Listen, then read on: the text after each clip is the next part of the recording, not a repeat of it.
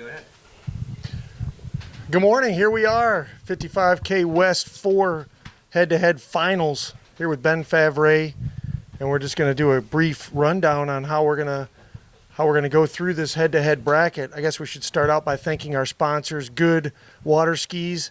They have the new XTR team. That's a really hot. Great ski. A lot of people skiing good on that ski. And really well. And it's a lot of people are just on it. Period. It's finding its way into onto the water all over the place. So, and I think it's a sort of souped up version of the XTR Carbon Core, which, to my knowledge, is one of their most successful skis ever. So they're good as keeping the their game. They're keeping the train rolling, which is awesome. Also thank Radar Waterskis. They got that Vapor Pro build. Casey Contos is on that here. And I also thank Masterline. But Good is our title. Our biggest sponsor, Keith and Karen. Yeah. Right? I mean, thank you, Keith and Karen. And all the officials have just done a fabulous job. Yeah, I mean, these events, there's a lot of moving parts to a head-to-head cash prize event, especially doing, the best we can with this webcast. And it's basically impossible to put these on without without a big team. So well, you, TJ, and Mike have done a great job with this. So thank you. I know all the skiers join me in thanking you and putting this on for us and making it fun. So we appreciate it. Just trying to provide a coliseum for the gladiators to do battle. That's what this is. Gladiators in wheelchairs. Older gladiators. Yeah. Older gladiators. Let's get to what people are interested in, which is the head-to-head. So here we go. So I love every year how the matchups fall, and there's little stories within these matchups. And it's crazy how the brackets always come through and make for interesting matchups. So why don't you go through? So with, what we have here is we had 20 skiers. So basically, some people are getting automatic buys from what would have been the round where you started with 32. So there's going to be 4 pairings that you have to get through in order to get to the round of 16. These people, Jeremy Newby, Richie, and Risticelli, Kaikan Doll, Todd Johnson, Montgomery, Casey Contos, Dave Miller, Mike Robinson, Ingram, Ashenbrenner, Ben Favre, Mark Menashe, they're already in the round of 16. So you got 4 pairings here that have to happen to get the person in there. So we're going to start with Tim Houston, who goes back to the 70s, being involved in every championship event. Look, I mean, he's a legit threat, right? I mean, this guy runs 39. He's been doing it for 40 years. For a long time, and has gotten second and third. I don't know if he's ever won one of these things, but he's gotten to the finals a couple times. I know I've skied against him in the semifinals 3 or 4 times. Yeah, I mean, I was talking to Robinson yesterday. I said, how many regionals and nationals has it come down to you and Tim Houston last off to try to decide who's going to win the Southern Regionals or win the Nationals? And it's a lot. Him in the Masters. He made it to the Masters a couple of years ago. There you go. With the big dog. So we got Joey Blakely. Joey Blakely. I mean, he's sort of a young gun. Yeah, right? Well, he's a young guy, but you go back to his junior career, he was one of the prolific juniors. I mean, junior world champion, one of the best overall skiers ever. I mean, this dude can ski. And I skied with Joey a few weeks ago, and the guy was running 38s and 39s like it was nothing. Well, I mean, Joey's a very good skier. Todd Kuykendall, the nicest, and you have Battle of the Todds, right? Yeah. Well, so we got Kuykendall he's already in, so he's going to be into the Battle of the Todds, but that's next round. Right. Let's go. I guess we go down to the next matchup. So first pairing, Houston and Blakely. Second pairing, Steve Allen, who you remember the story with him. Sure. Great with me. Story. And he's going to go against Mike Dillinger. And actually, Dillinger, he's one of the guys that was doing these head-to-head cash prize events going back to like 03 and has been in the hunt. Has he won one of these? He's never won. Come close, though. He's gotten to semifinals and stuff. He's run a lot of 39s. He's battling some injuries right now. Steve Allen's a wild card, right? I mean, the guy can run 38, get halfway down 39, or miss 38. You never know what he's going to do. I saw him miss 35, and then in a howling wind, get around 3 ball at 39 to beat me. and sacrifice life and limb to do it. So you can But he's a guarantee that competitor. he's going to hold on to the rope Yeah. until he's laying in the water. He's not Right. an S-turn kind of guy. No, This is a lay in the water kind of guy. So gonna that's put it out there. That he will, a little money on the line, a little pride on the line. Yep. There's no S-turning. This dude's going to go till he's doing the triple Lindy, Yeah, right? right. Okay, so then the That's number third 2. pairing is Jed Blackburn, who's new to the West scene. This is the first one both of them. and neither one of these guys, this is the battle of the newbies right here. Right. And Blackburn, for those that don't know, he's been running 39 for a long time. Oh, yeah. And he looks like He looks like a a slalom linebacker, skier, right? I mean, he's a linebacker for the Jets. 6'4". Yeah, I mean, long, lanky, great skier. yeah, skier. yeah. And so Dave Mackey, who's a new guy that also is a very good skier, kind of a wild card. I've seen Dave run 38s and 39s for years. Right now, he's working on a new ski and getting it sorted out. But he's a gamer. So Then he can get things going. then the fourth pairing, you have me versus your ski partner. Yeah. I'll let you comment on that. What Well, I think that. what do I have to expect here? Well, I mean, look, Matt has been rock solid at 35. He's been getting down 38, running 38 in practice. Probably 30 to 50% of the time, depending on the day. New ski that he's adjusting to, getting more confidence in. And he's a gamer, right? He skis his best when the pressure's on. It kind of forces him to focus a little bit more, and that's when he skis He his told best. me yesterday, LFG, let's, then effing go. I thought, well, okay, sounds good. I think the reason Matt skis in these things, these events, is he loves the head-to-head format because he knows it makes him focus and ski with more intensity than he normally does. And that's when he skis his best, when he just kind of goes out there and lets it all ride instead of trying to think and manage his way through the course. Well, I've been in all kinds of different events, going from just a local tournament all the way to the 35-plus worlds and everything in between. And nothing brings out your max effort more than a head-to-head. I mean, Yeah. would you agree with that? I mean, I think whenever pride is on the line, it changes you, right? I mean, you're thinking about, okay, what do you have to do to get that extra half buoy? No one wants to go home empty-handed, so Right. that extra half buoy can be the difference. So you kind of push a little bit harder. so we should talk. Do in a non-head-to-head matchup. Yeah, no question. It's going to bring out max effort. So let's talk about some rules here. So the higher seed is on the top of each of these brackets, the ones that are matching up. So Steve Allen is the higher seed, Houston's the higher seed, Blackburn's the higher seed, and I'm the higher seed. So what that means is we get to pick either to go first or second, and the person that goes second has to beat the person that goes first by a quarter buoy. And the only exception to that is in the final, where you got to run it out all the way to the end. And then the other person gets to pick the other choice, which is the boat.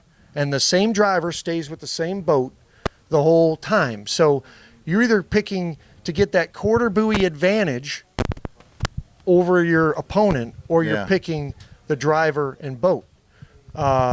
So what are your thoughts on that? Why is that important? Yeah, I think it really comes down to kind of your competitive mindset and disposition, right?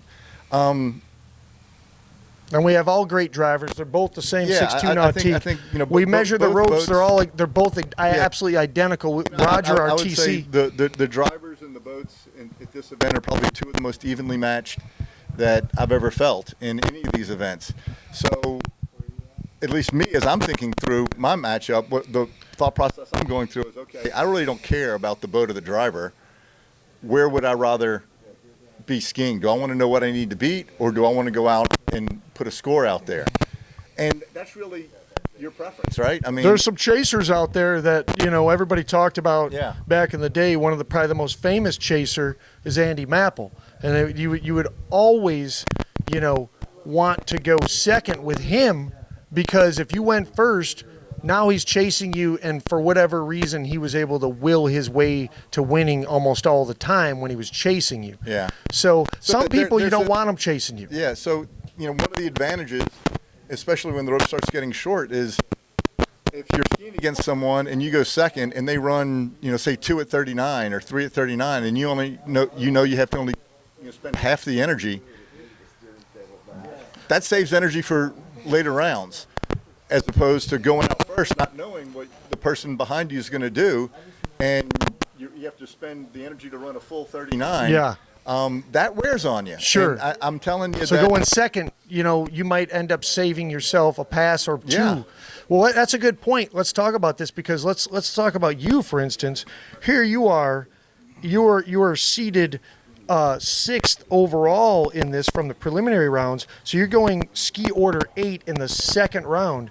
So you've already saved yourself a round of skiing. So automatically you have at least an energy advantage over the people that have to fight their way into the round of 16. Yeah. Which is huge, right? Because let's look at it. If you start from here, it can't be. I'll tell 1, 2, 3, 4, 5 rounds if you want to try to win this thing from here. For you, it would be 4 rounds. So I'll tell you that it worked to my advantage having to have the ski in last year at Swiss, because I was struggling with skis, and it gave me an extra round to figure out what I needed to do. Well, there you go. On a ski.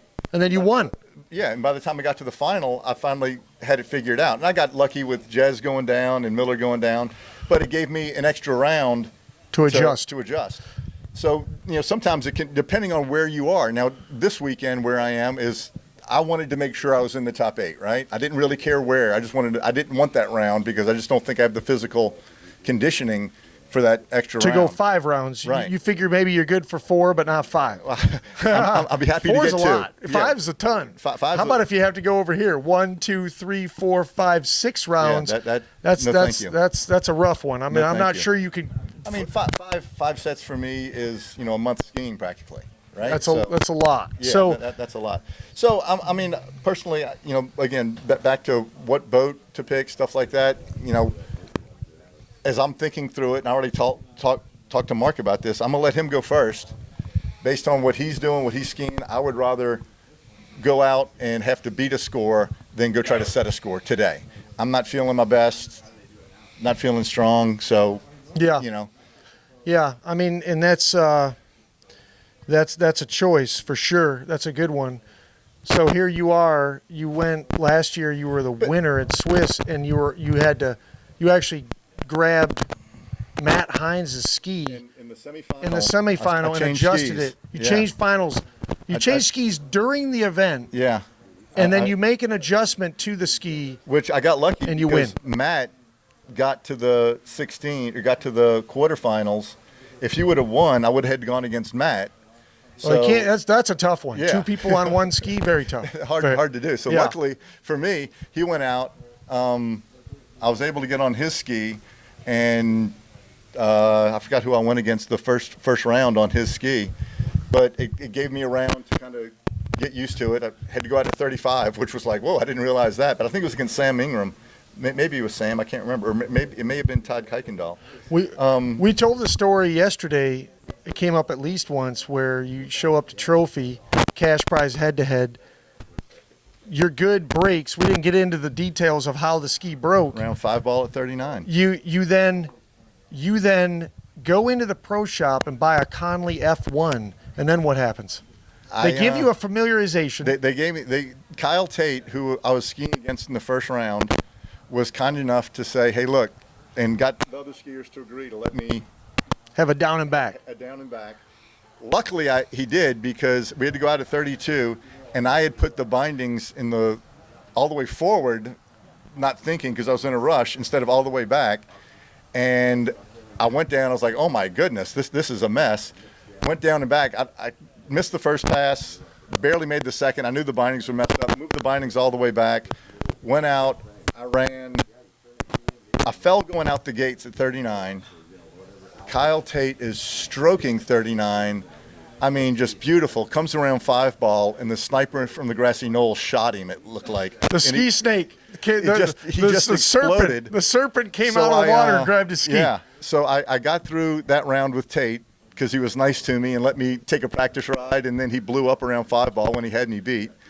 And then the next round, I ran like 3, I think, and Dillinger only had to get to 5 ball. And Dillinger had run, I think, 139 or gotten way down 39. perfect 1, perfect 2, comes to 3 on his onside turn. Boom. Explodes. So I mean, and then you go on to win this thing, Yeah. right? So this is my point. You're a guy with great technique, and the better your technique, right, the more you can be flexible on different equipment and different. You can make things work even if they're a little bit foreign feeling, even if they're new feeling. I think it's all things, right? The 4 things we talked about yesterday, right? If you're on a new ski, okay, in competition, you have to trust it. You have to be a little bit mentally tough, knowing what you're getting into. You have to have a little bit of athleticism to be able to adjust to what you're feeling in the ski and have the presence to do what you need to do to get through the pass. It isn't about running it pretty. It's about getting to where you need to go. So I think it takes a little bit of athleticism. We have a saying in snow ski racing: pretty skiing is pretty slow.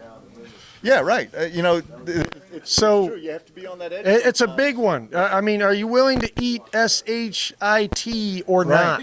Right. So you have to trust it. Go out there, and at a certain point, you have to not care, right? I mean, you have to not care if you win, lose, or what you score. Just go out there and compete. Compete and accept the consequences. Sure. Look, I've won, I've lost. I hate losing. I never want to lose, but it's the losses that you learn from and that make you better. Well, you know the saying: you either win or you learn, right? You either win or you learn. You never lose. You win or you learn. And so, I would say, I was bringing this up yesterday. We were talking about Kaikan Doll with his max effort every time he gets out on the water. I think it's important, for all athletes to think about the idea of, the one thing you can control is your effort. Mm-hmm. You can always, if you're trying your absolute hardest and you've done what you need to do to prepare, you can always be proud of the result, because it's like whatever happens on the result. The one thing you can control is your effort. So not giving full effort, well, that's on you, right? Yeah. But if you're trying your absolute hardest, boom. So we should get into a little bit of this. There's a cash prize purse on the line here. Winner is into the 4 figures here. So I mean, that's more than beer money. We're talking about pretty significant dough when the winner's walking away with whatever $1,250 or whatever it is. They're gonna put it out there. And plus, we got these liquid cut medals.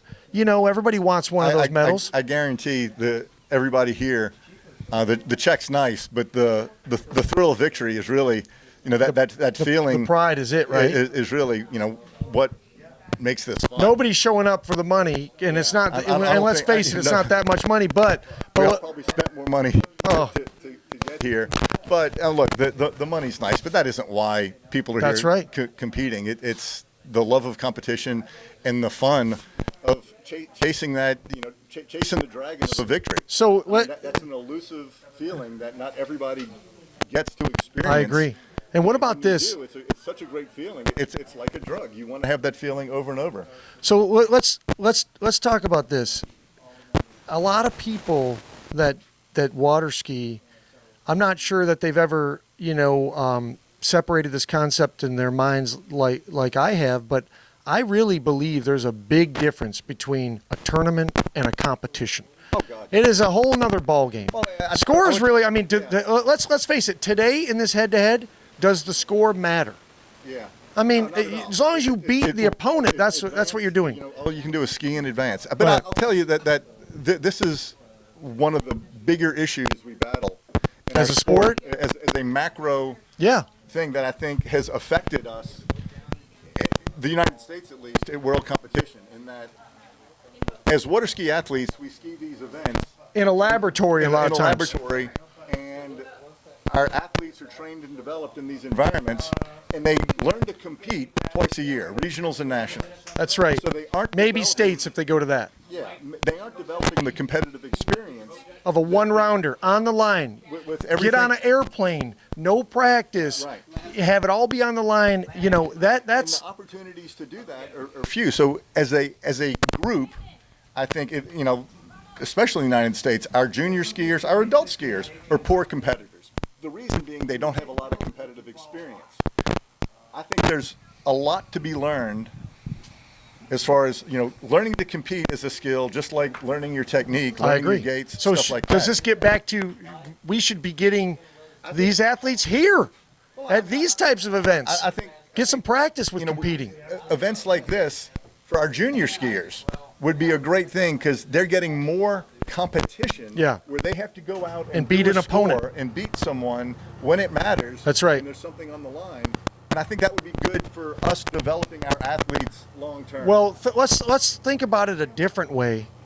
Can you name a water ski event that is really consequential that's not a competition?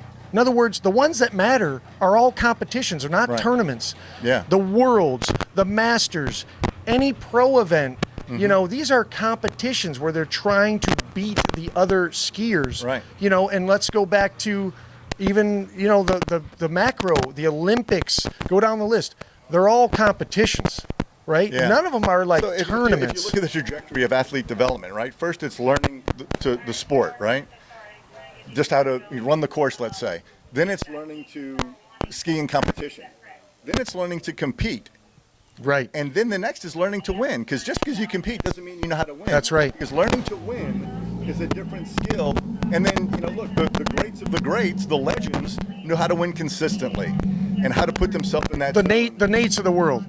Yeah. They know how to find that zone, that max performance zone on a consistent, On repeatable. command. They can summon that performance. And that's not something they just walked up one day and had. They learned that. Nate's been skiing since he was a junior. Sure. He has a lot of competitive experience. He's been in those environments before. So I can take from your sort of a takeaway from this conversation is that if we want to do well internationally, if we want to do well as a skier at nationals or at regionals or at the 35 plus worlds, or even if you're an elite guy and you want to do well at the worlds, you need to compete. You want to do better at regionals. You got to compete. compete. You need to compete more. So I have to tell you, I came from a mogul skiing background, which is an individual sport where you're competing against other people.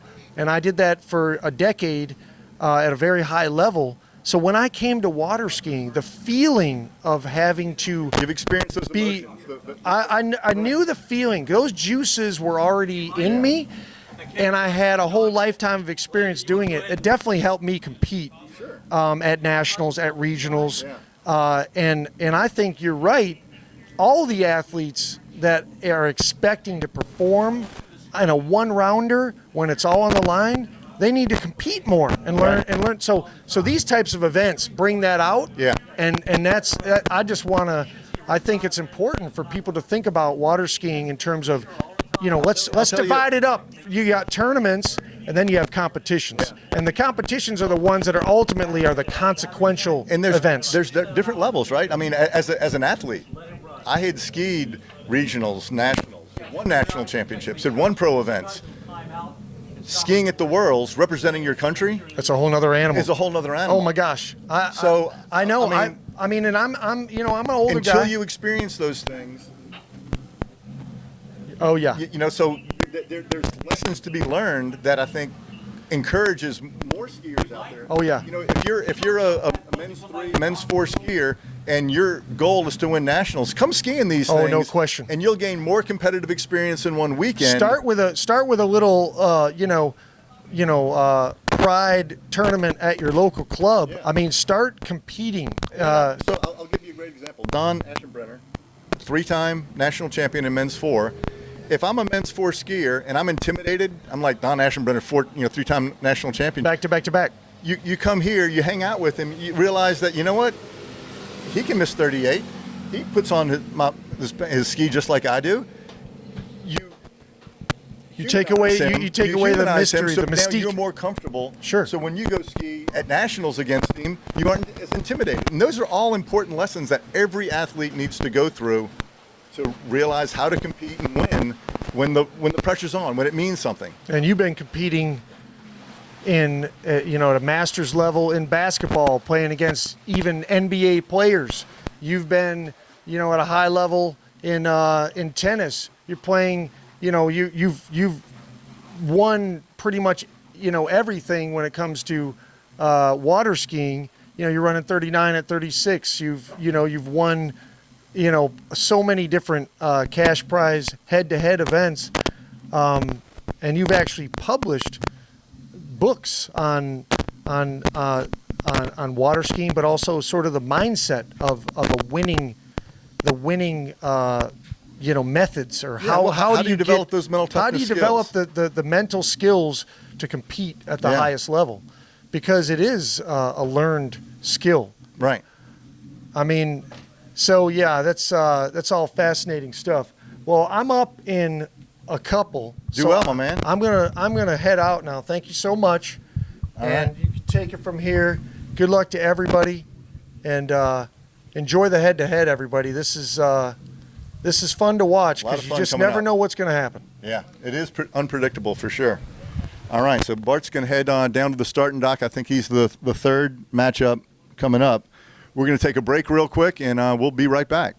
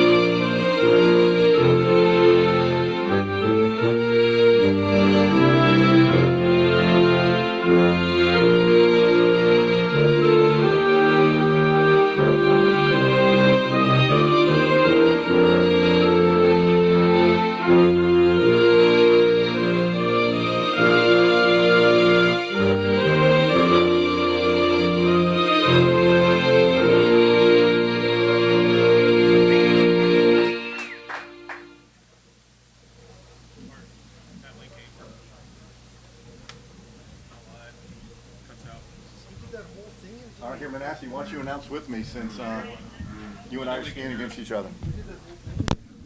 Make sure the switch is.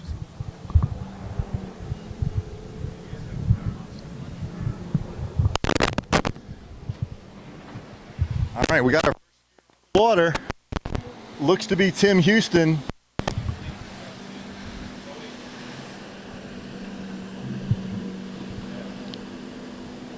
Tim's going against Joey Blakely, a Battle of Central Florida. And Tim, one of the more consistent 34-mile-an-hour skiers, as we were saying earlier, has been to the finals and semifinals of these events multiple times. Owns car dealerships in Lake Wales area, Cadillac, Buick, GMC, as well as Dodge, Chrysler, and Jeep dealerships there. So if you need a car, I know Tim Houston provides cars to skiers all over the country, and he'd love to sell you a nice car. Have bought several from him myself over the years. And Tim's going against Joey Blakely, who had one of the most decorated junior careers of any skier ever. Was really one of the dominant skiers in juniors, and his matured and gotten to the, I don't know, I think he's only about 38 years old or so. I don't know how old Joey is, but he's not very old. He's 40, so he's just a couple years into his Masters men career. And, man, I tell you, I skied with him last week, and he was ripping. I mean, he looked as good as anybody I've seen on a ski in a long, long time. And has struggled a little bit this weekend, kind of getting adjusted to the site, but has the capability of getting down 39 for sure. So this could be a good matchup.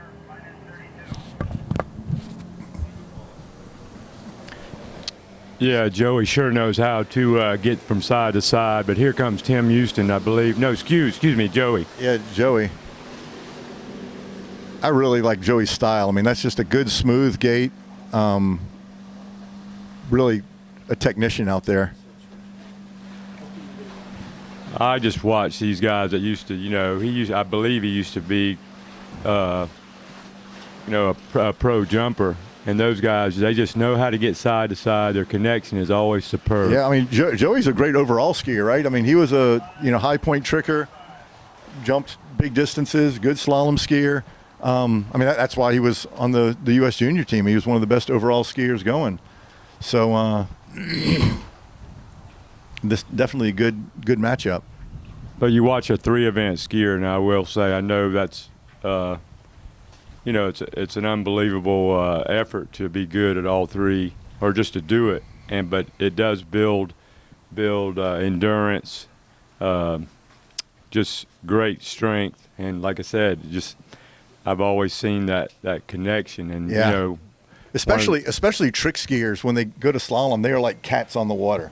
I mean, they are never out of a pass, right? They will, tumble, turn, twist.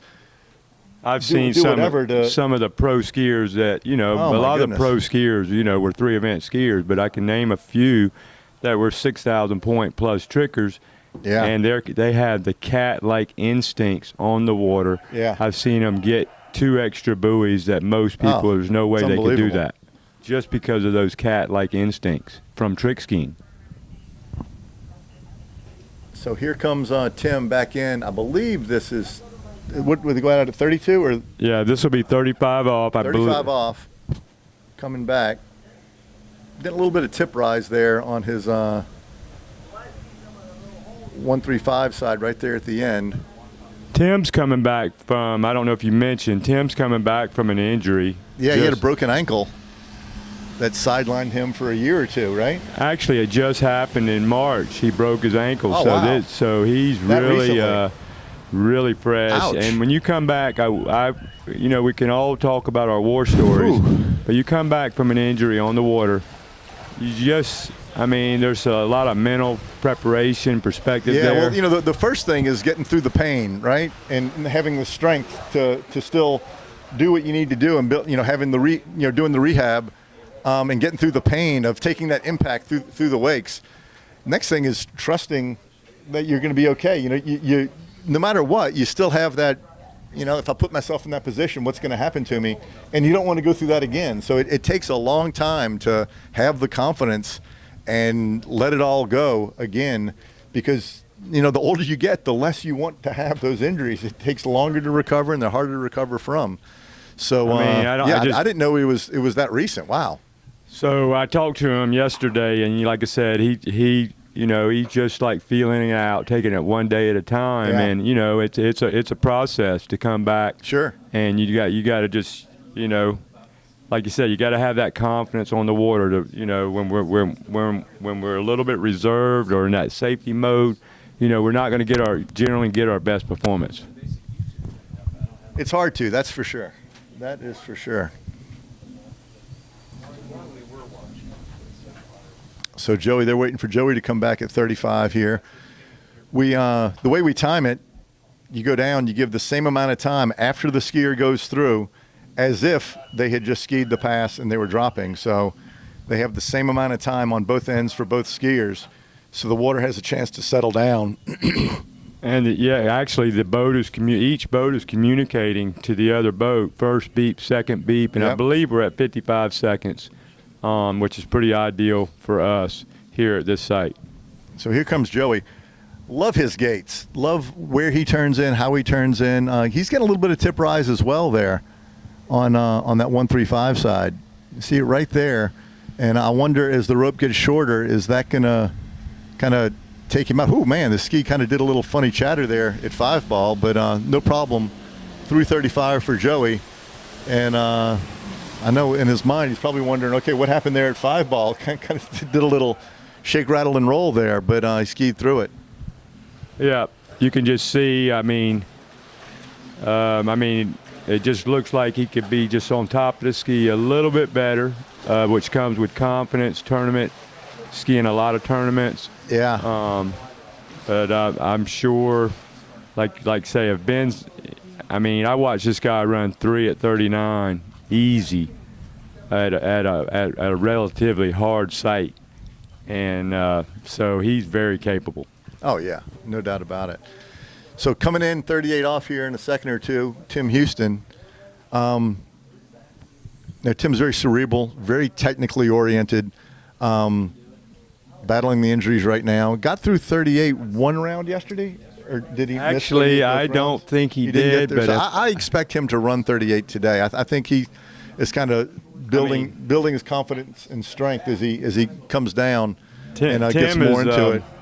I mean, he's been skiing in the National since he was 17. Yeah, he's a competitor, for and sure. he skied at the MM level, I mean, for 30 years. I mean, this guy, I mean, he's been in many Final Fours in the big dog. Looks a little more committed on this pass right there. Looks like his ski's working up, stood up a little bit. Man, that's a surprise. That really is a surprise. You can just...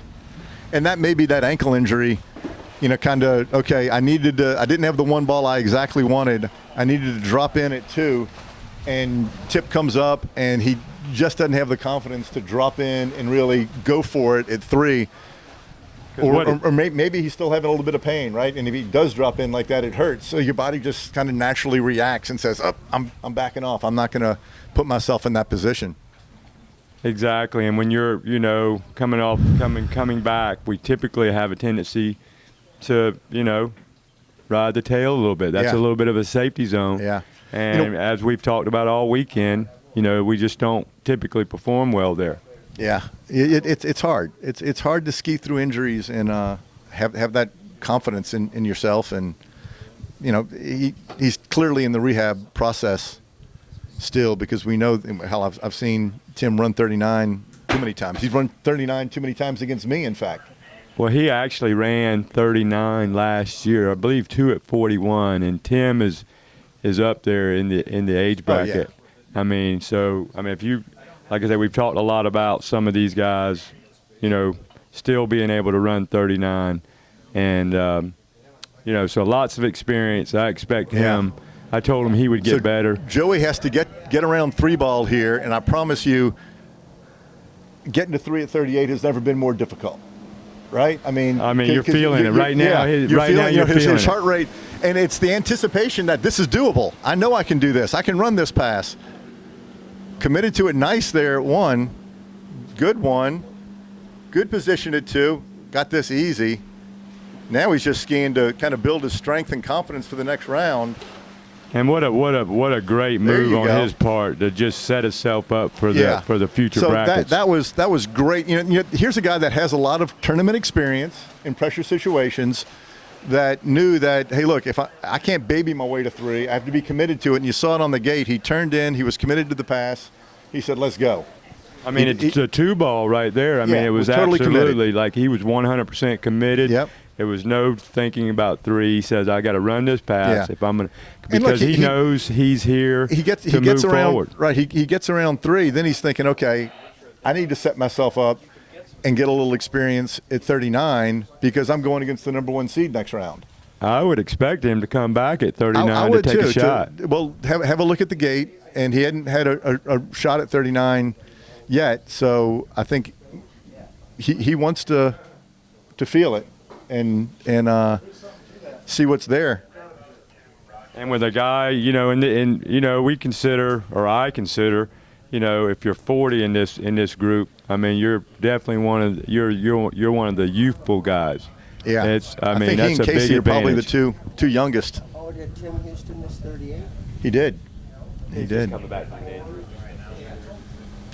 So Joey Blakely advances, gets to go against our number 1 seed, Jeremy Newby Richie, who I don't know if the story's been told yet, but had one of the more interesting second sets yesterday. Accidentally locked his ski in the car and had to break out the window to get his ski before his second set. That was at yesterday. this event? At this event, he goes to get his ski to get ready for the second round and realizes that the car had locked, his keys in it and his ski in it, and they had to punch out the window to get his ski out. Oh my, that's going to be a fun one at the rental car place. Yeah. But pretty funny. You know, what do we typically And then he goes say? out and runs 2 at 41. You know, with our business travel and you know, our leisure travel. I mean, what do I usually say at the ring? Do you want, and now I'll just use my typical, you know, auto insurance. Well, in that situation, you're thinking, well, I should have got that insurance maybe. I think he did have the insurance. I think it made it easier to punch out that window when you have the insurance. That's a pretty funny story, though. I mean, that, like I said, I heard that last night, and I thought they were just reminiscing about old times. No, that was here, right underneath that oak tree over there. Well, I actually had. So here's Joey at 39 off, coming back. 39. Let's see. I suspect he can definitely get down the course here. Yeah, we don't have our cameraman down there, but let's see how he does on that gate. Nice gate, actually.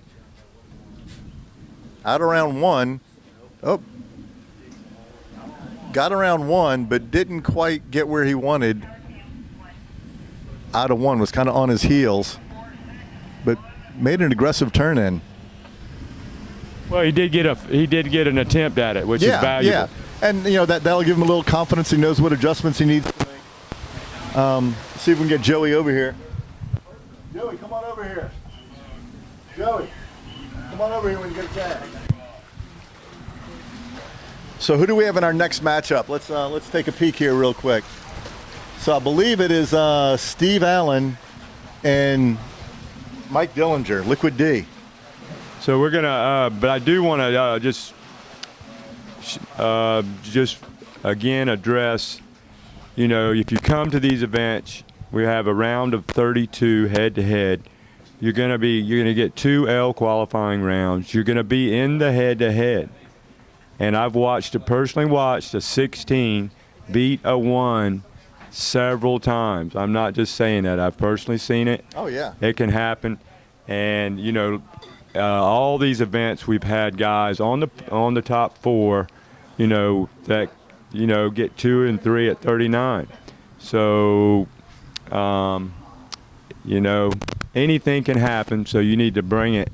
You need to bring it to Swiss October 15th, 16th. Yeah, you know, there's a lot of great skiers out there that have skied in these events in the past, but there's a lot of skiers out there, and I'm going to call out a few of them, but here's Steve Allen coming into the course at 32 off, doing that one-handed gate. Was aggressive on his pullout. Very aggressive pullout. Kind of get into a rhythm now. Right foot forward skier. Looking solid. But I'm going to call out a few of these 34-mile or guys that have now aged up and should be skiing in these events, right? So, Aaron Larkin. Wow, what a great addition that would be. I mean, Aaron like Larkin, and great guy, great skier, needs to be skiing in these events. Trent Finlinson. Great guy, great skier, needs to be skiing in these events. Chris Rossi, great guy, great skier, needs to be skiing in these events. These guys are all former pro skiers. Glenn Campbell from England. Again, just a super guy, great skier. They would love to ski in these events. And they are, I mean. That's 4 off the top of my head that have never skied in these things. Let's get Joey Blakely over here. Absolutely. Fierce competitors, great pro skiers. Great They've aged up a little bit. Yep. I mean, but they're still, you know, coaching, building skis. Yeah. They're still actively But involved look, in the everybody sport. here has a job, right? So those guys can get out here and ski, and it's only going to help. Look, if I'm Chris Rossi, there's nothing I'd rather do than come here and ski in this event and promote Radar Skis, one of our sponsors. So, Joey, advance yourself, man. Congratulations. Thanks. Going against number It's one seed. BLA. Way to go, Joey. All right. So you advance. This is your first Sweet 16, advance or first win in a head-to-head. Tell me what you felt out there, and especially you saw him go down at 2 at 38. I know you thought, okay, I can do this. What was going through your head? Well, I mean, first of all, it felt amazing out there. That's my third set. First 2 sets felt really good, and I really just messed up 38. So in my mind, I know I only had to get 2 to tie or 3 to win, but I really wanted to get a 38 down. So that was really my goal. Just don't screw up 1 and 2. Get through 38, get the confidence, and hopefully next round I can get through a little deeper 39. So Great skiing. Now, in your junior career, you're one of the most successful junior skiers. You have a ton of competition experience. How much of that experience translates for you when you ski in these tournaments? I think a lot. I've skied so many tournaments, I was younger, and I feel like just preparation, the nerves you get, the feeling you get, and how different it is skiing in a tournament, how much more amped up you are. I think I'm used to that. So when I ski in tournaments, I feel like where I'm supposed to be. But it's a totally different feeling than practice stuff. It's cool. So you're going against Jez next round. Former Big Dog winner, one of the most consistent 34-mile-an-hour skiers out there. What are you thinking through as far as that mental preparation to get ready for that next round? Well, I think it's going to take a big score, obviously, but I believe I can do it. So I think it'll be fun. I think it'll push me, and I like being pushed. So I think I need to get really deep 39, maybe even run it. So that's my goal. So just push hard. Well, I know when I skied with you a couple weeks ago, 3 weeks ago or so, you looked as good as anybody I've seen at 38 and 39. What do you have to do to kind of bring that skier forward into this next round? Yeah, for me, I mean, I was skiing really good a month ago. It's one of those things where you kind of have ups and downs, and I didn't train a lot the last couple of weeks, and so my skiing kind of felt like it dipped off a little bit, but I still feel like I can do it. I just have to be super aggressive here and just stay strong. That's it. Good job. Congratulations. Thanks. Appreciate it. All right. We got Steve Allen coming back at 35 off. Little handle dip there, but I tell you, the scrappier he gets, the better he's skiing, I think. He almost skis better when he's in full-on panic mode. And then we don't forget, we got the animated Mike Dillinger out there, I believe. Yeah, so one of the great trash talkers in head-to-head skiing. Of all time, no question. So we talked about it last night when they announced this matchup, and I sent a warning out to Steve Allen because he'd never skied against Mike, but there's 2 things that he had to be prepared for. One is when Mike comes out of the gates, he's talking. He's talking trash the second he comes out of the gates. The second thing is no matter how far away from you are from him when you drop, he's going to try to spray you. Those are literally. Yeah. He's going to try to spray you, probably your boat crew too. But it's funny, and he is will literally talk working shit. you the whole time. Oh, like a rib. I mean, I can Like think a of rib. another competitor out there that needs to be at these events, Chris Clark. He's A great trash talker. I mean, he's going to be talking the whole time. Chris Clark, if he could ski as good as he could talk trash, he would be a world champion. We need to see you at Swiss in October, Chris. We do need to see Chris Clark. I miss that guy. He's fun. So, Ben, you probably skied in more head-to-heads, or definitely as many as anybody. I mean, who else can you think of while we get ready for Dillinger here at 35 off? Yeah, Liquid D on at 35 off on the water. Oh, man. I think that back got him. That back injury got him. Oh, at 3 man, ball. he's fighting a So look, bad we back talk injury. about we talk about you have to get lucky and conserve energy. That right there just conserved a lot of energy for Steve Allen. So what about Steve? Is he going to come back out at 38? If I'm him, no. But Right? now I mean, he's probably a little bit younger than us. yeah. Well, but he may And want I to don't think feel he's things run out at 38 38. this Right? weekend. Maybe he'll want to have a go at 38. Dillinger's fighting a back injury, so he's still laying there in the water. He's And I do hurting. want people to know that Mike Dillinger has obviously been involved in this sport for a long, long time. and he's been where he could run 39 on demand. I mean, Yeah, that guy's you can tell he's got a great. He's having trouble getting out the water. He is a great. So look, this is the competitor. way it works in water skiing. Tim Houston sells you a car, then Dillinger insures it. That's your program right there, right? Well, I think Tim and Mike are very gracious. You mentioned that. Tim Houston sell you a car, Mike Dillinger will insure it. Those are the two guys I go to. Have for years. Two great guys. I mean, there you go. You heard it from Ben right there. I mean, Dillinger, his back is jacked up. He's laying on the shore down there. He's hurting for sure. I mean, we've all most slalom skiers have been there with back injuries. It's very hard to work through. I've been through it. So I'm sure Ben's been through it. Oh yeah, I'm not sure you can be a slalom skier if you haven't. So next we have Dave Mackey and Jed Blackburn, Battle of the New Boys, here at 55. But here West. we go. We got Steve Allen, like I Steve Allen. No, suggested, Steve that Allen's he gonna may come back out and try to bang out a 38. 38. Oh, he Handle in slams the water. one hard. He's right where he wants to be when he's dipping that handle, like I said. Oh, Boom. what a pivot. I don't know. He did it. He did it. Wow. So Steve will be going against Dave Miller. So that'll be battle of the scrap there, right? I Miller mean- against Steve Allen. There's going to be body parts flying everywhere. I mean, we've talked about it all weekend. I mean, Dave Miller, one of the best 34-mile-an-hour skiers. He's got to be in there of all time. That guy's probably skied more of these tournaments than anybody. I mean, he I don't think he's ever missed one. Or maybe, I can think of maybe two where he was injured or couldn't get back into the country or something. But man, that guy Absolutely. for years skied every event that there was. Never missed one. Yeah, you're gonna see Dave there if it's a 34-mile-an-hour competition. Yeah, no doubt about it. So Steve's gonna Steve Allen, he's yeah, gonna of take course. a crack I mean, at look, 39 here. Of course he is. He isn't going to run that 38 and then not take a gander at 39. He knows he's going to have to get into 39 to beat Dave Miller. So he's trying to send a message to Dave Miller that, hey, put your big boy pants on. We're going to have to. We have a real matchup coming here. So while we, what about these drivers here? I mean, we got Jeff Gilbert. I mean, he's pulled a lot of world records. One of the best drivers in the world. Keith, great driver. He's driving everywhere. Swiss, the LCQs. Yeah. I mean, we're so fortunate to have these guys here.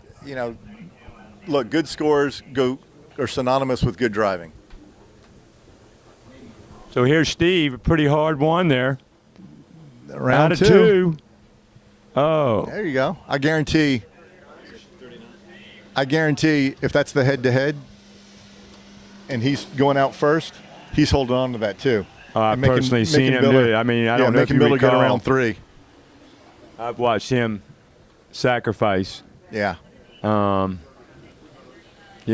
Steve Allen, you can get caught up in the competitive moment, and I will say at these type events, while obviously we don't do it for the little bit of cash purse, but it's amazing.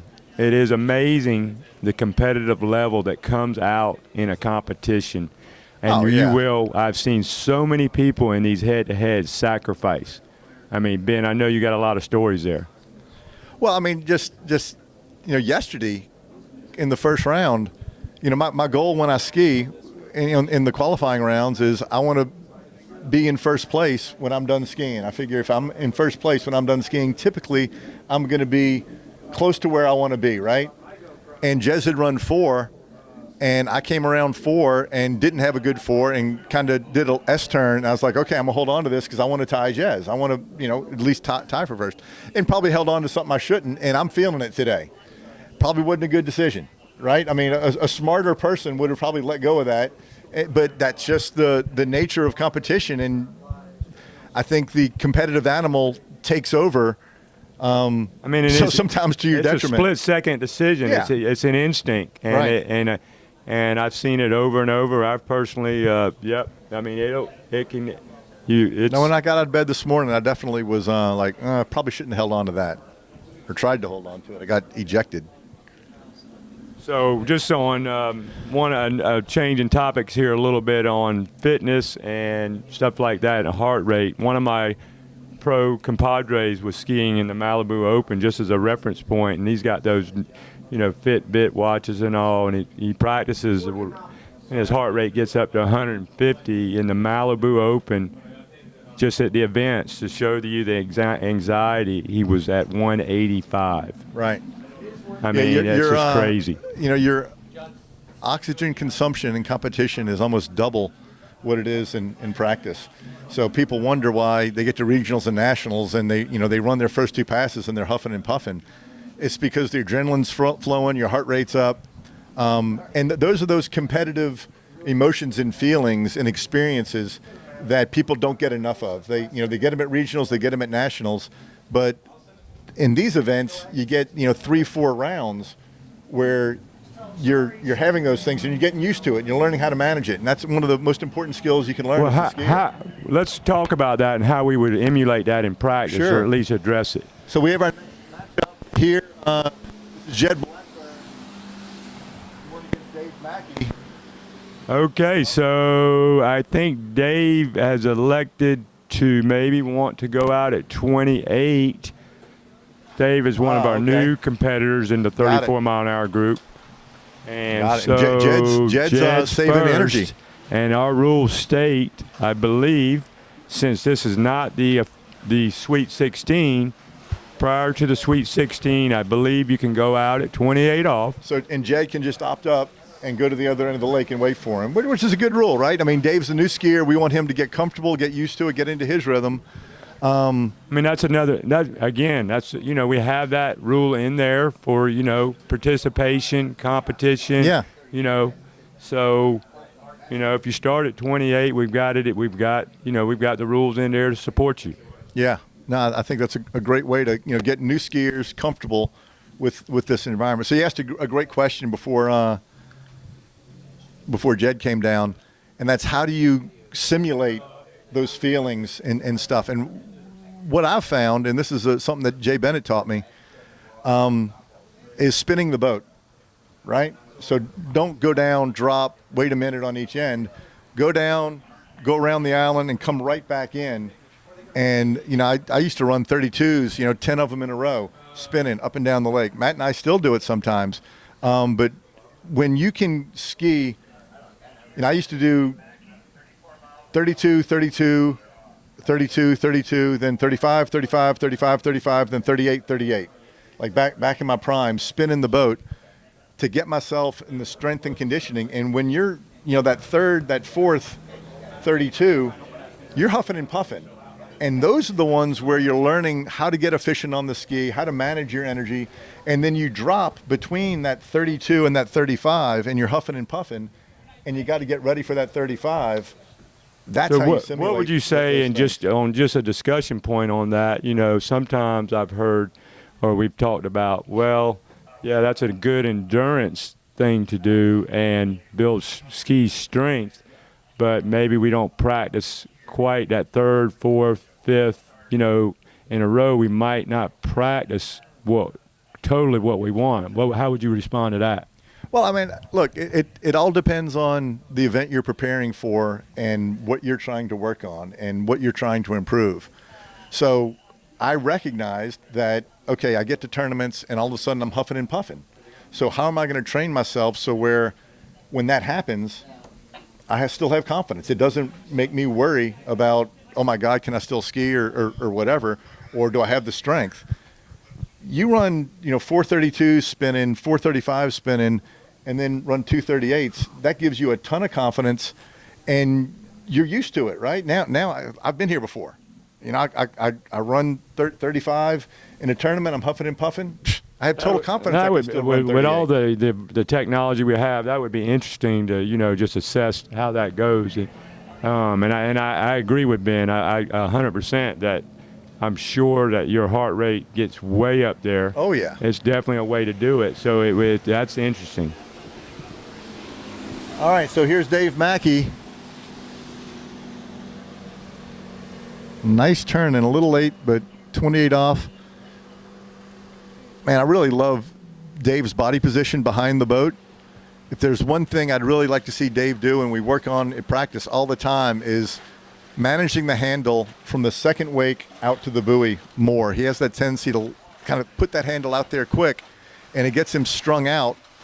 And the time away from the handle is a lot longer than I think it needs to be, and that's kind of your lifeline. So he's exposed to the boat longer, and he has a little bobble. He doesn't have the handle.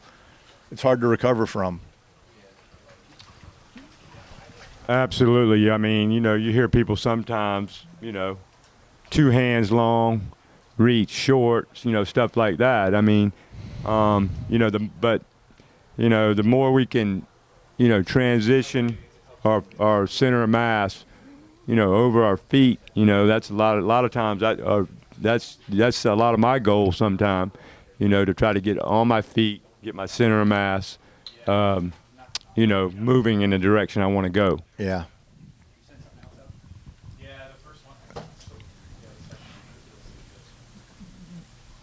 The longer you can stay on the handle, and a great drill to work on this is two-handing.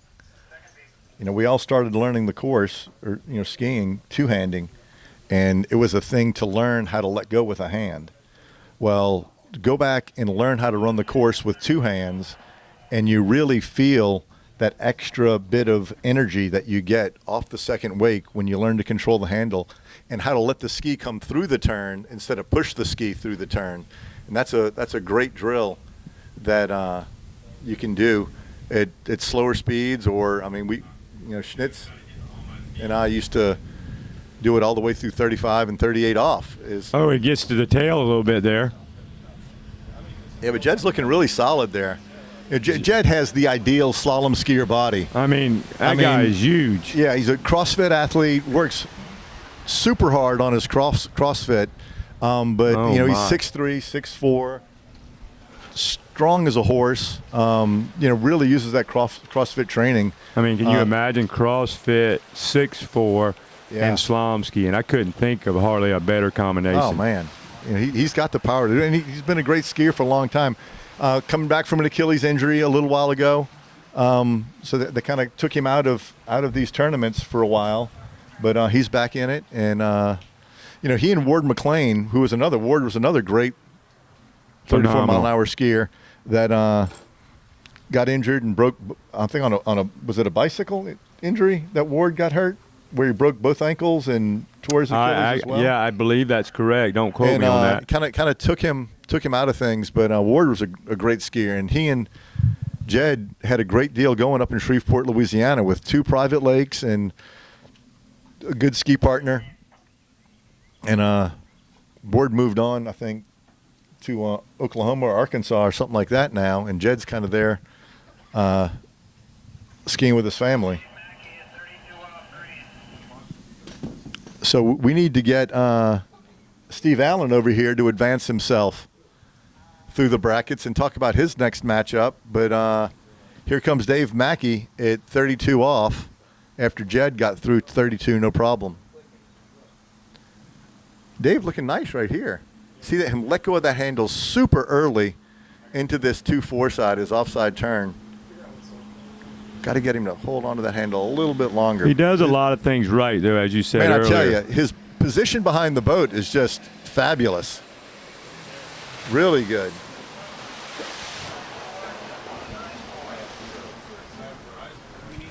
Steve Allen. Where is Steve Allen?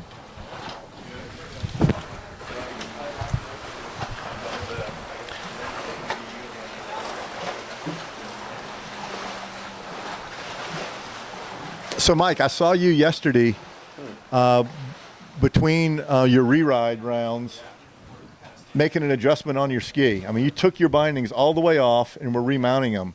And it looked like it improved things. Hold on, we got Steve Allen here. Steve, come on up and advance yourself, man. And way to go, Steve. Right here. Can you go to the side there? Yes, sir. I don't know if I can ride right now. All right. So, Steve, congratulations. You advance again, right? I mean, you advanced last year, you advanced this year. looks like you're a little more comfortable that round than you were yesterday. Tell me what you were feeling. Much better. I was just able to relax and ski the way I normally ski and not be so nervous. We were just talking to Joey Blakely about all the experience he has as a junior skier. Tell me about your experience. And I know the first event you skied in one of these last year, so you're still learning to kind of manage those nerves and the head-to-head stuff. What's different this week versus last week or last tournament and stuff, and what do you feel out there? Well, I don't know that there's anything different. I've been competing for 30 years, and I'm still nervous every time I go. All right, we got Jed Blackburn on the water here. We'll be back with Steve Allen here. Jed looking strong. Oh, what a strong one. Yeah, I mean, great 35 off going right here. Rock solid. Really riding that ski. You can tell the power, that CrossFit power he has coming through right there. Long, strong skier. Jed through, no problem at all. So you're learning to manage your nerves. You're getting good at the head-to-head, right? You've advanced twice now in the head-to-head, but now you have a matchup with Dave Miller. So bring it up another step. Right. So what do you do to get ready for that matchup? I just have to keep doing what works for me. I have to just hit my marks and ski the way I ski and do things the way I do it, not worry about what he's doing. So. All right. Go do it, man. Congratulations. Well done. Okay, so we're about in the middle of this head-to-head, Mackey versus Blackburn.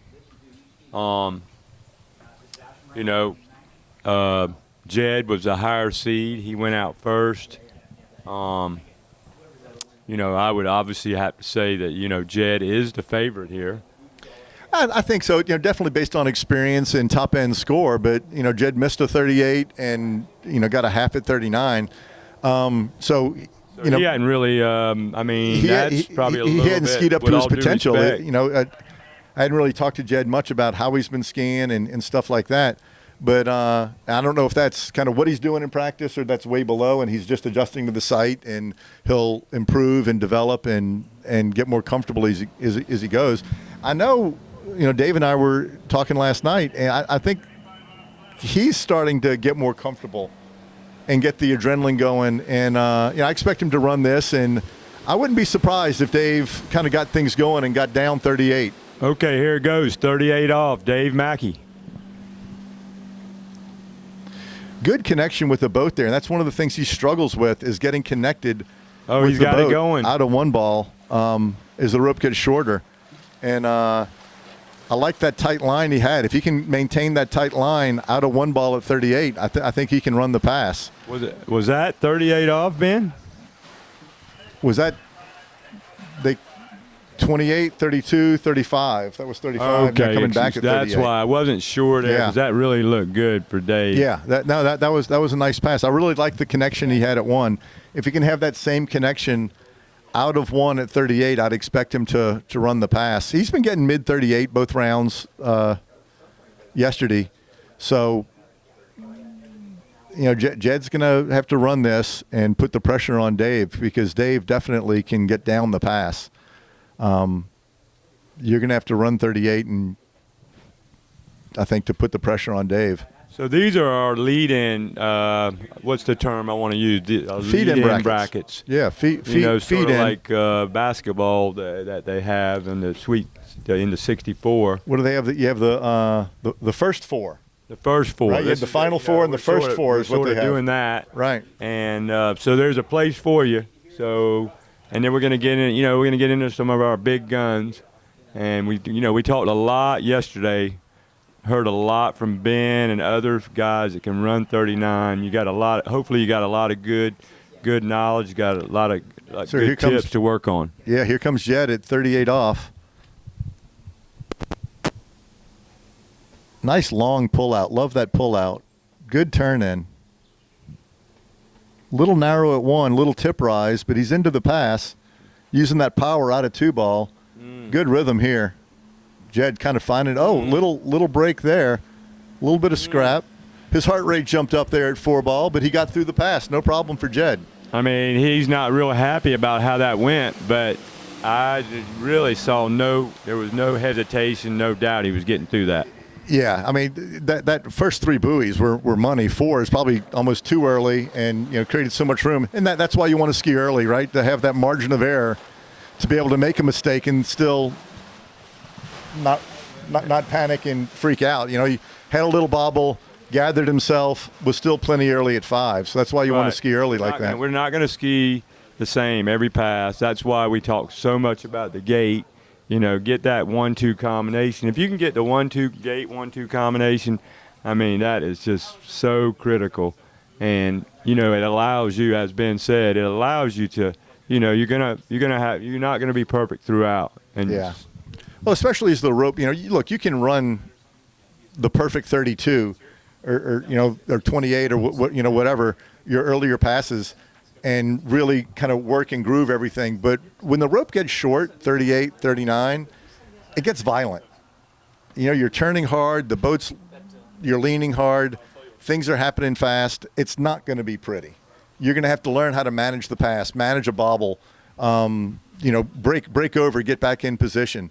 And I think the skiers that can kind of mentally stay with it and kind of, you know, mentally keep their mind where their feet are and get through the pass, and here comes Dave at 38 off, and not take themselves out of the pass. And that's one of the things, I suspect he should be feeling pretty good here. You know, I don't think he's run that this weekend, but I bet he gets a good shot at it here. Pretty good too. Definitely in it. He's definitely in it. Oh, he's in it. Go, baby. There you Oh, maybe just a little long into you see, 4.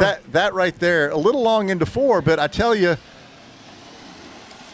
didn't need to do that. He took was himself on that. out of that. He took He himself was out of there. that. Yeah. If he would have just waited on the handle and been patient there, you know, and that's the inexperience. I mean, he had his whole body around 4-ball, and I just don't, you know, we don't really need to do that. No, he was plenty early. He'd created that margin of error, and there he tried to stay at a place on the buoy instead of just coming down course a little bit, knowing that he has 5-ball, his onside turn, and then he's out of the pass, right? And that's the kind of experience that's a lesson learned for Dave, right? He skied good right there, and he's going to take that lesson, and he'll be back next tournament, and he isn't going to make that mistake twice because that hurts. He knows because he knows that he had 38 in the bag there, and then he's going to be right there in the mix, right? You know, so he'll be back. That's great job, Dave. Yeah. Look, that's his best round of the tournament, 3.5. And you know, the encouraging part, like I said, is that he was there. I mean, Totally. he was running at like 35 off. He, you know, he took himself out of that pass. He didn't get beat. He beat himself in that pass, and, right? You know, that's hard. That's hard, you know. Yeah. But He like he I say, didn't the lose. encouraging He beat part himself. of it, he knows he was in it. It ain't Right. like he's scrapped all the way to 4. He was all over that. He took himself out of that. He beat himself. He didn't get beat. Okay, Jed's going to take a shot at 39, I believe, Ben. Isn't that right? 39. Man, I love Jed's gates there. That's beautiful. Little There you go. hesitation on 1. He's going to have to bang 2, and he bangs it. So he has to settle for a 3. Yeah, good score. I mean, but you could see Jed, he didn't have the perfect gate. Lots of experience. So and he's that'll be still a good, able to get a full 3 out of that. Jed Ben. against Todd Johnson will be a good matchup. But a lot of load out of 2-ball on that. We'll get Jed down here to fill in the bracket when he comes back. A lot of load out of 2-ball there. Yeah, for sure, no doubt. But when you come in, you don't get that perfect 1. You're a little bit in that panic mode. But he went to it. He knew, you know, he's a strong guy. Yeah. He said, well, I'm just going to pivot. If I get a little bit back, I know how to hang on. Yeah, he was in that pass for sure. All right, our last feed-in bracket, we have Matt Hines and Bart coming up. Jed's coming back down, letting the water calm down a little bit here. Let's see, Matt, I mean, that's your training partner. And when I travel, you know, when we do some travel, a lot of times Bart and I will go together. So this could be an interesting matchup. Yeah, there we go. There we go.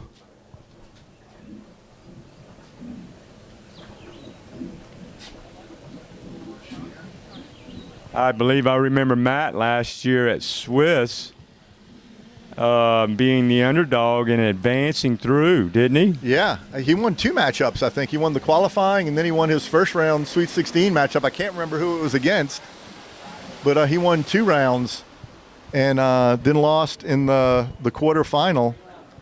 There you go. So that got him fired up, got him excited. It's absolutely. I mean, you win it. You advance in a head-to-head. It's a lot of fun. You don't have to be, the head-to-head. Some people. I always say the pro skiers are the top 5, 7, 8 pro skiers. A lot of times they don't like the head-to-head because obviously there are 2 boats, 2 drivers, but the 8, the 9 through 20 guy, I can go ahead and tell you they like the head-to-head. Yeah. Well, the unpredictability of it is so cool. So cool.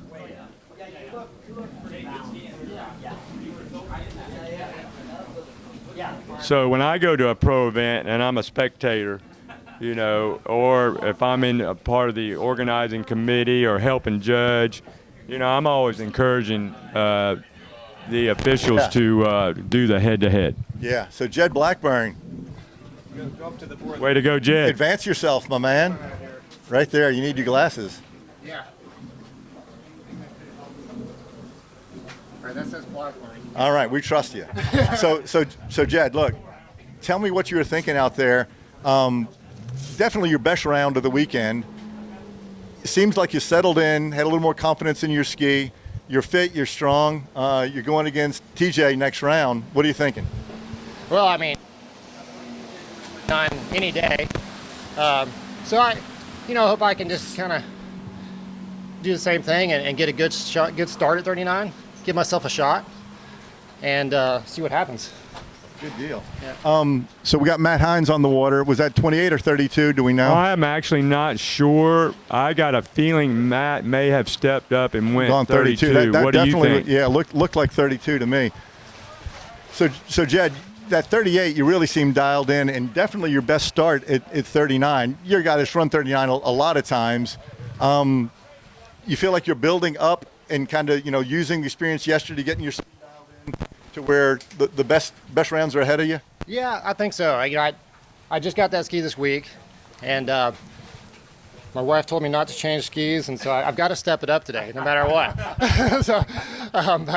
But it's gotten a little better each round, and then I got Dave to look at it this morning and do a little tweaking, so that helped too, for sure. It's nice to have somebody like Dave around that knows everything there is to know about a good ski and how it works and how to set it up. So that helped. I felt way more balanced and controlled today than I did yesterday, for sure. Yeah. Well, great skiing. Welcome back to these events, and great skiing, man. Good job. Appreciate it. Thank you. Appreciate it. Great skiing, Jed. And I do. Yeah. That was a interesting comment there. I think you're going to have to really bring it this next round. You got a little home pressure there.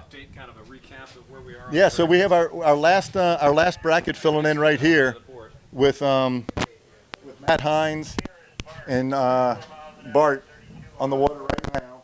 But the head-to-head, the Sweet 16 is taking shape. The next matchup will be Jeremy Newby, Richie, and Joey Blakely. And then we'll go down to Miller and Allen, and then Risto, the Battle of the Tods. And let's see, then we go to Robinson and Ingram. Then TJ and Jed. Don Aschenbrenner in the winner of this one. And Casey and Well, we got some interesting matchups there in the first round of the Sweet 16. it's always fun to look at how the matchups fall through. Okay, here's Bart. He's our sort of our leader in this West format. He stepped up and made this format happen for us. So Yeah, he's worked hard. You and Bart and TJ have all done a great job getting these events together. And TJ is a workhorse, and thank you so much, Todd. yeah, TJ is the man.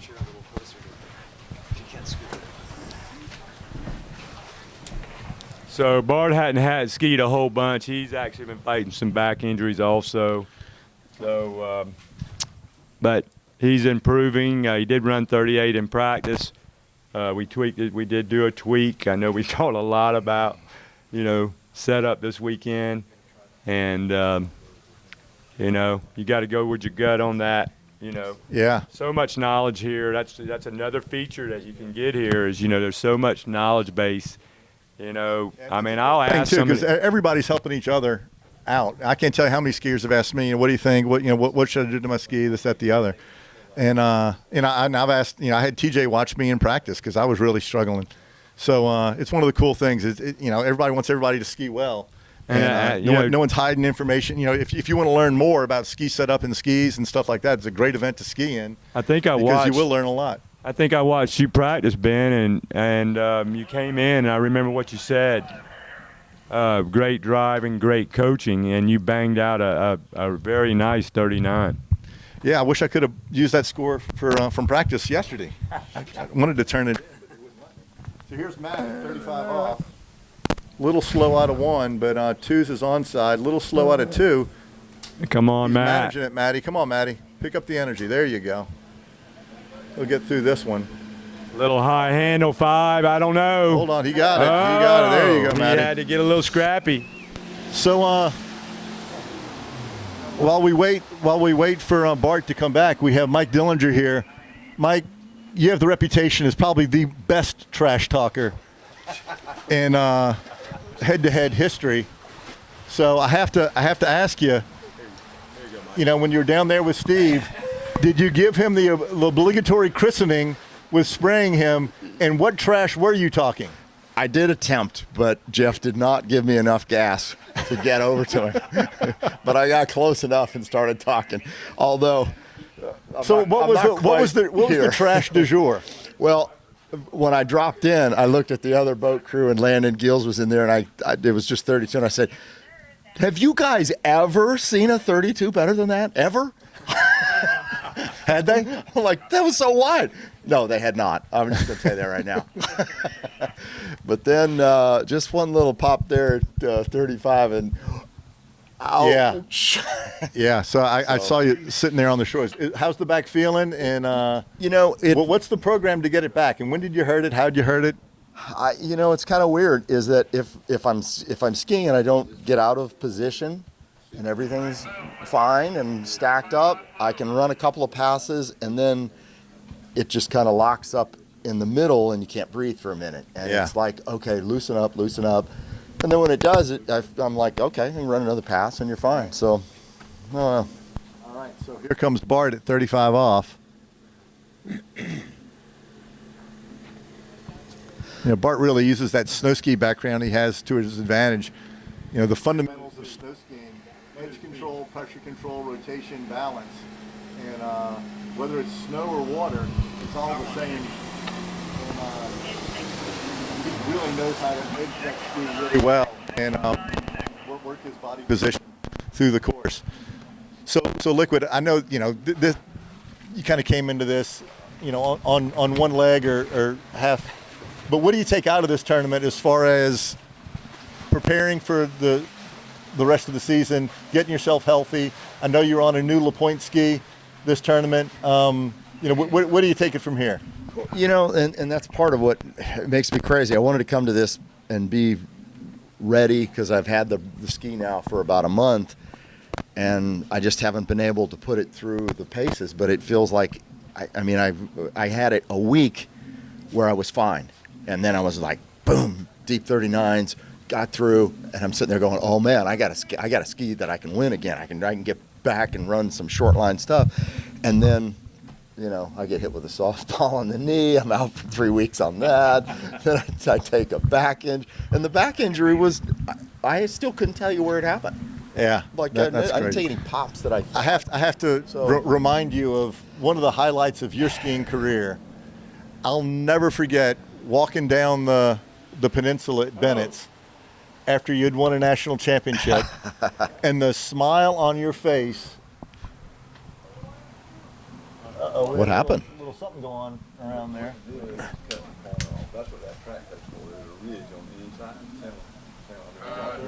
And had a little boat malfunction problem there.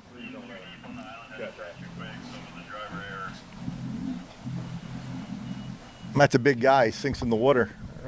It's calling driver error. They're going to do it again. Yeah. So that I don't think in the history of the sport there has been a happier skier than when you won that national championship. You know, that was my first one. That's my only a long one. time coming. And I got more second, third, They're hard sixth to win. place Burger King hats from friends that thought that was funny. But you're right. I got out of the water thinking, I don't think that's enough. Well, I mean, you 'Cause I had had the Mike big dog Robinson coming for up, Wait and Come you had and some good skiers coming Tim up. Houston And I remember and- sitting there oh. thinking, "Damn, you know what, Dillinger maybe." And then I'm telling you, I've never seen someone with a bigger smile, more excited for a win in my entire. And you were, you know, a lot of people like try to play it cool. You were like letting the world know. Like, that was the best. Yeah, it was. It's a feeling. Sure elation. I was just like, yeah, well, Mike's Dillinger's a competitor of mine in the same age bracket, and I remember watching that, and I was obviously happy for him because he skied so much in the Masters men group, you know, throughout his career, Open and Masters men. You know, he steps into the age bracket, and he delivers. It was just fun to watch. Yeah, great ski. I think everybody was happy for you. I mean, the whole ski, you know, hell, you insure half the water skiers on Earth. So you know, they'll have a vested interest in your ski career. That's right. Oh man, yeah, it was fun. And you know, Joey and I went there, and I have to say, that's the most confident I've ever been going to one. And even with 339, I was kind of like, dude, You're right on the you bubble. could have run Right, better than right, that. You right. know, I'd been A running half buoy would have been 39. big, right, Yeah, right. I'd been running 39s all week and was skiing with Chris and out at La Pointe's. And Joey and I drove the RV up there, and I told him, I said, dude, this is going to be the longest RV ride of your life if you don't win. Because I said, I'm going to win, and you're going to have to hear that for 12 hours the whole way home. And dude, he did what? He went out right behind me. 2 hours later, he won. That's great. That That's was a great. night of bourbon. Yeah, That that's was- fun. that That's was a a great lot of story. fun. That's a great story. Now, on the other end of the spectrum, me, you, John Hines, and my two young sons drove from Orlando to Charleston one time. And I think you and John Hines were ready to throw my two boys out the car. We were, you know, at that time, I hadn't had kids of my own. And John Hines doesn't have old kids of enough to annoy you like that. But That was so like, how do funny. you deal with this every day? Oh, and every time I'd ski, they'd be coming up to me. You're like, "How? What are you doing? What are you doing?" And one of the great gifts you've ever given me is falling around that 3-ball at 39. At that time. So I appreciate that. Yeah. Yeah, that was one I should have won. That was one time I should have had Uncas. He was on a new ski. I had him. Yes. I've been running past that every round, and then I get to you, and I get a good start and still blew it. Oh my God! I paid the sniper on the grassy knoll to shoot you. I think you had too good of a 1 and 2, and you thought, I got him. Didn't. You know, what I think back on that tournament, it was there were a couple things, and it was like skiing well in the beginning, but Clay Neal to get into whatever it was that we had to get in, he ran 39 in pouring down rain. Yeah. Because we had to finish. There was no way to Right, stop. because they had the open men thing coming Yeah. up after. And he ran it to get in. Yeah. All right, here comes Matt at 38 off after a bit of delay.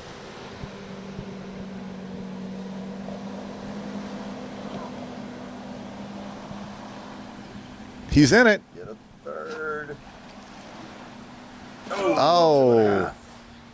Oh, that's gonna. Did he get through the gates, or did he fall just short? No, he got just short of them. Yeah, yeah. I couldn't tell if he went through them or 2.5. Yeah, yeah, 2.5. So Matty consistent right there at 3-ball all 3 rounds, which is kind of what he's been doing in practice. I don't think he's got that ski quite dialed in yet. He has had that tendency to overpull out of his 135 side and generate too much speed. Gets him down course at 2.4. It takes him out of sync with the rope there. Yeah, but that was impressive. That storm came up out of nowhere, and Clay Neal ran that 39. That was. Whew. Clay Neal's another guy that needs to be skiing in these things. We need him back, right? I mean, Your keys are in the car. Oh, they're in the back in the bed, so that we don't pull a Jeremy. All right, so Bart needs to get get around 3-ball here to advance, and then we'll. I don't know if we're taking a break before we go into the Sweet 16, or we're going straight into it. I think Todd was saying straight in. Are we? All right, so we'll go straight into our first round matchup here. We got to get Keith in the boat.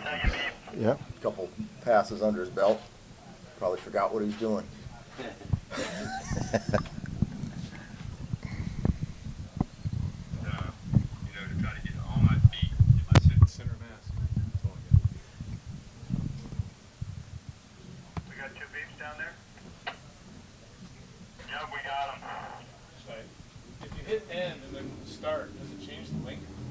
Yes.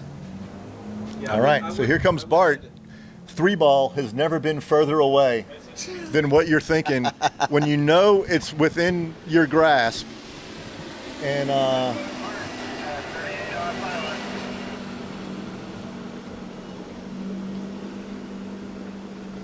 little slow out of 1. Can he hold on? He holds on. He holds on. Whew. You know, I think he got around 3 and held on. Man, oh man, he just danced around it. but you know, sometimes you look at that and he's going to run 38 9 out of 10 times. Right. But he went into that going, you got to have 3. Right. So he didn't really didn't attack commit like to he it. does Didn't at, commit at to it. the gate and won. And Right.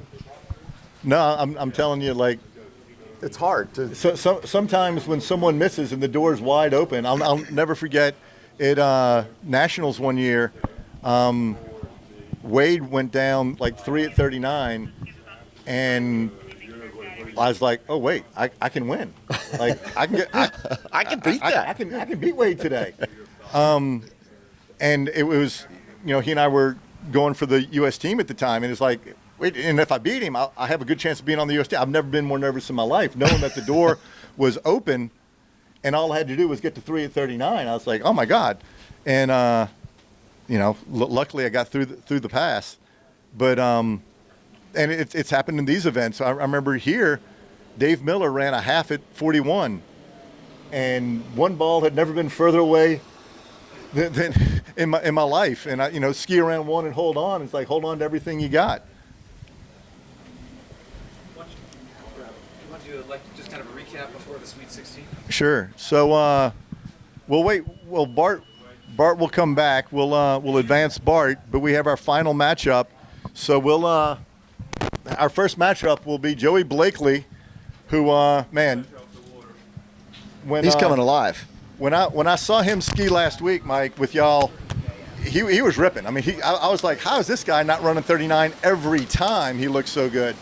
And Jez, who for years has been one of the best 34-mile-an-hour skiers going.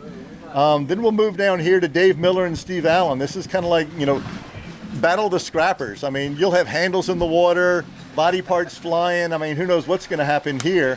And they both have kind of a gotcha style, right? I mean, I've seen Miller run halfway down 41, and I've seen him miss 38, with his style of skiing.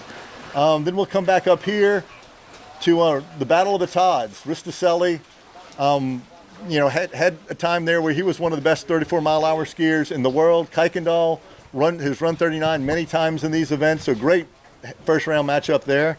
Then we'll come down to Mike Robinson and Sam Ingram. Very evenly matched, right? I mean, who knows what way this one is gonna go. Then we'll come back up to Jed Blackburn and TJ. Another great matchup. 2 guys that have run 39 in a lot of these events. Go ahead.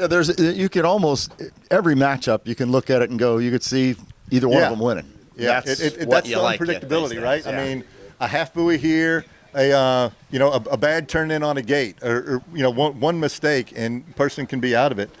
Then you'll have Aschenbrenner and Bart. Another good matchup there. Then we come back up here with Casey and Montgomery. 2 guys well capable of running 39, and then Mark and I finishing the batting order here. So Bart, advance yourself, man. Where's the blue pen? I I got the red pen. Oh, there you go. You're right here. I'm pretty wet. So Bart, how far away was getting that 3 there when you turned in on the gates? Well, I mean, when they said he got 2.5, my whole focus was, don't blow the tail at 2. Honestly, because I literally had a very good start, just super patient long, and like truck turn 2. Truck turn 2 just to make sure no matter what, no blowing the tail, because I knew I could truck turn 2, get 3. So I mean, I don't know. I mean, if I truck turn 2, it's probably 100% of the time I'm going to get 3. If I pound 2, 10% chance, 5% chance I blow the tail or something weird happens. No point in pounding it when you just need 3. So that's what I did. Good job. Well, congratulations. You get to go against Don, who has been hot lately. So. No safety turning for Don.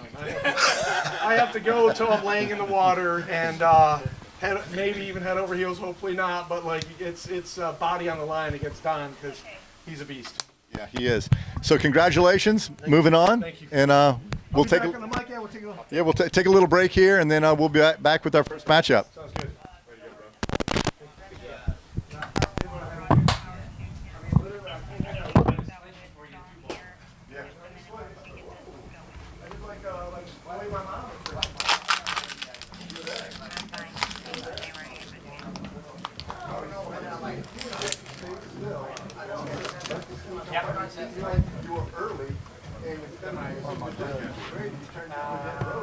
Question, who's in your boat? Oh, he's right there. He was right there. You won't let that happen again. Even my stern, I'm like, I opened up.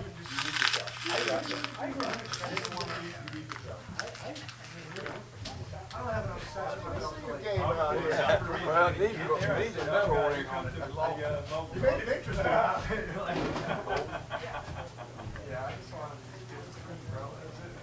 I don't know. That's hard to do, though. Actually, for me, that's an evolution. Especially on a lefty look, they're not easy to get stuff. Yeah. Easy, that's very hard. Well, I came into it hot. Well, here's the thing. Because of the truck turn, I came into it hot and long. Had I pounded it, I probably would have popped the hand. So it was like I had to even truck turn that one too. Yeah, under eat. Yeah. It's hard. The whole thing was, I had a great start, and I was truck turn, go. So, yeah. Soon, dude. How long before we start, Todd? As soon as we get judges in the boat, I don't know where Hines is. Okay, we're getting ready to start the Sweet 16. We should be ready to go maybe in like 2 or 3 minutes. 2 or 3 minutes, no more than 5. Hey, Matt, how fun do you think bro? Ready to go, baby?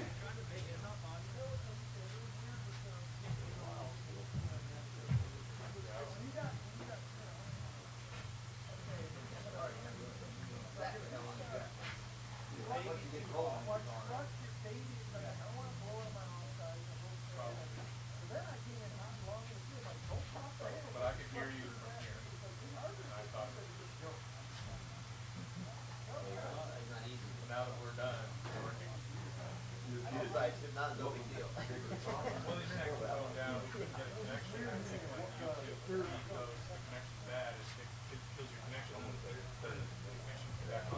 Yeah, I'm done with that. It's go time. Just kept saying the hard go from now on. We've got a national record going on right here. 3:39 to win.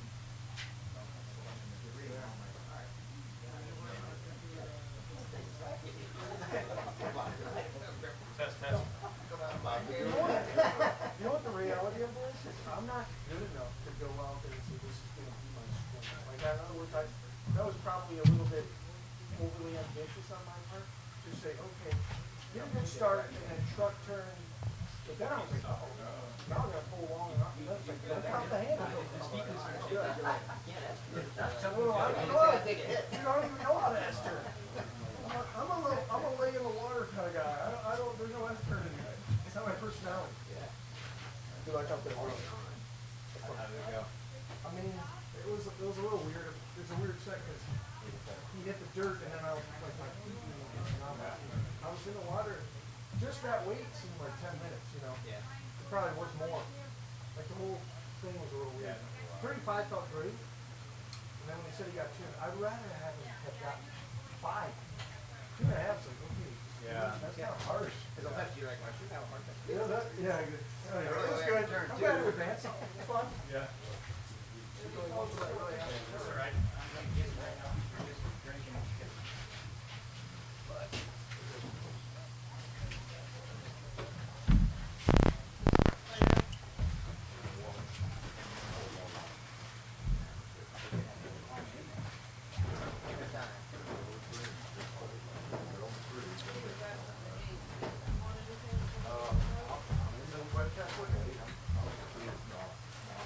I try to be all Kyle Tate strategic about it like that, but dude, I try to do it so good. Well, no, I just didn't call it.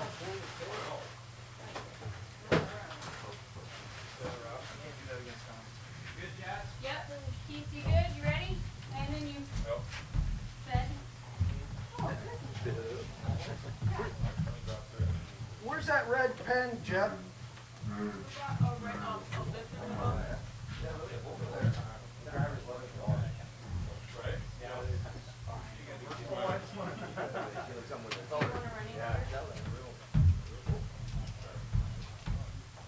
I printed it out. Are we switching to red now? Well, just the names, right? Like who advances. So I am the 6th. 1, 2. We have it written. Here's kind of a running order. You're the last. Oh, no, Massey. No. Yeah. No, there's 7, dude. No. See, this is second to last. There's 8. So, you know, you're 7th. Yeah, 7th. Last pairing of my group, but the second to last group of the round. Yep. 7th pairing. Yeah, you're in the top half of the bracket. Now this is where things can change. Yep. Because if you beat somebody, you're taking their seed, and that's going to change things. About, it won't change things for the next round. So if Blakely It wins, won't change for me if I beat you. Well, that's right. He would become. he would become number 1, and he would be here. Let's say Blackburn wins. He would then become seed 4 seed, and then he would have the advantage over either one of the winners of this when they go to pick. So it does change things. Let's get ready to roll. Who's going first? Behind the red book. But it doesn't change. You don't like move Blue somebody boat in the needs to bracket. do my simulation pass. Ready? Landed radio, make sure towers are ready. Thank you. Been in that. All right, so when is Ben up? These are very last. Do you want this that has them in order? Does that help you? Are we live right now? To go back. Hold on, we'll wait for Jeff. He's coming over. Who's where is Ben? Is Ben coming back on the mic, or do you want to do it? I'll do it for you guys. Relax. Yeah, Whoever wants to come in. Mic. Are we live now? Do we have Well, we got sound? Let's just take a look. Good morning. Let's take a look at. How are you? Well, how are you? So I'm the 6th pairing. So after like 3 people, or I'll get off. Hey, you were out there for like 8 passes this morning. What'd you run there? 235. Cool. Skiing. You looked good. Actually turned 2 ball over to 3. Like I was. Jeff, let me know when we're live. You- Done that. yeah, and you know what? I think you could have gone further on that line. I think you're I also have ready to go. Oh. Oh. 9 days. Because it looked like you Come kind on of over here, caught Todd. yourself a Let's do a little little bit interview. instead of just trusting that it was there because you weren't Let's late pump up Swerve Master at 2. It looked good out of 1. Yeah, it did feel really good out of one. Yeah. How many Todd said I was settings? a little How many down before you're course, out? I pulled a little long in the one, Uh-huh. but it felt fine. Then the How line about was just a tight, 20 everything was second good, I deal? was just down course, and I just didn't Live? feel You wanna stand up like next to around the- it why don't you too, I stand up think. next to the- I was just the a bracket? little- Are we live? But I was, I'm happy with it. Yeah, I'm just super stand up. happy. All right, we're back. Well, it looked good. Here we go. So we got, just real quick, we got Todd Risticelli here, the man, the myth, the happening, legend. guys? Yeah. So you're up against. Is it the Battle of the Todds? Yes. Okay. So you're up against Todd Johnson of Canada. No, Kaikan Doll. Oh, Kaikan Doll. So it's 3 Todds. I'm sorry. Todds out. Let's take a look here. 3 Todds in Oh, one tournament. so here we go. Kaikan Doll versus Risticelli, the third pairing in the Sweet 16. Yeah. What do you expect? Well, I've never skied head-to-head against Kaikan Doll, so I'm looking forward to it. He's a good skier, scrappy, and he throws out the grunt. He grunts when he needs to go. Are you intimidated by the grunt? Maybe a little bit. Maybe a little bit. It makes me feel a little weird inside. Now you could use that on the trash because the talk grunt part. it's loud, and you could hear it from the whole other end of the lake. Well, you know what? I've seen in tennis, you see that sometimes the quiet player does beat the grunter. I mean, that happens often. Yeah, but it's going to be a good battle. I mean, look at the conditions out here. I mean, this side is epic, so it's going to be fun. Head-to-head. There's nothing better than head-to-head. It's truly a competition, way different than a tournament. We got Lake 38 here outside of Tallahassee, Florida, Quincy, Florida, to be precise. We got our sponsors, Good, Radar, Masterline. What are you riding today? What brand? I'm riding a Good XTR. The Good XTR. Yeah, carbon core, 67-inch. It's a great ski. Okay, so if anybody's interested, Todd's got a YouTube channel. It's called Swerve Master T. He does virtual online training. There's a lot of comedy in there. It's a lot of fun. It's designed for people of all athletic levels that just are interested in self-improvement and having a good time and making productive use of their time. Yeah, give me a follow. Love to help you out. Thanks for stopping by, Todd. Good luck in your pairing. So here we go. We're starting off with Joey Blakely. He's been at, this is I think his second West event. I also think it might be the second youngest guy.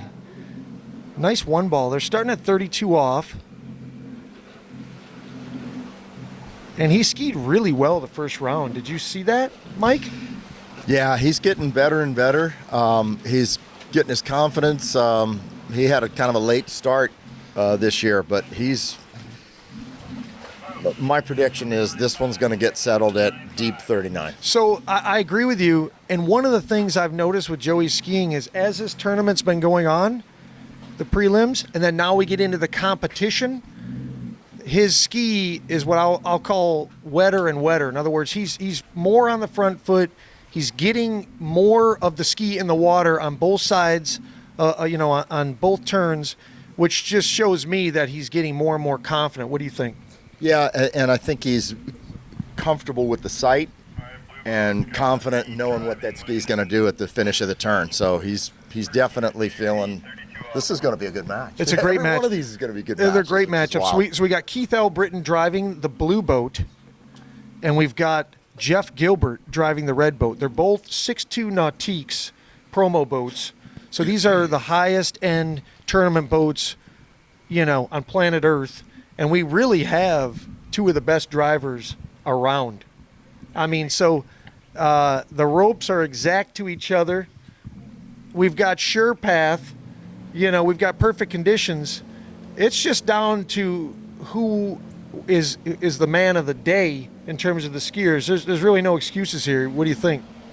Yeah, you got perfect conditions, same for everybody, and the most. You got really good drivers. The boats are identical, ropes are identical, so it's mano y mano.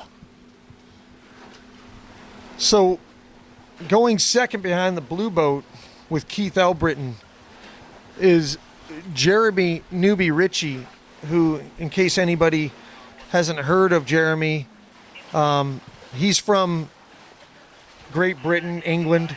He flew out of, I think it wasn't Heathrow, it was Gatlin. Is that the other name? Anyway, there's another airport, Gatwick.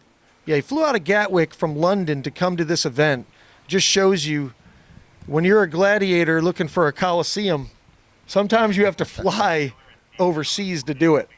And so if you haven't heard of Newby Richie, who we call Jez, this is a guy who's one of the best 34-mile-an-hour skiers, not just today, but ever. I mean, literally, this guy has won everything. You know, a very, very prolific skier, mowing down 39 ever since I've ever heard of the guy. And he's going to be tough to beat, man. I mean, this is a guy that he didn't fly, you know, from London to come here and just phone it in. He came here to, you know, I mean, I think he expects a lot out of himself. He expects to run 39 pretty much every set. No question. No question about it. I mean, I've seen him run it dirty, clean, and everywhere in between. I mean, that dude runs it no matter what.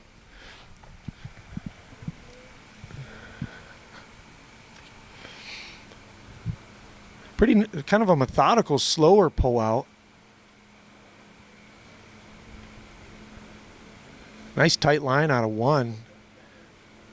I mean, the line, very patient with letting the handle away from him in the release. He's keeping tension on the line the whole time. Really nice pass for Blakely.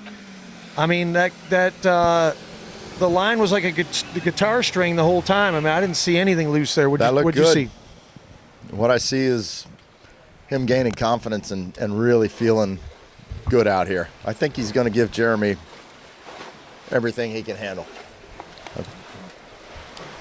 Well, he's not going to get, unless Jeremy pulls one of those, comes up at 4-ball. You remember when he did that? He thought it was the 6-ball. I forget where we were. Probably on Lake Ivanhoe. Maybe? I forget. It might have been down in West Palm for one round. He just comes around 4-ball and stands up. Oh, no. I thought you were talking about the 4-ball course, because we've had those before. In like a public setting, sometimes they'll have a four buoy course as opposed to the normal 6 buoy course. And sometimes you pull for 6-ball. I've seen that. Right past. Yeah. Well, no, Newby Richie, yeah, I do remember him standing up. You know, that was at Swiss. I think you're right. Yeah, it was he Swiss. stood up around 4-ball thinking it was over. Well, the jet lag can do weird things to you. And then he ran 39 next round or something stupid. He did. I think he ended up getting second in that event. All right, so here we go. Jeremy Newby Richie. Riding a Good, our title sponsor. Thank you so much, Good Waterski Technologies. They've been supporting every important big event in water skiing for decades. I mean, Jeremy, this is clockwork. I mean, 2 hands on the handle, very long, tight line the whole time. 6 and out the gates for him, no problemo. Yeah, that was another nice warm-up pass for him. So that's 35 off.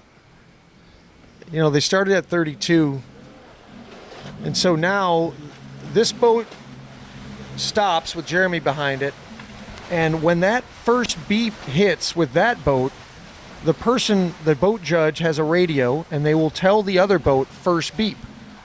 And then when the boat is second, when it beeps the second time, they'll tell the red boat second beep, and then it's time for Joey Blakely to go. So that's how they communicate with each other with the radios when they do these head-to-heads.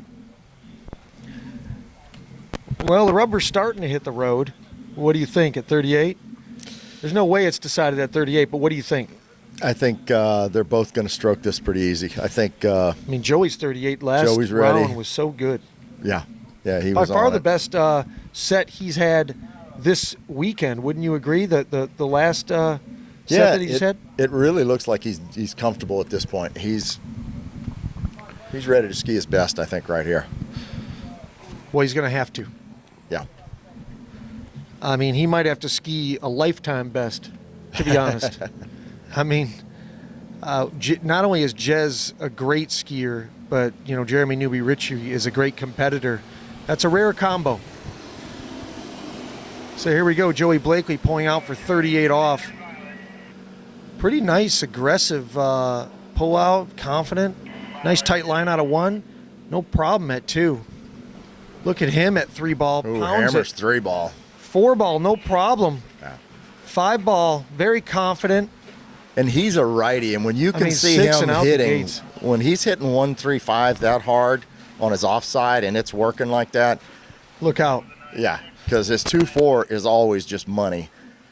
And he's got the 135, the confidence, and he's up on the ski. So When you're a righty and you see somebody in the pre-turn getting up on the front of their ski and the ski is, really in the water, that person is coming into that buoy with confidence. They're not riding the tail, truck turning. They're trying to put the shovel of the ski in the water and get that ski to grab and go, grab some angle, and move through the buoy as opposed to stop and go. And he's skiing like that. That actually was better than the 38 last round. This guy he's picking up steam. it looked exactly like the 35, like he wasn't. It really did. Which is. Did they shorten? You think they shortened? Oh yeah, I know. Are you kidding? First beep.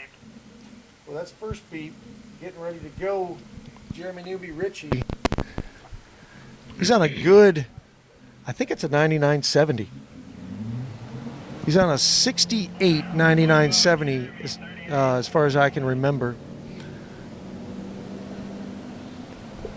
He was a nano guy for a long time, and now he's on the traditional 99.70 shape. Looks like good power shell boots.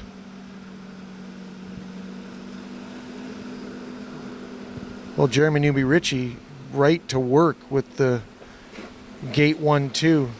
Got a little loose line on the 1-3, but a little he's bit, got but it. this is a guy that doesn't ever ski timid. And not a problem. So no problem. I didn't see one moment in that pass where he thought, uh-oh, I better chill out here. It was just full go. Probably he skis with a lot of confidence. Really nice guy too, by the way. That's one thing about these West events is every person here has, work obligations, life obligations. Almost everybody's got a family. And these are people that are really not only really impressive athletes at their age, 35 and over, but they're also impressive people. They're trying to find balance in their lives through water skiing. They've got a lot of their families are into water skiing. This is a great group of guys. It's a lot of fun. Makes it fun to come out. It really see everybody. It really, to me, is such a great event because everyone here is so supportive and collegial. There's no weird energy anywhere on this site. Everybody's just out here trying to have a great time and push themselves to the max. So here we go. We've got Joey Blakely coming in at 39. He's going to have to get if he can get a deep good or all hard of it. one and get up on it at 2. Pretty he's aggressive. And now Not he's at his bad. onside. Okay, Yes. look at that turn. Whoa, are you kidding me? Oh my gosh, here we go. He's off to the races. Oh, he gets a full 5. I told you he's going to get ready to start running these things. Woo! A full 5 at 39 off against Jeremy Newby Richie, one of the best skiers Dude, you weren't that late. 34 Turn mile an that hour ball. skiing has ever seen. And here we got the Beautiful whole skiing. Everyone around here is just we're speechless. What great skiing. We've been having a feeling You he's said it. skiing better every round. You- and you said it. He's going to get this thing deep You here, said maybe it. run 39. Can I tell you something? If Jeremy beats him, Joey can walk away and at least say, hey man, I gave it everything I had. That's a PB for him. But we've been having in practice Great where skiing. he'll get through it. And I'm telling you, once he punches the door open and he runs one, You think it's going to be like clockwork? It's going to be Be like a Rolex, yeah, just it's smooth. going to be 3 out of 4. Wow. Yeah, because he's that strong and tall, and he's He's also, I know him a little bit. from talking to him at these sites and getting to know him. He's also a pretty calm and collected guy. He doesn't seem to get real wound up. So he seems to be a very good competitor, too. I mean, look, he just brought his best performance out on a very big stage. Yeah. Well, he's been on the big stage when he was younger, too. Here we go. We've got Jeremy Newby Richie in the blue boat, Keith L. Britton driving, pulling out, 39 off. Nice aggressive pull out. Oh, little hesitation at 0. Nice. Oh, I didn't think he... Oh, he's still in it. Okay. Wow. He's back in this past 4 ball. He's pulling to 5. Oh, he's going for it. Can he get around 6 ball? And he does. Are you joking? Jeremy Newby Richie having to get a full 6 at 39 off. And does it. To win the pairing. What else can you ask for from Joey Blakely? He gave it everything, but it wasn't enough to beat Jeremy Newby Richie, the #1 seed. Joey, a PB. You got to come talk to the camera. Everybody wants it. I mean, Jeremy Newby Richie, the #1 seed, proves conclusively why he was the #1 seed. He earned it in the prelims, and he just showed why he was the #1 seed. So, but I got to tell you, Joey Blakely, I said it even before Jeremy started, if Jeremy runs 39 and beats Joey, Joey can leave this tournament knowing he did everything he could do.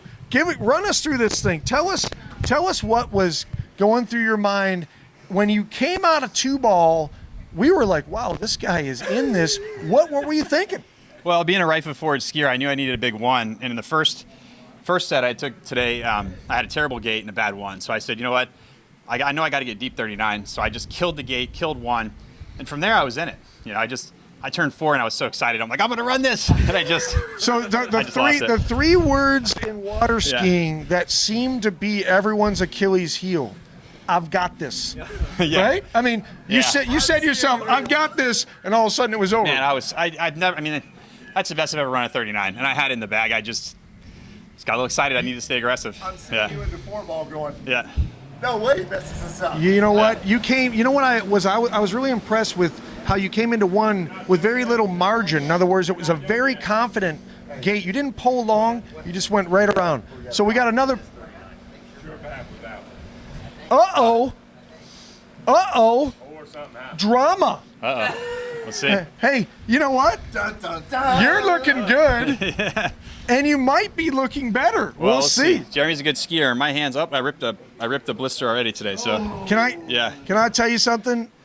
Jeremy Newby Richie he's not just a good skier. He's one of the best at 34 to ever do it. I don't see him missing this. Well, he might miss it, and it's a big ask to ask somebody to run 2 39s in a row, right? For sure. So I guess my question is, we could probably use an update. Let's grab the radio and see if we can figure out what is even happening for the viewers. But he had to go back down there, and I would be so interested to hear your play-by-play and reaction of Jeremy Newby Richie having to run this 39. You're standing here, your ski's off, you've gotten a full 5 at 39. Is that a PB for you? Yeah, I think my prior PB was 3, 4 years ago.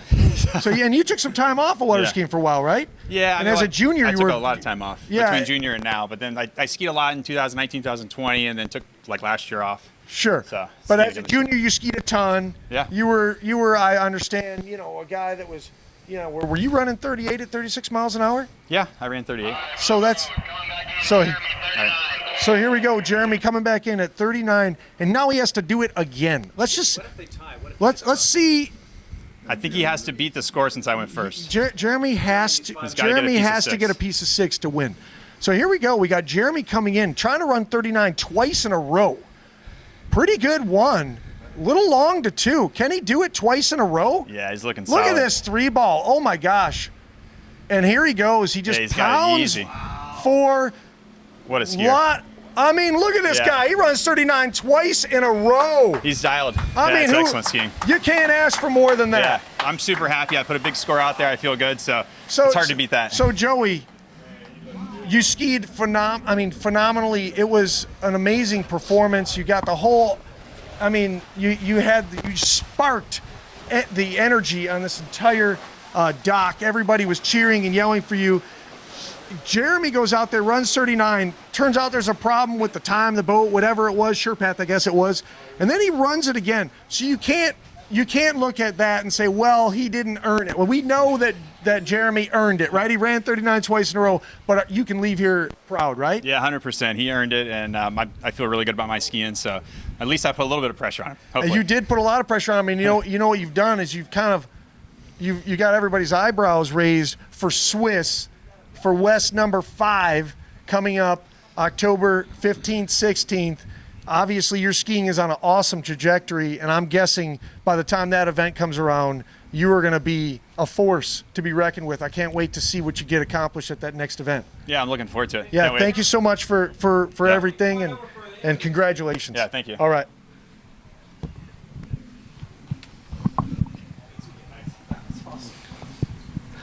So Jeremy Newby Richie, he runs 39 not once but twice, just in case anybody thought the first one was a fluke or even the one before that. How about just pounding it twice in a row? And his start on that second one was better. He had a better one ball too, and he was you knew at that one he was in it. It's like a mulligan, right? All the way, Everybody yeah. does better on the mulligan, right? Yeah, and it almost looked like he kind of safety checked 5. It really did, because you knew you were going to get it. Yeah, I mean, Jeremy, I don't know what to say about that other than, damn, he's good. I mean, That was, that's the matchup of the tournament so it really far. is. That was and really you good. called it. Actually, you said that. You said it was going to take deep 39, maybe even all the way through it, in order to settle that score. And I'm super impressed with that. Why don't you stand up and sort of do it right in front of the poster there? Who we got Yeah. next? Mark it up. Hey, come on in here. Go around the back so you're right next to the poster. So here we go. We got Jeremy Newby Richie, and so that was phenomenal. Tell us what was going through your mind. We saw you come. You had to get a full 6 or at least a piece of 6 the first time against Joey. Skied phenomenally. You had to get a full, at least a piece of 6. But you run 39. You come out the gates. You fist pump. You're pumped, and then you're told something was wrong. What's going through your mind at that point? Well, I didn't know Joey very well, and we had a nice chat on the dock, and I was hearing about some of the people that we know, and I didn't know what to expect from his skiing.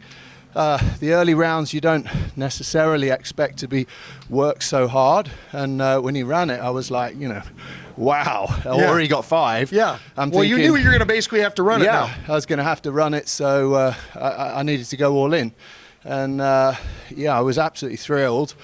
But, and then you're told, hey, sure pass out or something's out. And then now not only you have to run it once, now you have to run it twice. Are you tired down there? Are you gassed? Are you disappointed? I mean, what are you feeling? Well, I was going to go again and see if I could, get a few at 41. And, then when I got the news through, I was like, oh dear. Right. Which kind of put paid to that idea. So listen, you came in, you ran 39, you got 2 at 41 in the prelims. You proved right there, not just once but twice, conclusively, without a shadow of a doubt, you proved why you're the number 1 seed and why you're the person to beat in this tournament, because you ran 39 not once but twice in a row in order to earn that victory. Everybody on the dock was it was an electric energy when Joey got that 5, because that's a tournament PB for him. So you were against a great competitor. He brought out his best performance ever to try to raise his game to beat one of the best 34-mile-an-hour skiers ever in you. And then you proved again why beating you is not an easy task. And you didn't. I was saying before, you didn't fly from London, to phone it in. You came here because you're a gladiator looking for a coliseum. You want to fight. You came here to try to put your best foot forward. Tell us what your plans are, what you got. You know, it looks like you're going to be matched up between Put your name in there in blue there. Yeah, let's put him in. Let's get you in here. Well, you know, but I'm just pleased to be able to compete. The last few years I've, as you know, done a lot of competing here in the States, and for me it's where I need to be for the best in the world, and it's fantastic that post-pandemic we can travel again, and I can get to participate in the sport that I love. It's a really active scene in Europe, in the UK, and I know there'll be a load of people, including my two boys, Max and William and Helen, watching, probably my dad as well. So I'm thrilled to be here. It's a wonderful site. I'd encourage anybody who hasn't skied here to come and do a tournament. It clearly skis very, very well. How do you feel about this format, a competition versus a tournament? In other words, we're here, it's mano a mano, it's skier against skier. That's a totally different concept than a tournament, right? Now we're competing, and obviously, people can put up scores, at maybe a local tournament or at their home site. But bringing it out and competing is a whole different animal. Would you agree with that? I absolutely would, and it's certainly no easier. The standard is just as rigorous as it would be in a regular event. I think the fact that we're running short path, and that on occasions not all of the passes are going through is a clear demonstrable proof of that. But the opportunity to compete with some fantastic skiers, build camaraderie, is a fantastic thing, and it's something that you don't get anywhere near as strong in a regular event. So you really don't. I mean, people, if you haven't been to a head-to-head event like this, even if you're a 1 or 2 at 38 guy, this is where you can start building, and it's so worth it to show up and be in the head-to-head. Even if it doesn't work out, the way you wanted, you're going to learn a ton, and you're going to keep building, getting better and better, and you're going to for sure have a really good time. I mean, people need to show up to this. They absolutely do. I can remember perhaps one of the earliest formats of events I went to in a similar format, something called the Splash for Cash, and the guys back in Europe, in the UK, will remember, run by a guy called Sean Bronson, who's now here in the US. And that was head-to-head, and it was incredibly exciting. Is that when you got hooked? Well, it was, and like you said, I learned so much. There were people like John Battleday who were skiing in it, Jodie Fisher, Matthew Southam, some really strong talent, and some of the great minds of the sport in terms of understanding equipment setup, ski technology, technique in skiing. They're in this field. So you show up, and there's just even by osmosis or just talking to any one of the persons in the field, they all have something to offer. Tons of information, tons of knowledge. They absolutely do. People like Dave Miller. There's not too much he doesn't know about these skis and how to set up the fin and bindings. Exactly. And he talked about even earlier this spring he had tested pretty much all the skis on the high-end skis on the market. I bet he did that in one afternoon. He literally skis more than anybody I've ever heard of. But, this is the place to learn. It's the place to compete. Your performance was just phenomenal. It's amazing what you had to get accomplished to get through, get out of the round of 16. You got to run 39 not once but twice. So you got some work to do. You're gonna go against the winner of Risticelli or Todd Kaikan Doll, the Battle of the Todds. We know, Risticelli is coming back, starting to ski better and better. We all know that going back to, his days of beating Mapple under the lights in 2012. Yeah. He set the men's masters record, something like 5 at 41. This is a guy that when it gets clicking, 39, it won't be enough to beat him if he's really clicking. You're going to have to get pretty far down the line at 41. And then you got Kaikan Doll, who, he's such a great competitor. You can hear him grunt from from a mile away, and the guy does knock down his fair share of 39. So you got your work cut out for you. What would you say about this matchup? Well, you're absolutely right. Both very strong skiers, and I think there's a huge amount of strong slalom left to come on any of the brackets. There's no gimme here. There really isn't. Everybody is going to have to, ski their absolute best, rely on perhaps a little bit of lady luck, and hopefully that we'll see them through. But Risto, I wasn't there in 2012, but I certainly, was connected, and I heard about it, and he skied amazing, and he skied very, very well since, and I expect big things from him, and of course Kai as well. Kaikan Doll, absolutely, he's really going to bring it. So. Sure. So, well, actually, that was for the viewers, man. That was electric. Great performance. Good luck the rest of the way, and you know what?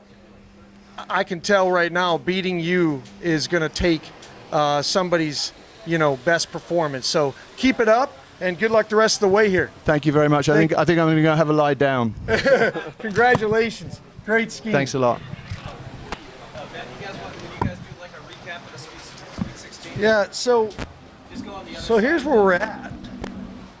We got another of the greats coming back on the mic, Ben Favre. Tell us where we're at and what.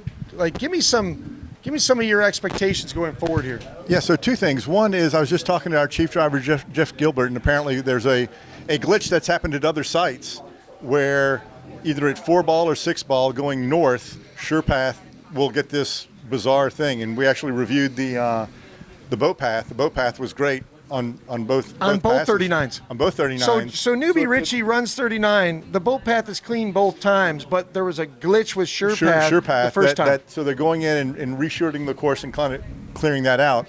But I agree with what you just said. Jeremy looks bulletproof right now, right? I mean, if you were betting right now, a lot of money in Vegas going to Jeremy. I mean, let's face it. He's number one seed for a reason. He proved it not once but twice. Yeah. He ran 39 in the prelims. That's essentially, he's run it 3 times in a row now. Right. So, he's touched the handle 3 times. The last 3 times he touched it, he ran 39. Does the strength and conditioning affect him, and the law of averages come out, right? To do it, 6-7 times in a row is tough. Right. So I like a roulette table, and it's been on Right. like red or black like 18 times in a row. Right. It's got to be. I mean, come on. It comes up green.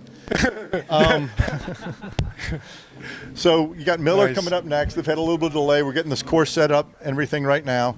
But that was a great first matchup, right? I mean, that's the Joey Blakely that I saw a few weeks ago skiing. You were saying that. I mean, this kid has the ability, and I was just talking to him. I think he came into 4-ball thinking, oh, wait, I got this. I hadn't been here before. That's his personal best at 34 miles an hour. I know. And actually, I told him the 3 words that are the Achilles heel of every slalom skier. Yeah, I've got this. Right? Yeah. He said that, actually. He said, I came in thinking, I got this. Right.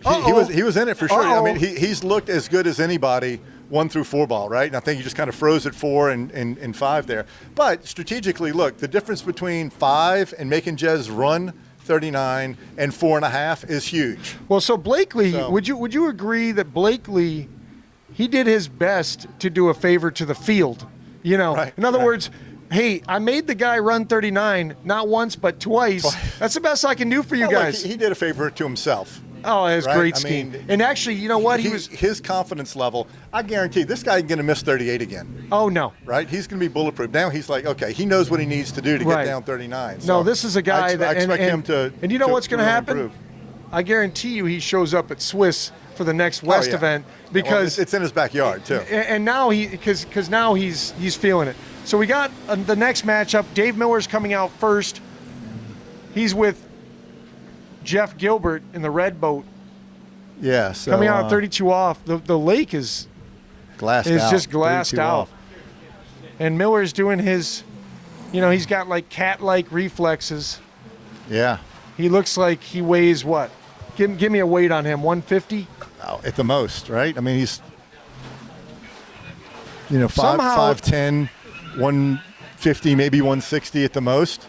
But somehow but can he's quick. ski more than anyone I don't know how. I don't care if they're I don't know if he's just open pro conditioning himself or that a way. 9-year-old kid or anywhere in Yeah. between. I've never met or heard of anybody that skis more sets than Dave Miller, and he's 60 years old and he's running 39 on the reg.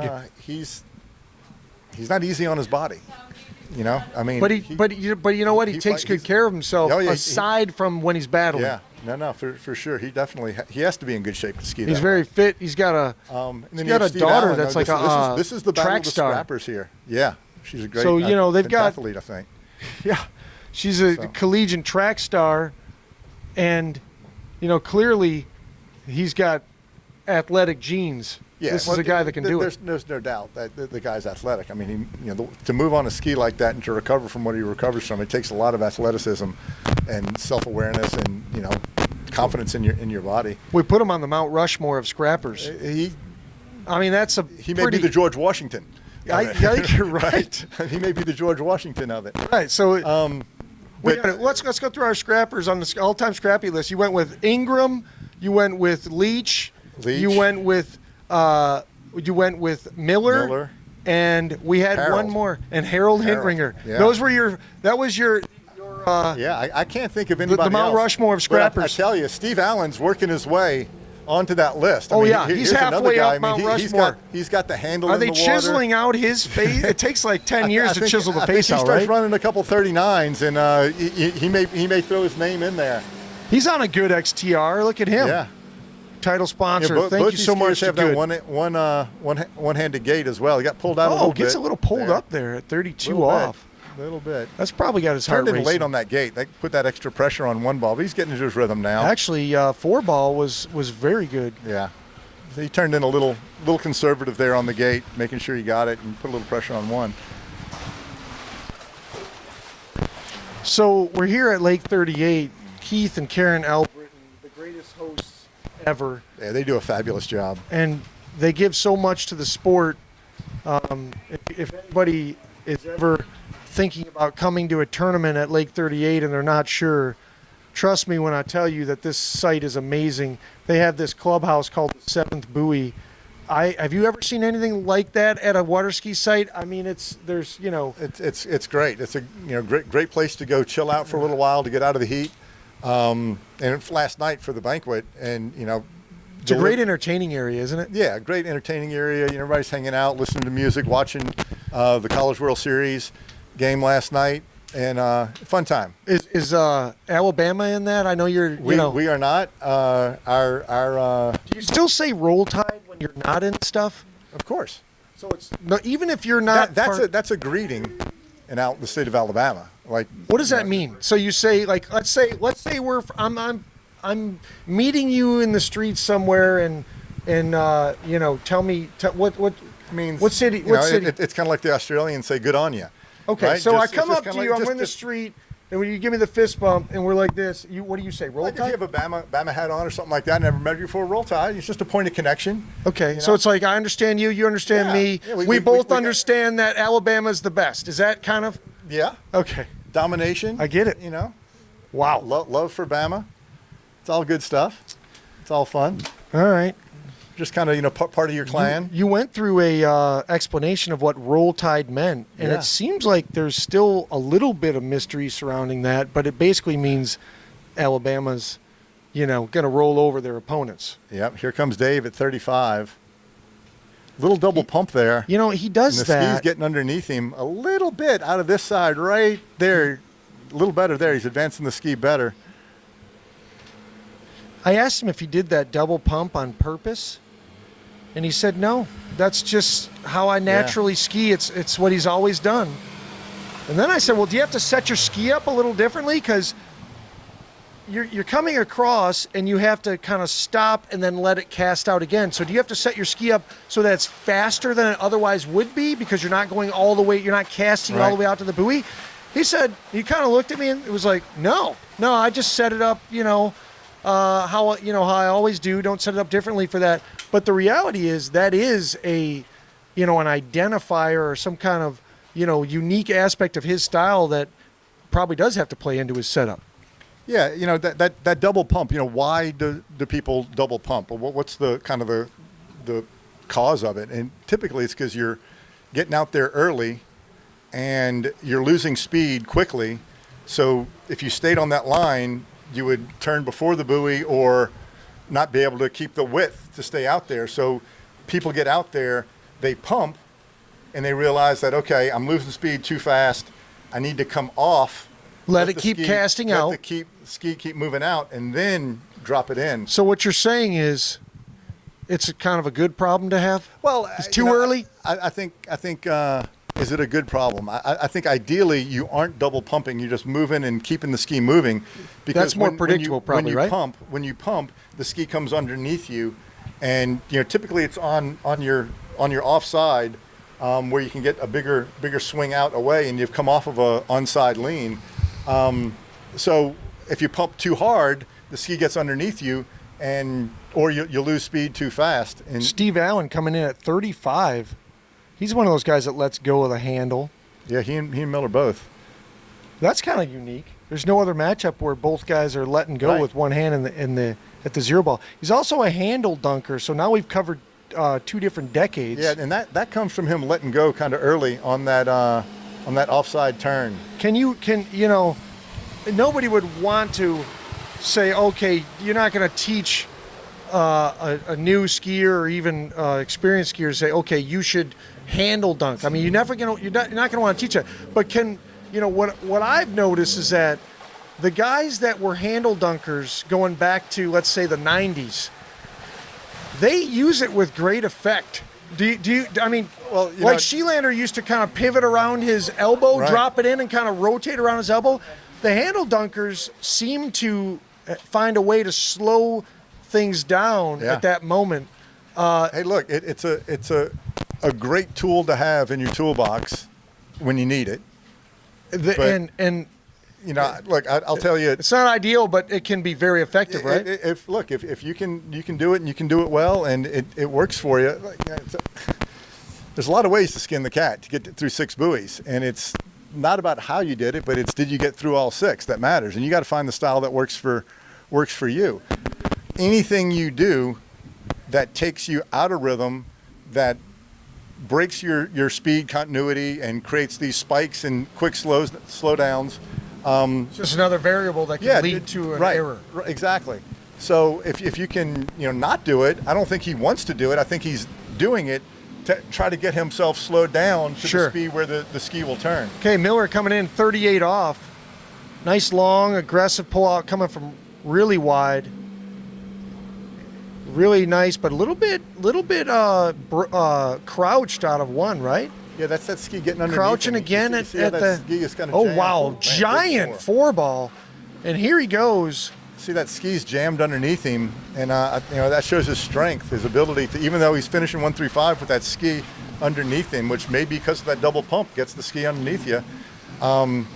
He's having to spend a lot of time from 1 to 2 or 3 to 4 advancing that ski and getting it back out in front of him so he can hold on to those 4 balls like that. And he does it well. I mean, he just demonstrated with that pass, which obviously we talked about him being on the Mount Rushmore of scrappers. Yeah. And I think were you putting him at George Washington, you said? It's kind of between he and Harold. Oh, let's just say Harold has pulled off more stuff that I thought was impossible. Yeah. I mean, even like Harold was a great 36-mile-an-hour skier. And I remember being at tournaments watching Harold thinking, okay, this guy will run a couple of 35, and then he runs 35. And I think, okay, well, 2, 3, 38. Then he runs 38. And I think, okay, well, 1, maybe 2 at 39. And then he runs 39. I'm like, how did he do that? Well, Dave just demonstrated, I think, why he can get through anything. The guy runs 39.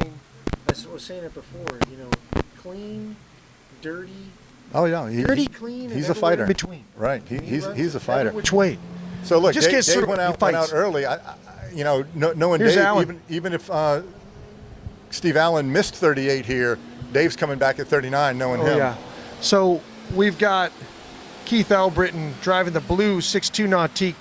Steve Allen pulling through the gates at 38 off. Late turn in. Dip that handle there. But he's Pretty in this nice fast. 2-ball. He's in it. Little narrow Oh, there. wow. Oh, got pulled up. Oh, boy.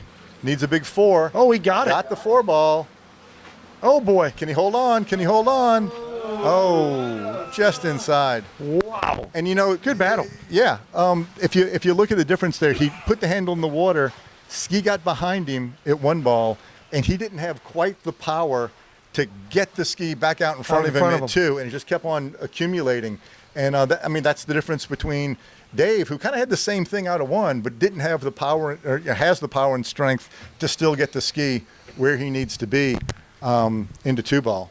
So would you attribute what happened to him not being able to get out the gates? Would you go all the way back to the dunk? It all started. He turned in late on his gate, and it finally caught him at 5-ball. So Right. basically, I mean that's something for the viewers to think about. Something that happened at 5 or 6 ball may have something to do even with your pull out. I mean, it literally can go back to the very beginning. That whole pass started with him turning in late for his gate. Does it go back as early as like what you had for breakfast? Can it go back that far? Look, maybe. Absolutely. I mean, look, it's all about what do you have to do to put yourself in your peak performance zone. It could be where you sleep, what you ate, what you did in your pre-competition warm-up. All of those things factor into how you find your peak performance zone. So I had my son's. So here comes Dave, 39 off. 39 off, and he already won, so he just wants to feel the 39. Let's see if he's going to... I mean, look at that. He's getting the ski long nice to 2. Good 2. There he goes. He's off to the races. He got out of 1, and now he's He skiing. actually looks better. Yeah, 1 and 2 are his worst 2 somehow, buoys. there you go. It gets a 5. He got broken at 5, but yeah. But he was looking pretty good about midway through that. Oh man, So- he came out at 2-ball, and 3-4 were, I thought it was over. Yeah, I mean, he he looked was really in better good. shape at 3 and 4 than he was at 1 and 2. So I have a one of my son's former snow ski coaches, Alpine Racing. He had this line that really resonated with me, stuck with me. He said, it either all matters or none of it matters. And so getting back to what you're saying, in water skiing, everything that's happening out there, even like what might be happening at 6-ball, can go back to the little things that happened even on the pull out and the pull through the gates. And like you're even taking it one step further to say, okay, do you have the fitness? Are you taking care of your body? Do you have the right equipment set up? In other words, it all matters. Right. I totally agree. That's a great saying. And it's spot on. I mean, if you want to ski your best, you got to do all the things that put yourself in that position to ski your best. I'll tell you. And it's hard to do. For young athletes out there. I'm guilty of it right now. I'm not doing all the things I need to do to ski my best right now, and it shows in my results. Dave Miller, coming up out of the water. Come on over here, Dave. Let's talk. Dave Miller, sometimes from Canada. You gotta advance yourself here, Dave. You got the marker? Oh, he's got the marker. Here you go. Let's put your name on there. So, Here. right there. You're a lefty? Yeah. Oh, that Yeah, we changes learned everything. something about, okay, that changes everything. Now we understand so much. So backwards. So walk us through that step. What were you feeling, and how's your body feeling today as opposed to yesterday? I don't feel any different. I feel fine. I felt a little more comfortable on the water, so I'm happy because yesterday I felt out of sorts. Today was a little better, but I think maybe one more round it'll be even better. So I'm hoping. Is there a ski adjustment you want to make between this round and the next round? It's either Ingram or Robinson next round. So, what do you do to get ready for that? And do you change anything on the ski? Well, I did take 3 thou of tip out from last night to this morning, and I'm thinking that was a good move. It freed me up a little bit. So I might do a little more of the same, but not much. It'll be minor if I do. Let's get right back. Let's get right back to Dave. We just started with Battle of the Tods. The Battle of the Tods. We got Risticelli coming out, former editor-in-chief of Waterski Magazine, now has his Swerve Master T YouTube channel. He comes out at 32 off. They're all starting at 32. He's in the blue boat with Keith Albritton. We've got the red boat They're both 6'2" Nautiques with Jeff Gilbert driving. And he's going against Todd Kaikan Doll, who's... I'm going to turn it over to Liquid D so I can get ready to ski. Oh, there we go. All right. So, Go get ready. So tell real quick for the viewers, what ski are you on, and what are you looking for out of this ski that brought you to this ski from the former model that you were on? Well, this is the 66 XTR. I do have. This is the 66 XTR, last year's. I do have the 66 team, but I only rode it twice before this event. I just didn't want to do some testing on it yet. Sure. So I got both 66 and 67 teams at home, and I'll be skiing on them after this weekend a little more. So this is the new Carbon Core. Yes, this is Carbon Core XTR. And you're running the good PowerShell boots. Everything's good. Okay. And you got, we're looking at your next matchup here. Let's just walk through this real quick. You're either going to take on the winner of Mike Robinson and Sam Ingram. Right. So you got Super Smooth versus one of the persons that's also on your Mount Rushmore of scrappiness. So you never know what you're going to get. Okay, here comes Kaikan Doll back in. He's behind the red Nautique. Starting at 32 off, looking nice and confident, smooth. You ski with Todd Kaikan Doll a lot, don't you? I ski with Todd all the time, yeah. We're really good friends. We travel together. We work with each other, help him with his ski a lot. Yeah, great guy.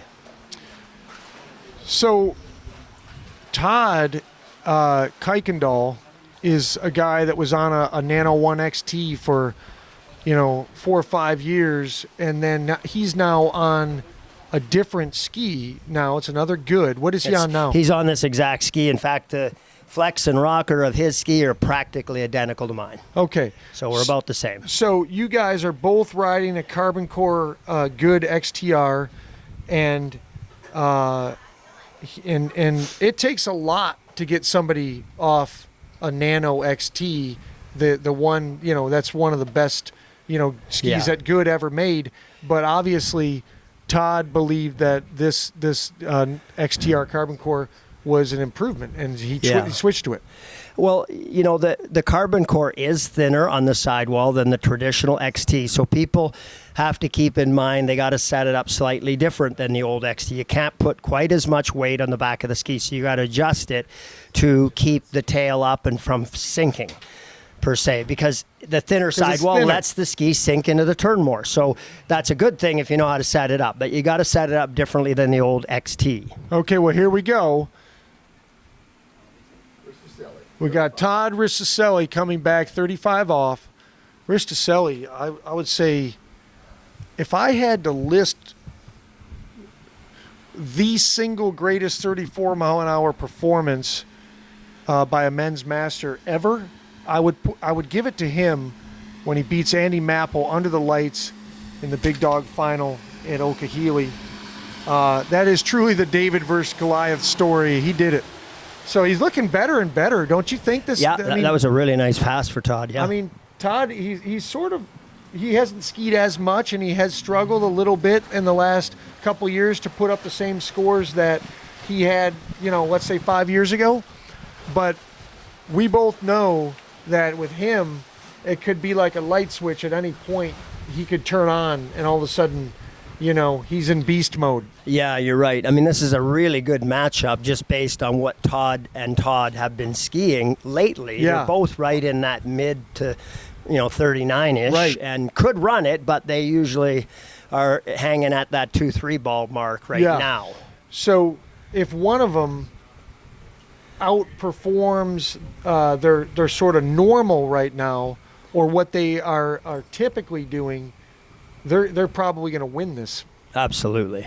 And then there you go with, these guys are, they're going to have to go against, whoever wins this goes against Jeremy Newby Richie. What's that going to take? He's on fire. He's the last 3 times he touched the handle, he mows down 39. Yeah, he is going to be tough to beat, so we'll see what happens. I'm looking at at you, and you're in the bottom half of the bracket. He's in the top half of the bracket. Oh, yeah. If you end up against him, what are you expecting? To run 39. There you go. Yeah. Well, and I got even if I get through the next bracket, I got Menashe and Favre to go deal with first. So you got some 39s to run if you want to keep going. I got some tough competition coming up, but Kaikan Doll looking very really good. smooth. Man, he is just smooth as silk right there. I haven't heard the grunt yet. Did you hear any grunting? 38, Starts at 38. 38. That's when he'll start. Yeah. Oh, you know what? The nicest guy on the 55K West Tour went out of his way to not spray Todd Risticelli as he was being dropped in the water. I saw him move his ski in such a way to where he wouldn't accidentally spray him.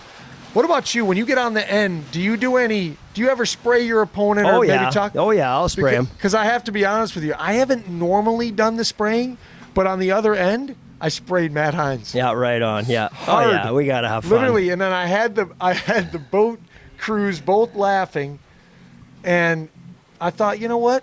Was fun. Have some fun. Yeah, exactly. When you're going second in the head-to-head, you're the sprayer as opposed to the sprayee. Little That's legal right. lingo. Yeah. You're the sprayer and not the sprayee Exactly, every single time. So if you can really kind of get at them. So I actually recommend that for your next set. Yeah. Because you're going to be the higher seed no matter what. Depending on if you want to go first or second. If you go second, you're the sprayer and not the sprayee. I like first. I like you first. Want that quarter. You want that quarter buoy advantage, don't you? I just want to go ski and run the pass. I hate thinking about 2-ball, 3-ball, 1-ball, whatever it might be. Todd Risticelli pulling in at 38 off. Good Very 1-ball nice. for Todd. Wow. Looking good out of 2. Pounds 2-ball. Look at this. Hey, he's looking better. Has he turned? Oh, no.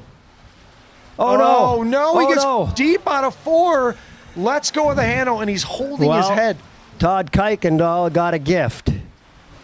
Well, so Kaikan Doll has to get Piece of 5. piece of 5. But the thing about getting a piece of 5 is you can't ski it the way I skied against Matt Hines, which is that you can't Safety. You can't be truck turning 2, No. 3. No, you actually have to ski for real to get 5. I don't think Todd's going to have any trouble. He runs 38 every time. Well, I don't know when he's missed it. Okay. If today misses it, that's going to be a 1 out of 100. Well, then We're going to see right here. we're going to see. But it is a little different in a head-to-head. Yeah. Oh, yeah. He now he knows, okay, I got to get 5. He's got to get that out of his head and just ski to run the pass. Yeah. No question. No question about it. Actually, I found, you could comment on this too. I found for myself that when you're skiing to get like a score of 3 or a score of 4, I just ski so much worse than if I just ski. I just need to just run the pass. That's why I prefer first. I just want to run the pass. So if somebody said to you, because the boat judges, and you can ask them not to tell you if you want, but a lot of times you're being told the score of the person before you, and they say, he got 2.5. Now you know, okay, I only need to get 3. Yeah. And you ski totally differently, don't you? Yes, you do. I do. I prefer. Anyway, here's Todd Kaikan Doll. Let's see him put this 38 down and take the win. He's got a little slight headwind, pulls out nice and aggressive, pretty nice gate, smooth gate. Oh, tight line. Oh, he hits that 2-ball perfectly, 2-ball, didn't he? just sweet. Look at that 3-ball. And 4-ball, no problem. Oh, yeah, he's got this. And he's off to the races. I love What'd the I way tell he skied ya? that pass. That was a beautiful 38. It was his best 38 of the weekend by far. Well, and he'll come back at 39 now to field the gate. You could tell there that the fact that Risticelli got 4 probably helped Todd Kaikan Doll in some ways, because he knew, I just have to ski a normal pass. I got to ski the whole thing. Yeah, I run the pass every day. I just got to go ski. Pressure's off now. Like another day in the office. He can now go do a nice reel. Hopefully he's going to think this way. See how early he can go on the gate just for fun. That's what I did on my 39. I'm like, there's no pressure. I don't have to run it. I just want to get a nice early gate. Did you learn anything from that gate that you're going to change for your next round? Well, what did you learn? Earlier. I'm going to turn in earlier and go slower. Yep. Okay. Yep. So when you say earlier, but wide, you got to be wide, but turn in sooner. Sure. Now, then you get less speed into the you, buoy. and you also have a little bit less angle coming through the gates, right? When you No, turn, you build more angle. you just build more. Yes. You turn late, you build no angle. You turn early, you build angle. Because you're free of the boat. Turning early, you build. You get more angle. I see. And then your swing is better because you did the proper turn in. Well, But so you're always going late because in your mind, I don't want to miss the gate. I don't want to miss the gate, right? So people, we all tend to go conservative on that hard pass. So that zero ball move, which is before you even the turn in through the gates, turns out to be critical, right? Absolutely. Like I try to think I'm turning in, 2 boat lengths before the red gates at 39, real early. And I realistically, maybe I'm 1.5 boat lengths, And by doing that, you can build angle. Yep. Here we are. Kaikan Doll's already won, 39. and he's just testing the 39 gate. Pretty good. Good. One ball. Comes out. Come on. Not bad. Oh, he gets Okay, a full 3. three. Okay. But he had Good a very for good him. one ball. He probably learned a lot there. Would you think say? so. I think he got a good feel of the start, and that's really all he wanted to do. And I know he's fairly happy with getting 3. Well, thank you so much we'll for get spending some Todd time up with here. us. That was a great performance. Good luck the rest of the way here. Thanks. Okay. Hey, Todd, can you come on up and we'll do an interview?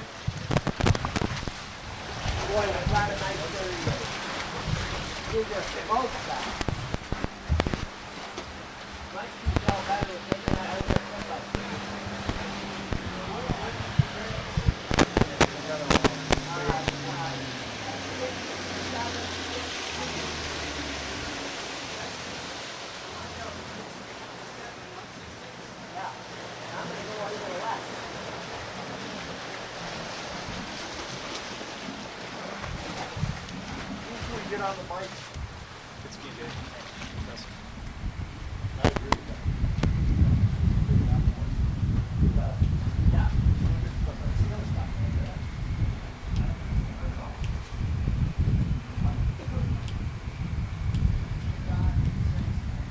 So you're in the grade 8?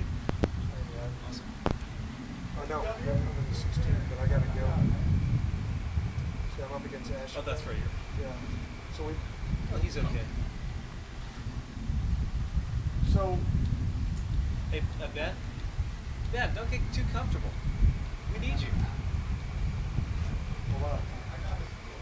Yeah, I know. Let him do it. I'll do a quick interview with Todd, and I So, gotta. Todd, get over by the chart there. It's kind of the... Great job out there. You look better and better, Todd, throughout that set. What take us through it? What were you thinking? Oh, I always try to think, no matter what the guy in front of me skis, I want to give my all, and I want to focus on my checkpoints every time.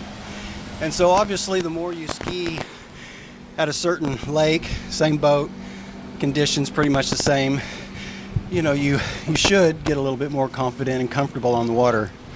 One of the things I thought that was great about that 38 that you ran was you didn't ski to get a particular score.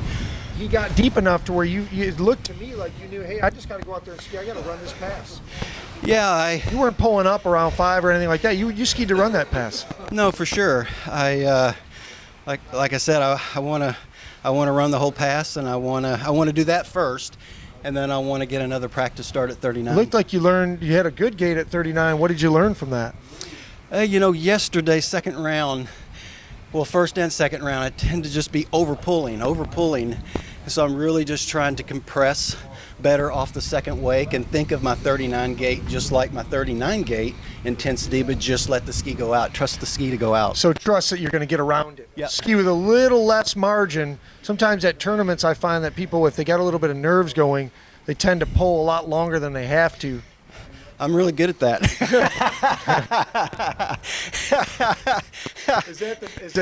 We hear the grunt. Do you know that you're grunting? Yes and no. I think it's more nerves. Starts at 38. It starts at 38, and it's more nerves than anything. It just my brother Greg always tells me to be aggressive, so I think that grunt kind of tells me, okay, I'm in it to win it. I'm aggressive right now. I'm aggressive. Full effort. Full effort. You know, we were talking about this yesterday. One thing any parent can talk to their kids in athletics, or we could think about for ourselves. You can't necessarily control every outcome, but you can control your effort, Yeah. right? You can control how hard you're trying. Yeah.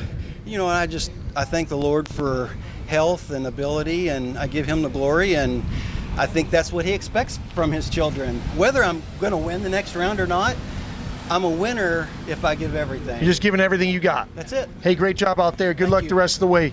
We'll write your name. We'll write your name up here.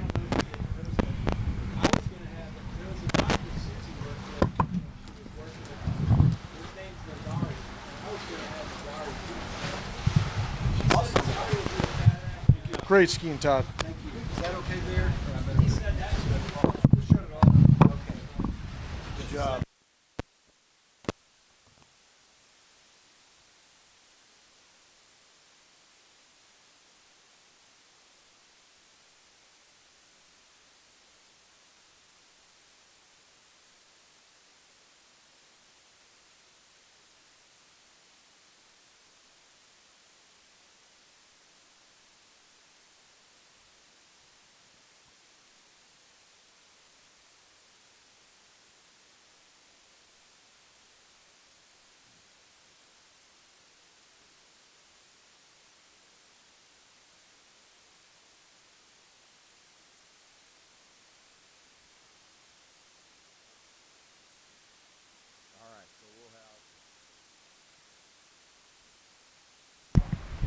Okay, so we'll have Sam Ingram and Mike Robinson. They'll be coming back in at 35. Mr. Robinson is Mr. Smooth. Mr. Ingram will just get around the buoys and get to the next pass. Although sometimes he looks good. He is a scrapper. All right, so Sam's first.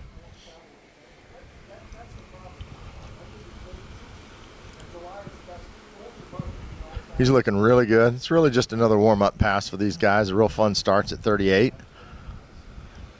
And he's getting a little, he's dropping his head. You'll see there. Some of them look a little bit.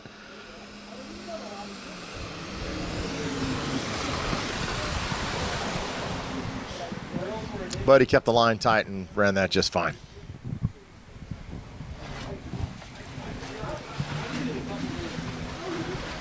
Just kind of do a recap of where Okay. we are. So where we're at now, we've got Mike Robinson and Sam Ingram going at it. That's the fourth match. Then we'll go up here, and we've got Todd Johnson will be taking on Jed Blackburn, who got by Dave Mackey earlier. They had a pretty good battle. That's going to be tough. Jed looks like he's really starting to get his ski where he wants it. Him and I know Dave Miller were doing some changes on it, and it looked really good in that round. So that's our next few up. We should have Mike Robinson coming back in here at his 35 off.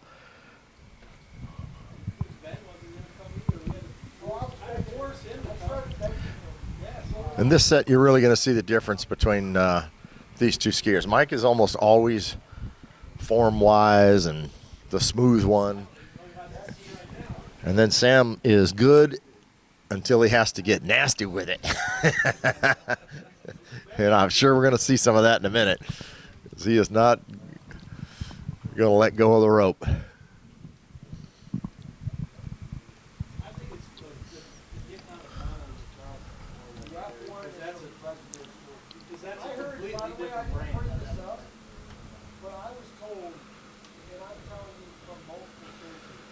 Just a walk in the park in Mr. Robinson's neighborhood.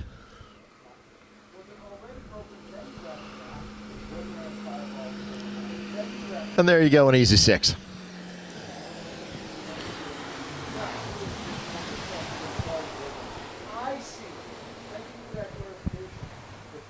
Now the winner of this match is going to take on Dave Miller. So the winner of this match between Mike and Sam Ingram is going to have to take on David Miller. So everybody's got a tough bracket to get through. But you look down here, you got Don Aschenbrenner against Barton rock wall here. Then you got Favre and Manasseh. I mean, those are 39s going down. 1, 2, 3. Bart, maybe. He might knock down the 39 too. So we're going to see some 41 here in a little bit. I got a feeling. We're looking really good. Just got a little bit of head tailwind to keep things nice and calm.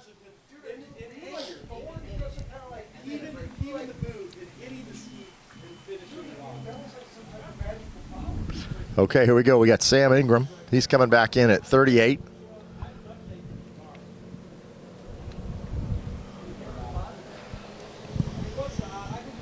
I predict they both run this.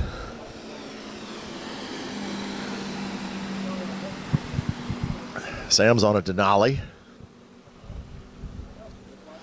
He looked a little funky at the gate there, but oh. Come on, hang on. I think that's 3. I don't know that he got outside that buoy. It didn't look like he tried that hard to get back in. So we'll have to wait for judges to call that. But it's either 3 or 4 at 38. This is a Denali matchup. I just realized that. Mike Robinson's on one as well.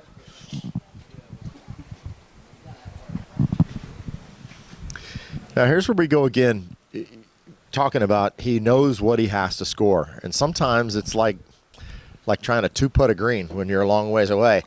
You don't ski your normal 38. You know, I'd say if Mike Robinson's going to run 9 out of 10 38s. But now he only has to get, I believe, 4. Did we get a confirmation? Did somebody say the score on that? It's a radio right there. I didn't hear anything come over it.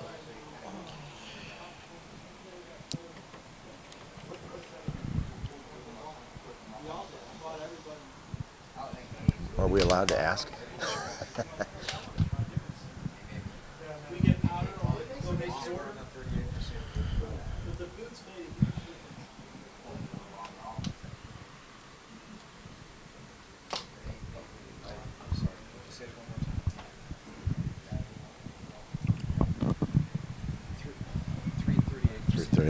Okay, so we're confirmed he did not get outside a 4-ball. So Mike needs a piece of 4.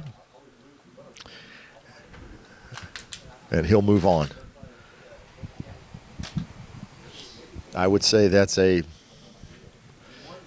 9 out of 10 times. I would actually say that's probably more than 9 out of 10 times that he's going to get by this. So we'll see. But it's head to head. We'll see how he deals with it. So this is Robinson, Mike. Mike Robinson coming back in at 38 off. He needs a piece of 4-ball to advance. He has to win going second.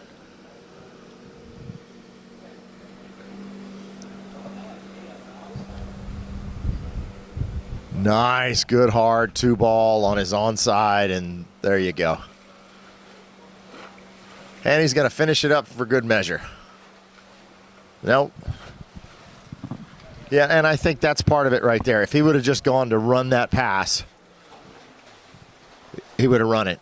But he came off a 2-ball good and hard, and he held on to it, and he knew he had enough. He was just going to get around 3, make a good long pull over to 4, and got the job done.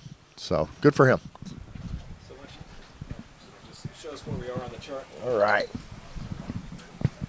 So that was Mike Robinson taking care of Sam Ingram. He gets to move on, and for his prize, he gets David Miller in the next round.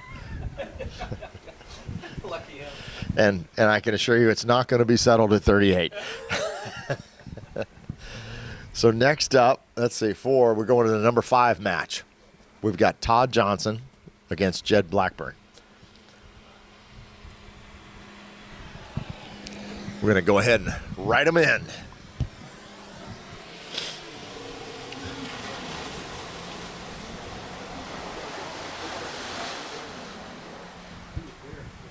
All right, Robinson moves on.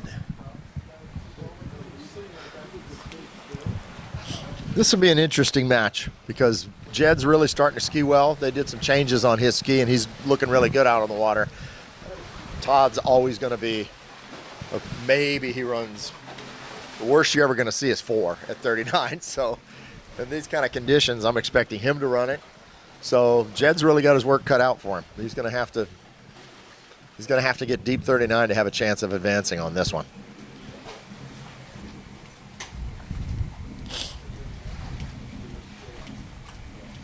What else do we have coming up that's interesting? Don the Beast.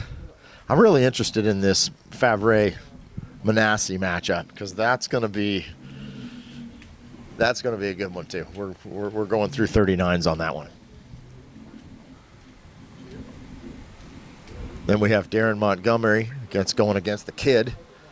Casey Contos he's the youngest guy in the field. He hasn't had any body parts replaced yet. I mean, anybody can ski like that. I got shoes that old.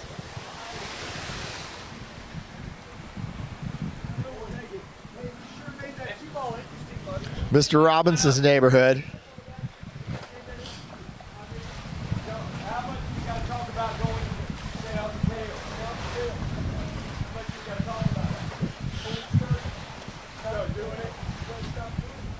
Mike's all smiles now. He got the job done. Lives another day. Hey, Mike.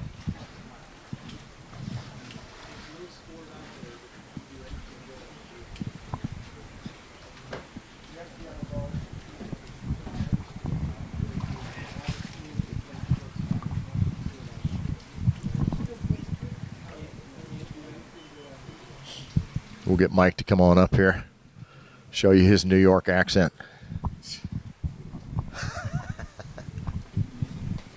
It's Southern New York.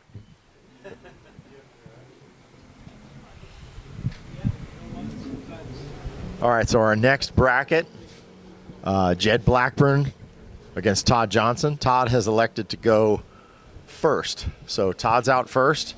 That means Jed will have to beat him. He can't tie him. So here we go. This is 32 off.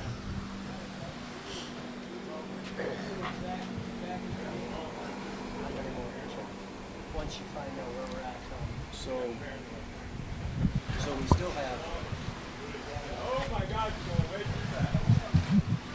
And just a beautiful warm-up by Todd.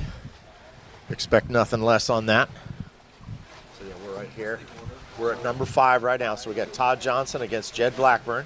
Then we go down to number 6, Don Aschenbrenner against Bart. Up to 7, Darren Montgomery against Casey Contos. And then Favre and Manassi. And then to the top again. And then we're back. Yeah, then Jeremy's number 1. He's still number 1, so we go from there. Yeah. 4 before me. Actually, yeah, 26. Got 5, Miller and Robinson. 6. Yeah, you got 5, 6, 7, and 8. We're gonna upload.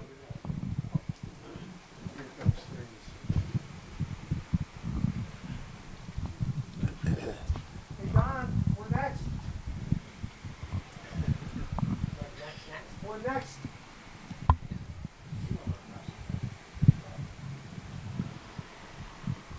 So Don Aschenbrenner is over having lunch, evidently. Nothing like being told you're up.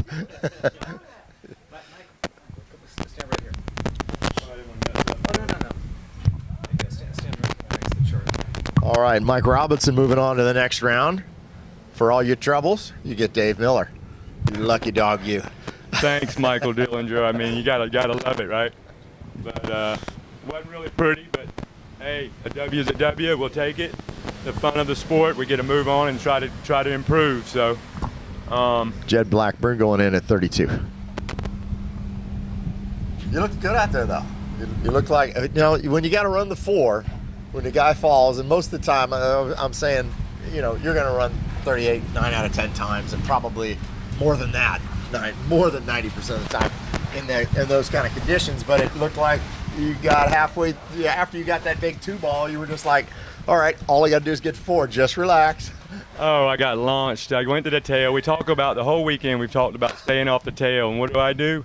Get on the tail at 2 ball, and you know, and I'm a rocket launch to 3 and say, well, this is a good place to blow the tail, and so anyway, so I got into safety mode. But anyway, I was fortunate, very fortunate, and you know, it is different coming from, you know, I train at Trophy Lakes with Adam Caldwell, and you know, we got deep, slow water there. You come here, you know, we had 97-degree water. It's about 5 foot deep.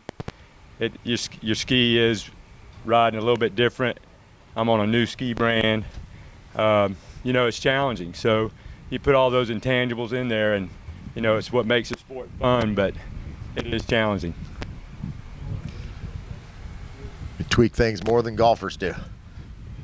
But yeah. All right, we're coming back in now. We've got Todd Johnson.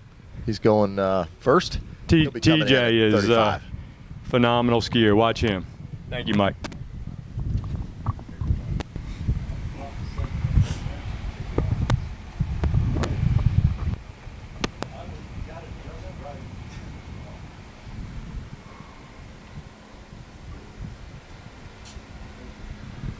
Just a nice, easy rhythm. Never out of place.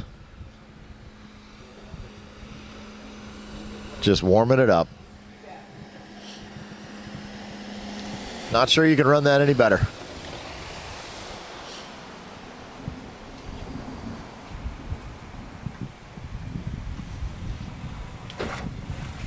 This is exciting.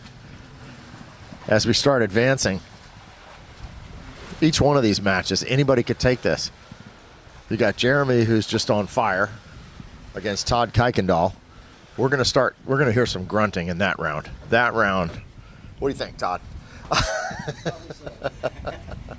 He doesn't start grunting till 38, we noticed. I really didn't know that. Miller had to tell us that. He said, oh, no, not yet. It's 38. That's when he's gonna grunt.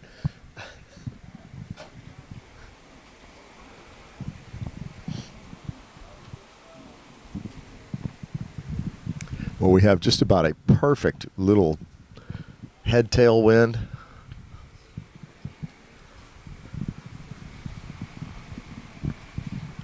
Is it next round maybe 35 starts? Or no, just final 4? It's the final 4.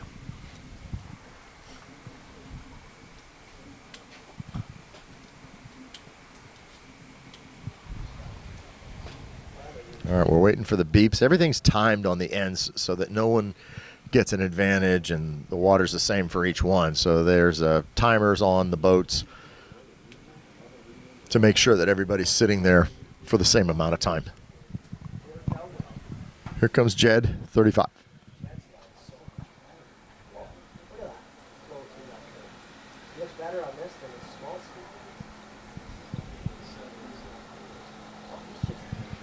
And he's just on cruise control here. Looks really good.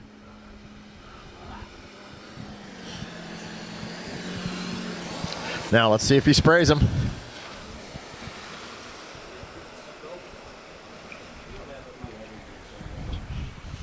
Not a lot of trash talk.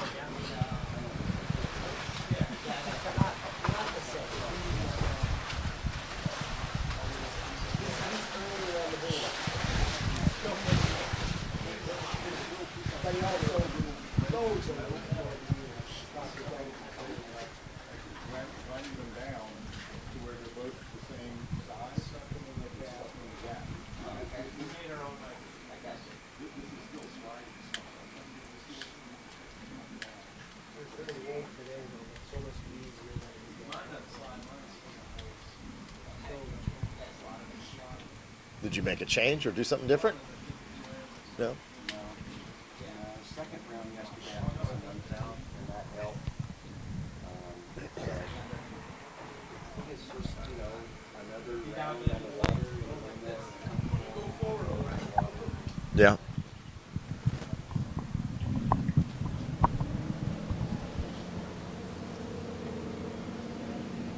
All right, so we'll have Todd Johnson coming back in at 38.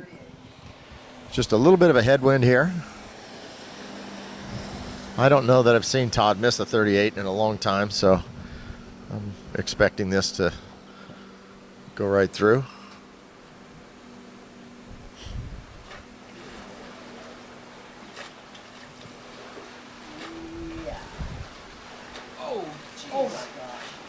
All right, so that number 5 ball made my back hurt, but he threw it and out the gates at 6. I got a little twinge right as he was right there.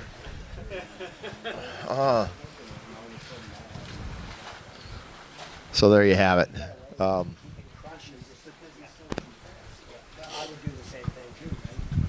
Got away with it, but he was all the way down to 5 ball, so he just needed to get to the next.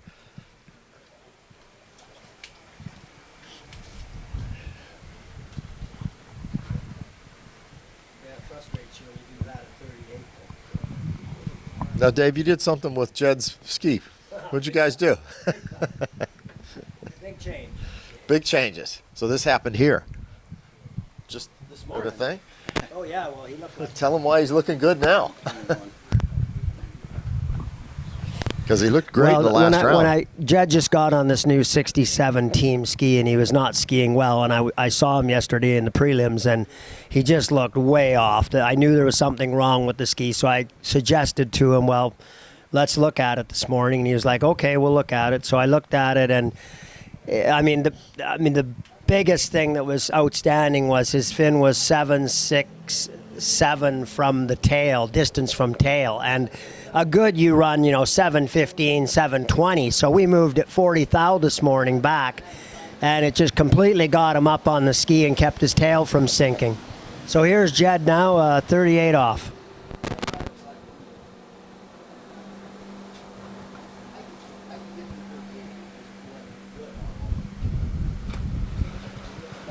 Well, the start off of 1 wasn't great, but the 2 ball got him right back up where he needs to be. And the rest of it was easy. There you go. 38 off. Yeah, much better balance on the ski today than yesterday. He was on the fin box practically.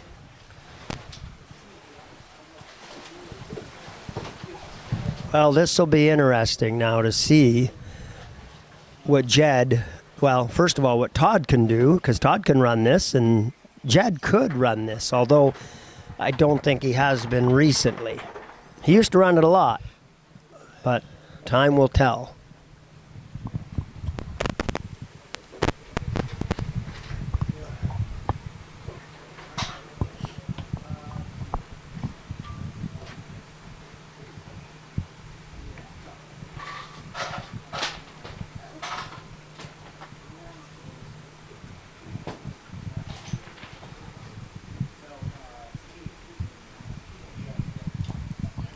All right, they'll be coming back at 39.5. Todd coming in first, and then Jed has to beat him. If he doesn't run this whole fast, Jed has to get at least a quarter buoy beyond what Todd gets in order to advance.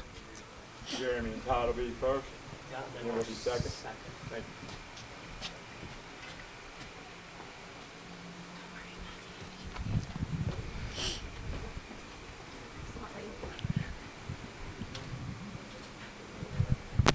Todd Johnson, 39, coming in from the far end of Lake 38.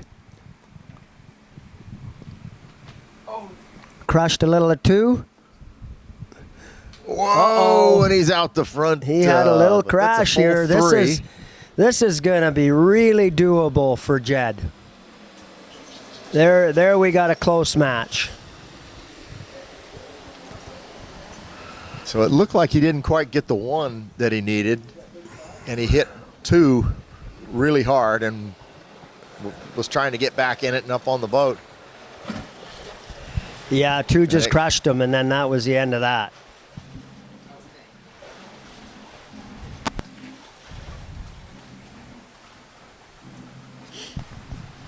And he kind of went out the side there. He did not have a yard sail, though. Not like the old days. We're connected. Yeah.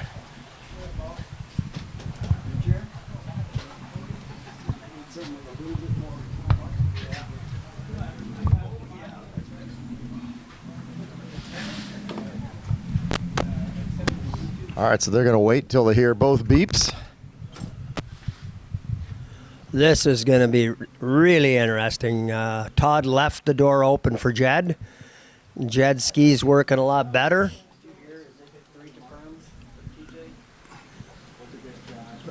I didn't hear if he got a full 3, but I would suspect it was.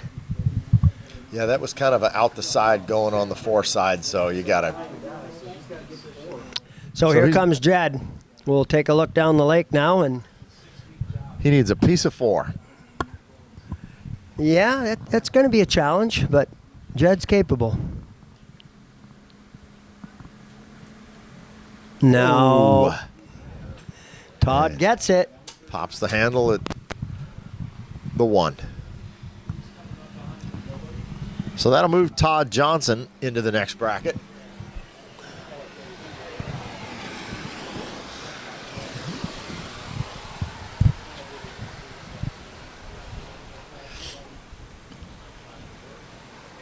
So we're going to write. So who's the next pairing? Johnson. All right, so that was pairing number 4. So now we've got Darren Montgomery against Casey. Nope, we got 6. So number 6, Don Aschenbrenner against Bart Rockwall. Okay, that's going to be interesting.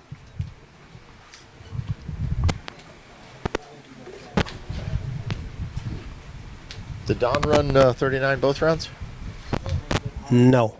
Okay, so he missed 38 second round yesterday.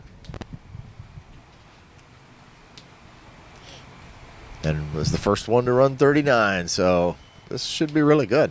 Both of them capable of running 39 any day. Yeah, you said he's against Bart? Yep. No, Bart's not going to run 39. No. No.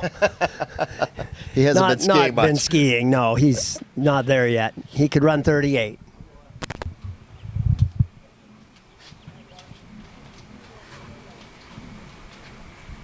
Well, hopefully he can push Don to get past 4:39, make Don run it. Exactly. Let's hope he does. He just hasn't been yet this weekend. 38's kind of been his limit.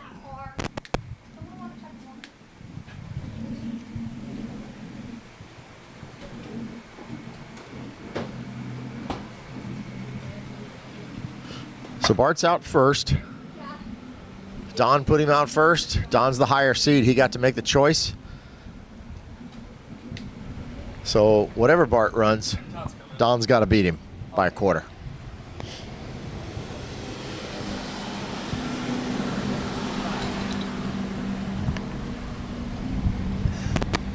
Well, let's watch Bart, and then we'll get Todd Johnson up here for a interview. Todd.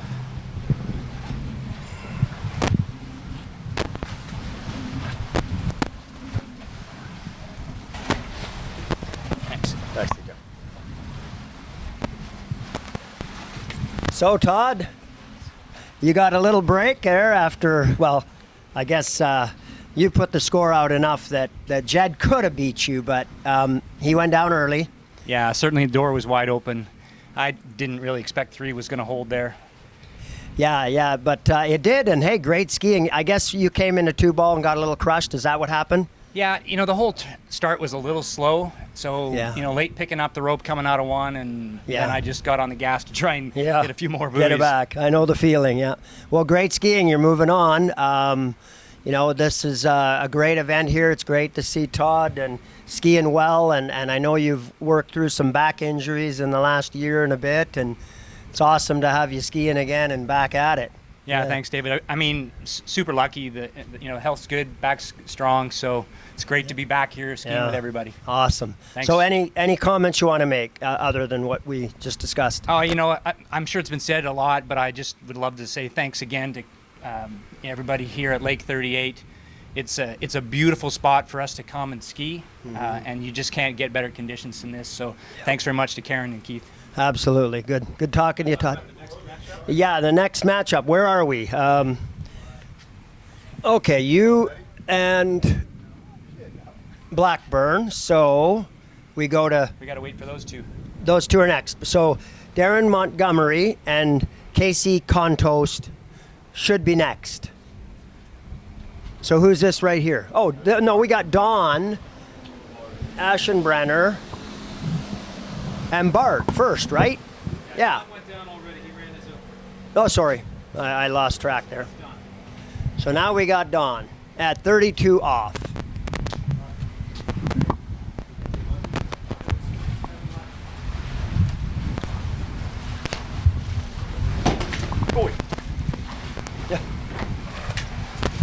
Good pass for Don. Michael, how'd you feel out there? Everything good? Well, it's funny story on observation there.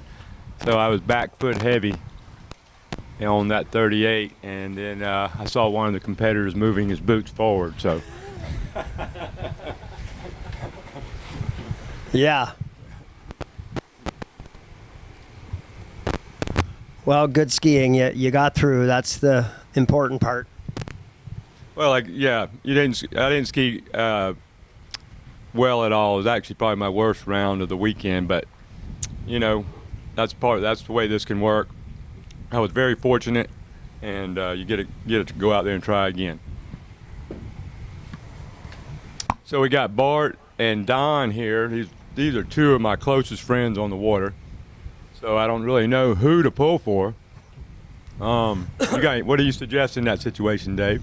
Well, I mean, we know Bart hasn't skied much this year, and he's been, getting through 38's been his hope, and we know Don is, can run 39. So, I mean, Bart's going to have to get real lucky to pull this one off, I would say. Absolutely. I mean, Don it's been crazy watching him ski and excel. So here we are with Bart at 35 off. Got a little tailwind that kicked up. A little slow good, out though. of 3, a little slow out of 4, but high handle at 5. Oh, he was feeling He did that. it with a little slack out the gate. I mean, the wind. We've had great conditions all weekend, and now we have a little bit of wind coming up, and it's just amazing to. As Bart says, I ski at Trophy Lakes, and he calls it the laboratory. Yeah, exactly. And I see Todd Kaikan Doll over here, and I always Todd and I are in the same group a lot of times, and I see the wind come up at the big tournaments, and I say, "Dadgummit, he skis in Oklahoma, and it's always windy there." I mean, and then you got Tim Houston. He skis at 7 in the morning. And he's been skiing for 45 years in the Nationals. I mean, our group, it's just a tough group, Dave. Yeah, you're right. Everybody's a great skier here. So Don is one of the exceptions as he's gotten, literally better from 50 to 60. It's amazing. So the people out there contemplating hip surgery, I think Mike Dillinger and Don both have had hip surgery, and both those guys are able to run 39. So that's if it's keeping you up at night and you're worried about whether you'll be able to ski, just talk to them. Okay, here's Don's 35. Got to run this. Bart just completed all 6. He's just so light on the line, Dave. I watch him run 38. And I feel like I've got a lot of load on the line. I watch him run 38, and it just doesn't look quite the same load. What do you attribute that to? Well, personally, I think a lot of it is ski setup. I mean, obviously, being in the right body position and doing the things you need to do in the course are helpful. But, a person, if their ski's not set up right, you can't get the ski or your body to do what you want it to do. So it's in my opinion, a lot of it is to do with setup.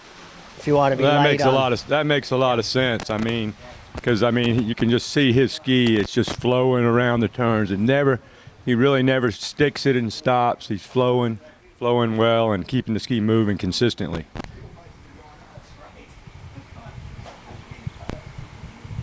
Funny that Dave Good built that ski for Bart, and it was a little bit small for him, so Yeah. he said, "Well, Mike, go ahead and get rid of that for me." So I had it at the house, and Don calls me up, "So you got that ski?" So that's what he And, you know, Don's been running a lot of 39s on that ski. And that's a little ski. That's a 67. I mean, he gets it to work because he's got that whisper fin on it. But, I mean, personally, I've skied on the 67. It just feels tiny to me. Not a big enough ski for me. Well, he's about 145 pounds, Dave, and one solid piece of muscle. Yeah, here we have Bart 38. So Bart needs to run this. He's got a headwind. This is good for him. He's got a great little ripple here and headwind that can help him put this. Oh, beautiful. One Come ball. on, Bart. Come Good on, Bart. Two. Come on. He's in it. Yep. Come on. Come on. Don't he pulled it off. Yeah. Good job, Bart. What a competitor. Not that many sets, and I've watched him, you know, he's another testament of coming to these events. I convinced him to come to these 34-mile-an-hour events maybe seven years ago. He really couldn't hardly, you know, he would run 38 maybe in a blue moon. Yeah. And it's just helped him with his knowledge, his ability levels went up. I mean, it's just, so that, like I said, that's, you got to get, what do the athletes say? You got to be a part of it to improve. Well, that's right. I try to encourage my friends to come to these events, and even though they, you know, might run mid 38, but you don't get better if you don't ski with us in these events. You know, come to these events, come to the tournaments, and you see, you learn, you say, hey, I can do this. These guys are doing it. What do I got to do? And you just grow quicker. Absolutely, and it's a tremendous. You know, it's a great workout, great camaraderie group. Okay, well, I think Bart's making it. He's making it interesting. Yep, he's pushing Don. You know, Don's got to run it.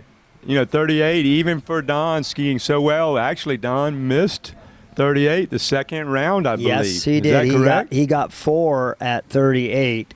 He just stuffed the tip at 4-ball and was done. Man. So anything can happen here. Oh, actually, the wind settled a little bit. But he's still got a nice little ripple and breeze for 38. I mean, it doesn't get much better than that. This is our yellow jersey. He was asking me for a yellow jersey last night. He wanted that. He is our defending champion. Pretty good one. Very light on the line. Little hitch there at 3, but nothing major. Good 3 to 4. Good ski speed. Oh, he bangs 5 and gets out of it. Yep, looks like that one's down. So now we got to get into 39 to settle this battle. Okay, well, Bart has probably skied, I believe, 0 39s this year. We got him through his first 38 in practice.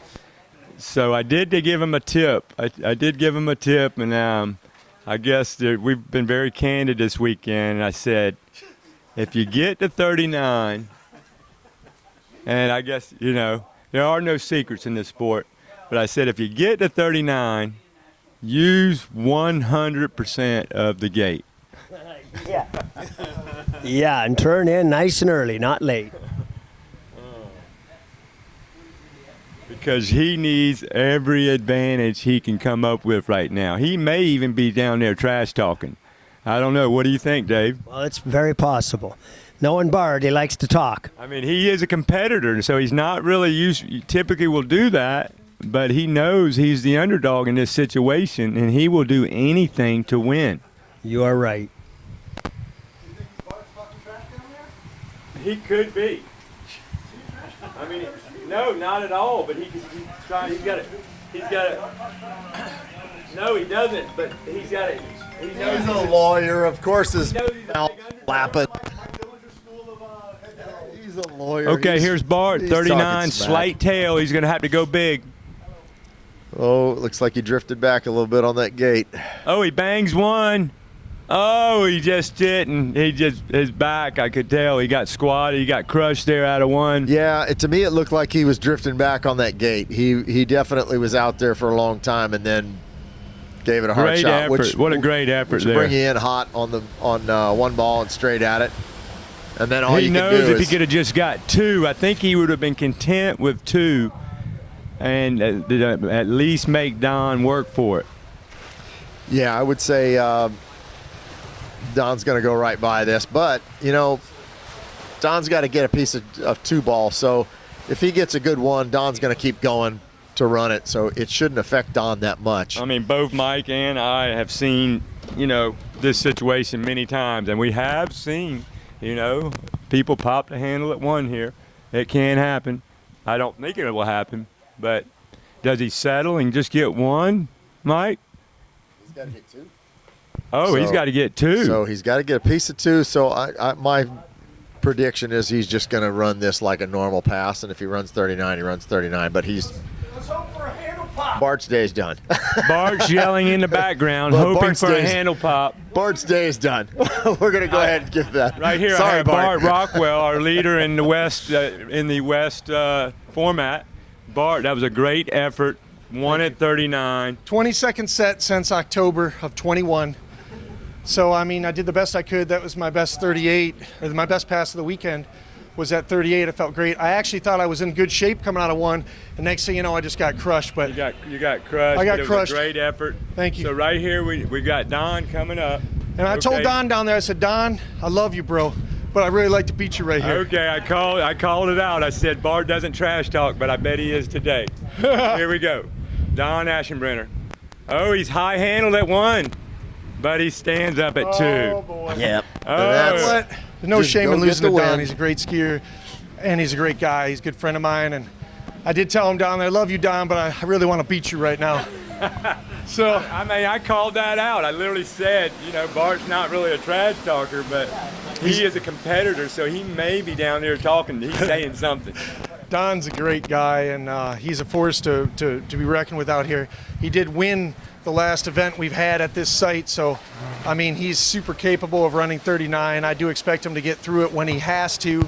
But I just have to say for myself, you know, I felt good out there. I'm so blessed and pleased to be associated with this tour, this group of people. They're all such good people.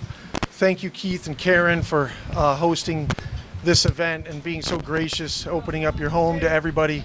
We made great friends with the Al Britons, and then we've also all become, you know, I think better friends traveling together and doing this type of event. I mean, like I said, you know, it was up to us. Mark Shaw, God rest his soul, he was a great guy and such a proponent of this format. He understood the difference between a tournament and a competition. He knew that, you know, when the rubber hits the road, it's all about competitions. Name one event that matters in this sport that's not a competition as opposed to a tournament. And so he knew it, and after the big dog fizzled out, I called him up. I said, Mark, let's put this together. We can do it. He helped, and then tragically passed away. He spearheaded this whole thing with me, and he was awesome. Now you and TJ have stepped up to carry this on, and you've provided the Coliseum for us older gladiators to battle. So thank you so much, and it was a great event. Here we go. We got another. All right, guys. Great ski. We've got Darren Montgomery coming in at we got 32 Darren off. Montgomery, Team Denali. This matchup's got I mean, Darren if you want against to watch Casey some Kontos. technique, this is one of your 34-mile-an-hour skiers you want to watch. I mean, if you want to study, there's certain people you want to study, and this is one of your guys. So we got as Darren far as I'm concerned. taking on Casey. So And after that, we'll have Ben Favre against Mark Manassi. Boy, that's going to be a battle. We've moved Aschenbrenner into the winner's bracket. He goes by Don now because I'm not writing out that long name. It's Don. Let's call it Don. Who do we have right now, Mike? We've got Darren Montgomery. He's from West Palm, Florida, against Casey Kontos, Indiana.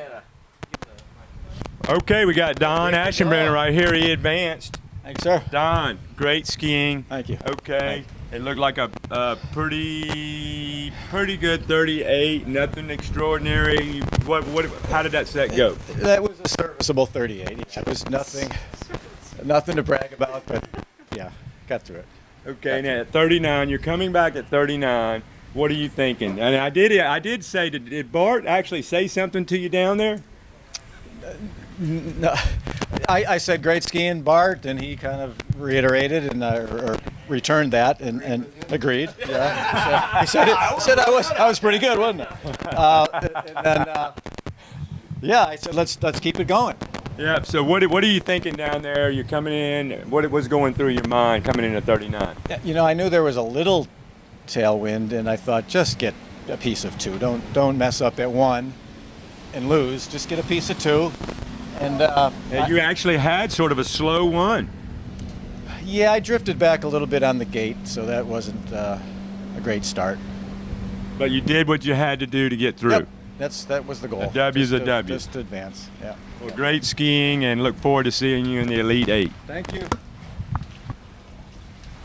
And we're going to have to get that yellow jersey for Don. He may want 2 yellow jerseys after this event. Oh, I'm done. I'm done. I'm up, baby.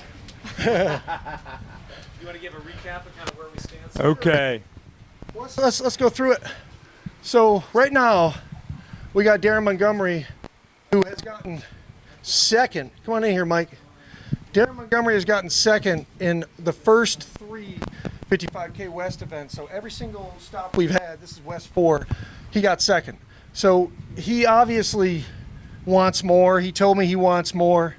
Now, there's some intangibles there. You know, Darren is not quite at full strength. Correct. So, and he's going against the young gun. Casey a young gun that can run 39 on demand here. Oh, yeah.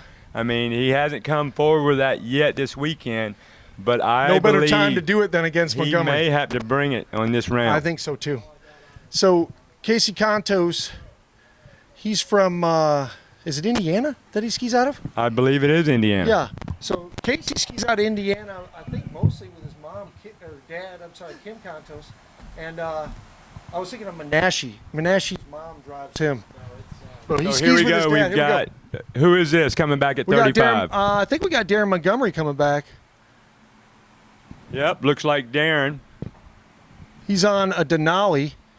What model is that, Mike? That is the C85. That's the latest and greatest from Denali Skis. Talk to Adam Caldwell, Adam Cord, and they will hook you up. Yeah, they have a website and everything else. But Darren, man, he looked good right there in that tailwind. It has picked up a little bit. I mean, it's not much, but it's probably 6-7 miles an hour out there, depending on the It moment. has been a little bit up and down. It's probably been as much as like 10, 12. Oh, yeah. And you feel it on the first 3 buoys on this end. The other end, not as significant. Right. And on my 35 off coming back this way towards the start dock, it picked up enough to where at 5 ball, I didn't get the ski to hook up. And then I had to do a little rodeo ride out the gates there at 35. I mean, that was a little wake-up call. Oh, yeah. That will wake you up for sure. Oh, well. Okay, so here we now go. We got Casey. Contos. Like I said, Casey hasn't really, skied quite to his ability level this weekend. But we know he's not sore because he's too young and rubbery to get sore. I mean, we're crusty and old. Like, I mean, you know, how would you like to be we're like, 38 what years is it? old right now? Or how? I mean, I don't know how old Casey is. What's your? If you had to pick one age, what would it be? If you're just gonna be it forever, what would be the age? Oh, that's a good age. 40, 38, 38. Oh. Wow, that's a pretty good age. 38, pulling out.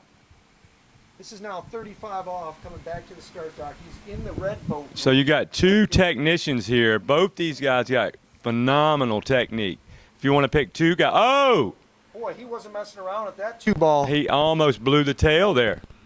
Ooh, now Little it goes high to, handle. Now he goes to the tail with a little tip rise. Just not quite at home there. Not exactly what he wanted, right? I mean, that's now. So right now he's thinking to himself, What am I doing? What is going on? Yeah. So, whatever his heart rate was It before just that went pass, up. I bet it went double? up 30 beats You per were minute. to say 30? I mean, maybe 50. He might have went. He could have doubled it. He could be 100 to 200. I mean, when you when you almost blow the tail, and then he gets to the 4 ball, so he almost blows the tail at 2. He gets to 4, and he decides, well, I'm not going to blow the tail. Now he rides the tail, and he's got the tip way up. He barely gets out the gates at 35. Now, this is a guy that can runs 39. I've watched him run 39 here many times. Well, how many times have we seen, and we know the names, we know the events, some of the best skiers in the world miss 35 off? We've seen that. Everybody knows it can happen. I mean, I've seen pro skiers miss 32 off. It does happen. Oh, of course. I had one guy come up to me who's, been in the sport forever. He said, you know what? If you haven't missed your opener, you haven't been in the sport very long. He goes, I miss it usually about once a season. But we don't want to really talk about that. No, we don't. We want these guys to. Okay, so now we're going to get serious. The wind pretty much died. We've got Darren Montgomery.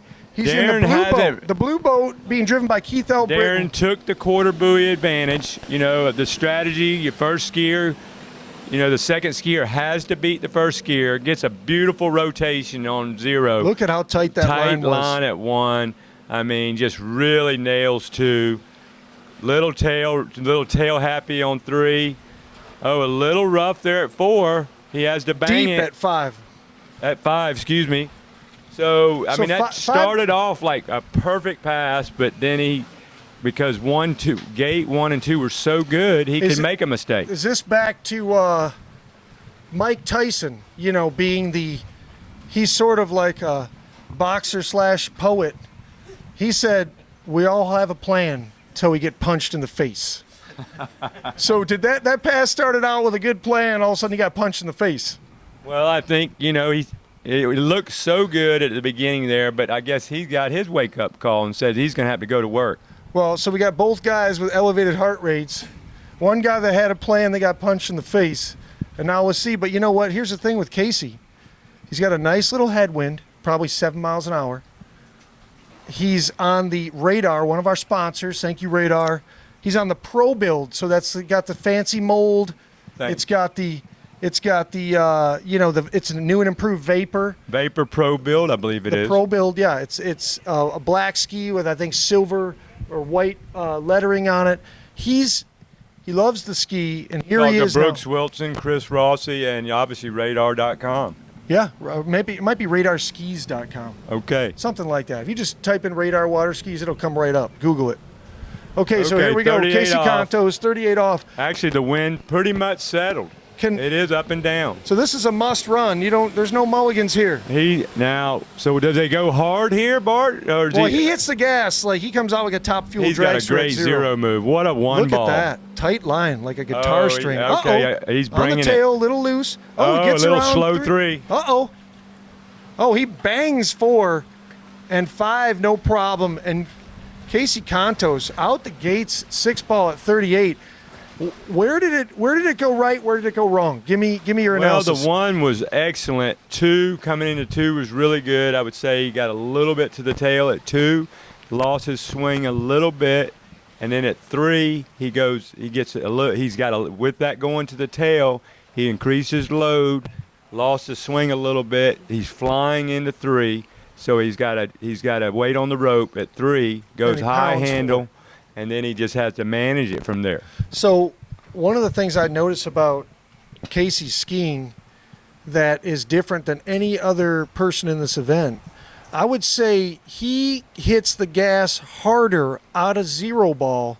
And what I mean by 0 ball is when you pull out and you're gliding, that first turn in you make through the gates, would you say he hits the gas harder than anybody? He's got a very quick 0 move. So he's like a Tesla. Everybody else is in like a diesel truck. Well, Darren actually has a very similar 0 move, but his is more gradual. It's a continuous movement. So what Casey does, he gets out there at 0 and he makes a quick move with his hips and feet to get the ski to rotate.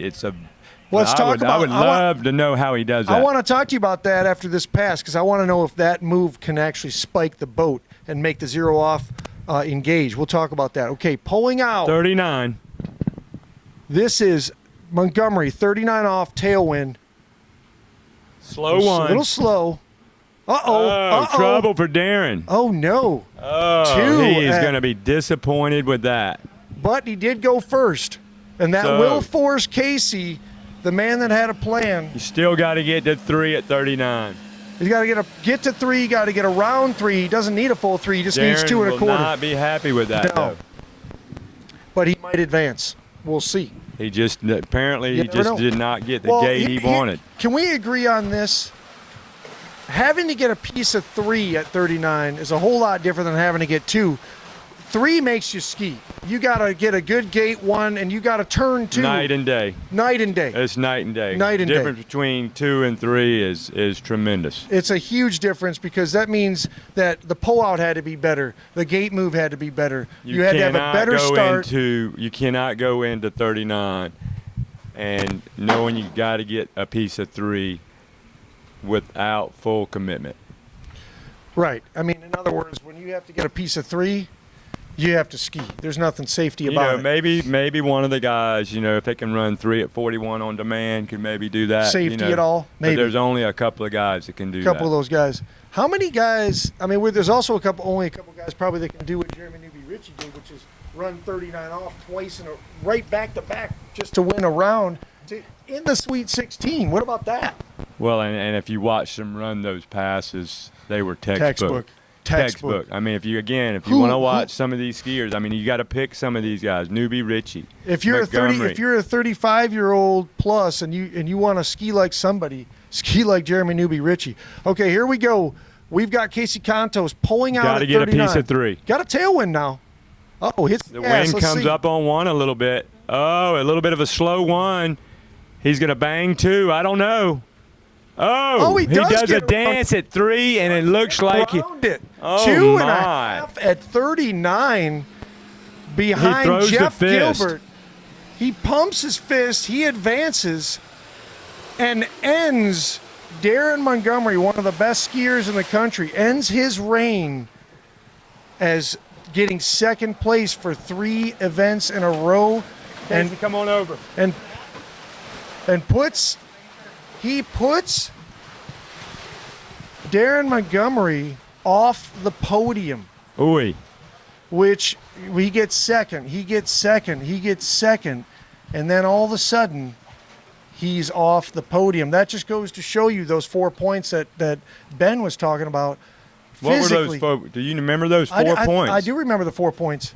Let's talk about the 4 points right after Casey this Contos. interview. Congratulations, Casey. Way to go. I think unofficially that was advanced. I'm sure it's official. 2.5. Great skiing. Hadn't heard it, but Do we have? Did the Do we skier have an official advance? word? Let's get an official word. I'm sure it looked great. Great skiing. You had a lot of pressure on you. What were you thinking coming into 39 there? coming in to try to get 6, not a piece of 3, even though it looked like it. It was just trying to get a good start to run it and try to get 6. But how was your 1 ball at 39?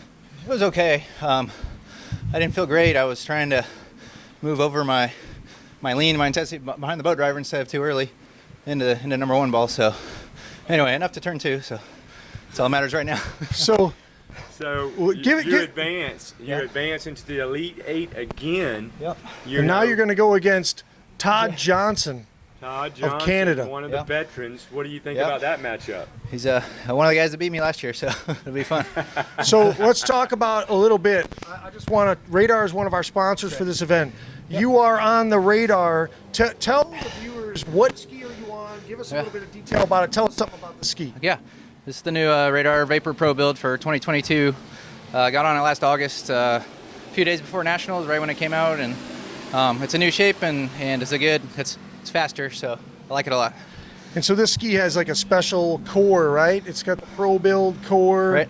It's got, the new and improved vapor bevels. Yep. It's all made out of. Story that you got on that ski right before the Nationals. Yeah, last yeah, year 3 and sets. Went out and won the MM division. The coveted men's masters. Yeah. I texted you right after, didn't I? And I told you, well, that's like the holy grail for 34-mile-an-hour skiers. It was fun. It was Next stop, World Championships. How 35 plus. How long before the Nationals did you get on that ski? I had 3 sets on it. It was a matter of days. Three Kind of choppy. sets? Yeah. 3 sets. 3 sets, and then That's skied on it. almost in the league of Ben Favre. Yeah, I almost did. Getting on a ski and just, during the event and winning. That's I mean, that's a pretty good. test mean, for radar skis, I mean, that's pretty awesome. Yeah. You're on. It looks like a standard. Is that a regular standard radar fin? Yeah, right. Yep. That's a radar fin. Nothing fancy. A normal wing, and you're on T-Factor front and back boots. Those are D3 T-Factor boots. Yep. So that radar, obviously, you've got the ability. You work hard. You've got a good job. You could go out and get any ski you want, but this is a ski you think is going to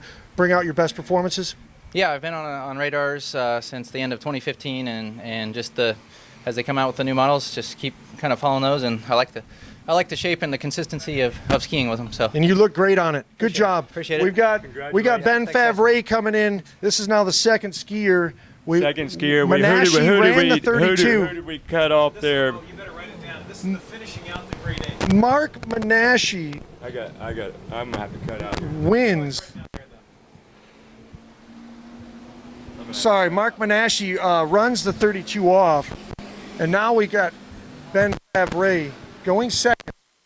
Beat goes first with Keith Albritton.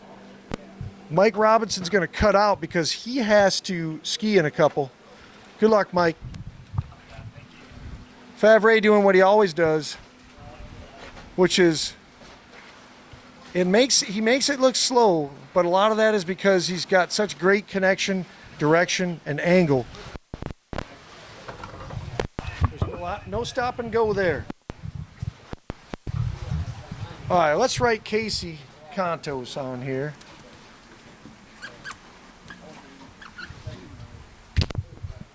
Great skiing from Casey. So we are in the final pairing of the Sweet 16 in order to get to the Elite 8. We've got Ben Favre, who's been in the sport forever, great athlete. We talked about him, men's Masters basketball player. He was down to a 4 handicap in golf. He's playing 4-5 tennis, and he's won every 34-mile-an-hour event that matters. This is a guy that is a great athlete. Going against Mark Menashe, who won West #1, calling that the greatest win of his career. And here he is, Menashe, who I talked about before. He's from Arizona. He's used to being in super hot conditions, but not the humidity like we have in Florida. And here we go. We got Menashe coming back.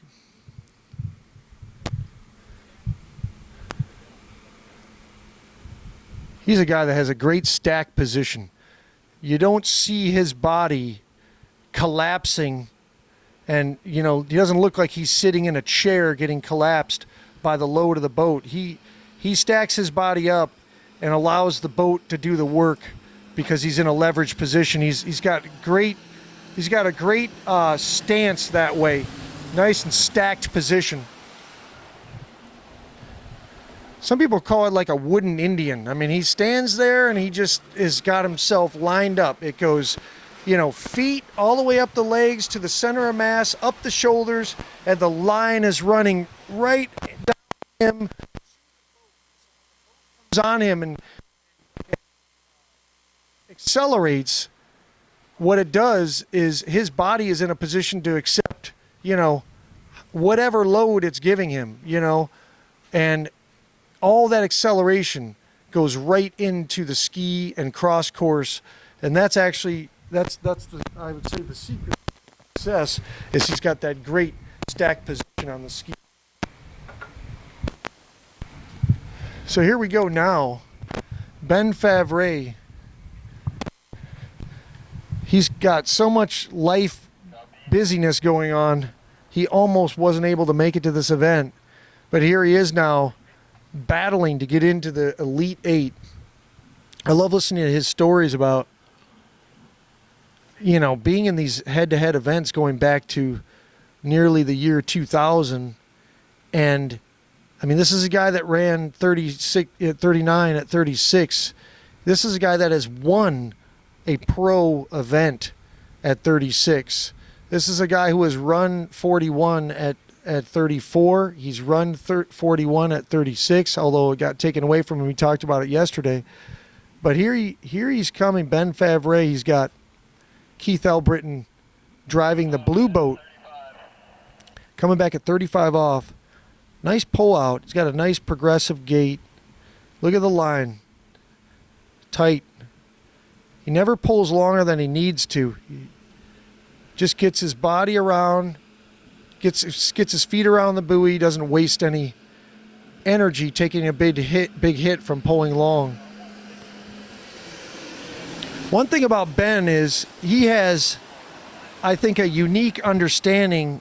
Miller might be the only other person here, or potentially Jeremy Newby Richie, has a unique understanding of how to pace yourself through these, what end up being potentially 6-round events.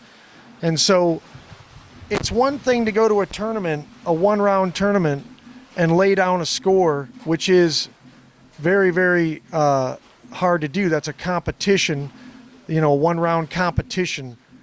It's one thing to do that, but when you have to compete up to 6 rounds, and every time you have to beat the other person, you have to pace your energy.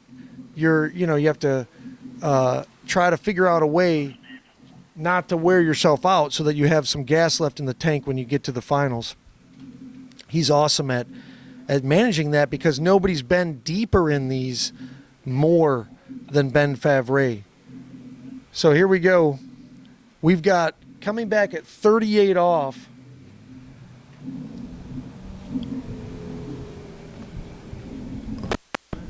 Turning the island, we got Mark Menashe, winner of West number 1.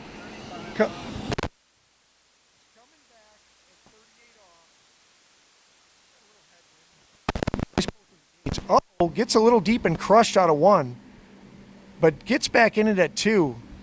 Look at this. Some anger now. 3-4 solid, bangs 5 with a little tip rise, and you know what? 6. So it just goes to show you at 38 off, when you're at that level, you can make a big mistake, and as long as you don't panic, you could still run that pass. I don't know that you can make. There are a couple guys that can make big mistakes and still get through 39 at 34 miles an hour in this 35 plus group. But a lot of the guys can make a big mistake and still get through 38 as long as you're patient and you don't push the panic button.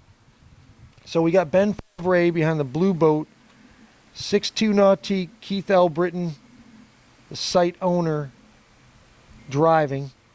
We're using SurePath. We've got Roger, our TC, has been making sure that everything is functioning perfectly. We saw earlier in the event, Jeremy Newby Richie ran 39, and one of the SurePath freaked out, and he ended up having to run it again to win his bracket or his pairing, and he did win it. They went out and recalibrated the SurePath, and now it's running perfectly. But that just goes to show you, this is as real as it gets. It's sort of like the UFC. I don't know if that's trademarked. Are you allowed to say that? This is as real as it gets? Maybe they charge money if you try to say that. I'm not sure, but this is as real as it gets. So here we go. We got Ben Favre coming around. 38 off. Nice controlled pull out. Progressive gate move here. Look at that line. No panic. Tight as a drum. Turns 2, little tip rise. Gets a nice turn on 3. 4 ball, much better than 2 ball. Did just what he needed to do at 5, 6, and out the gates. That was solid. Solid skiing from Ben Favre. And here's the reality of it. Both of these guys, if either one of them misses 39, it's a disappointment. I mean, these guys are expecting out of themselves to run 39 because they do it on the reg. They're doing it all the time. Ben's been running Ben's been running 39 longer than I've been tournament water skiing. I mean, he's just been doing it going back to, for sure before, even perfect pass probably. He's been running 39 since the hand throttle days, no doubt about it. So that's the first beep. We got Michael Robinson getting ready for his pairing. He's in combat mode. So right now we're on the 8th pairing. And if you look at the list, ski order 25 is going to be the first pairing, which is Newby, Richie versus. So here we go. We've got a 39 off out.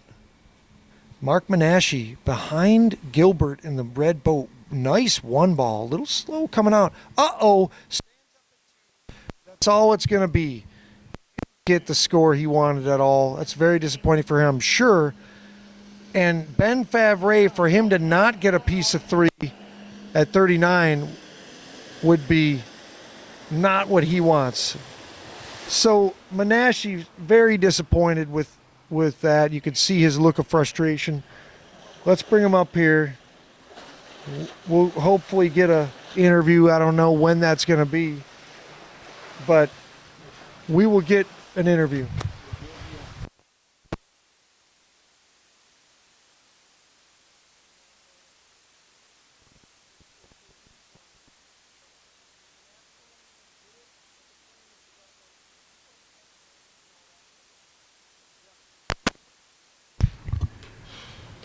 So, Kaikan Doll getting ready for his pairing. He's up soon against Jeremy Newby Richie.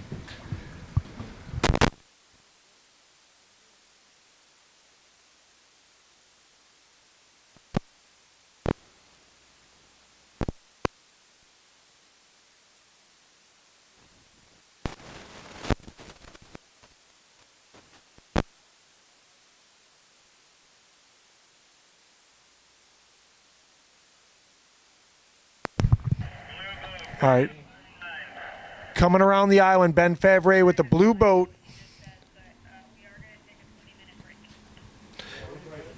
We have Ben Favre pulling through the gates, smooth as silk. Oh, look at that. He gets a pretty good one, bangs 2, and does get around 3, but not any more than that. It looked like he got around 3. Oh, he scores 2.5. 2 1/2. Okay, so Ben Favre does just enough to advance. I know that's not what he wanted, but he squeaked it. He was down to 0 margin. That was interesting because, I mean, it was just like he just squeaked around 3, knew exactly what he had to do. All right, Ben, come on up and Okay. We're going to interview Ben Favre. We're going to interview Ben Favre, and then we're going to take about a 15-minute break is what I'm hearing. I'm told it's 20 minutes. Okay. We could probably do a little analysis before we get back up and running, but there will be a break, give the boat drivers a chance to, maybe grab something to eat, go to take.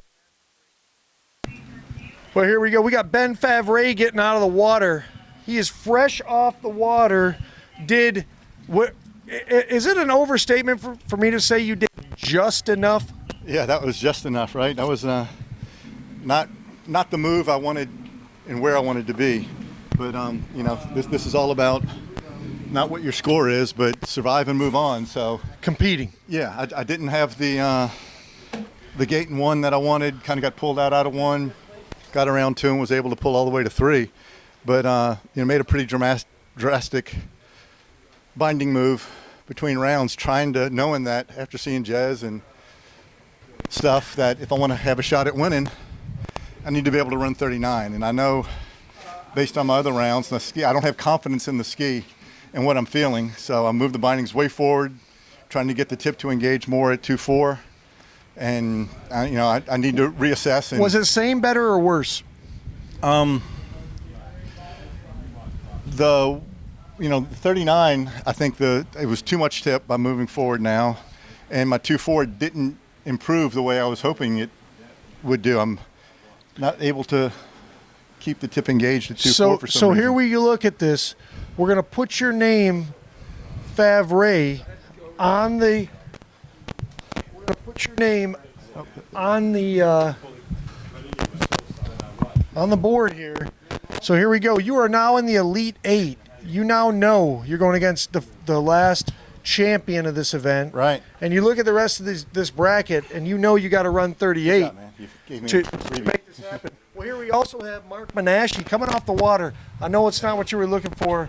Bring us through it. Like what happened out there, and what were you trying to do, and what ended up happening? I was trying to beat Ben. Trying to beat Ben is such a tall order. Yeah, it is. 38 felt real good. Actually, this round I probably felt the best of all weekend. I have a little bit of trouble, and then I had my confidence up for sure. The 38 felt good, and I sat down at the end. I knew exactly what I needed to do. Pulled out. I drifted in quite a bit, and then I thought to myself, well, my gates are always narrow. It's not really a big deal, So I kind of went for it. It was fine. I did good handle control at one, and be honest, I really don't know what happened. All I know is I didn't get three. I knew I was in trouble. You put him in a position where he had to actually ski the pass as opposed to just get two, because there's a big difference between getting around 3-ball at 39 and getting two.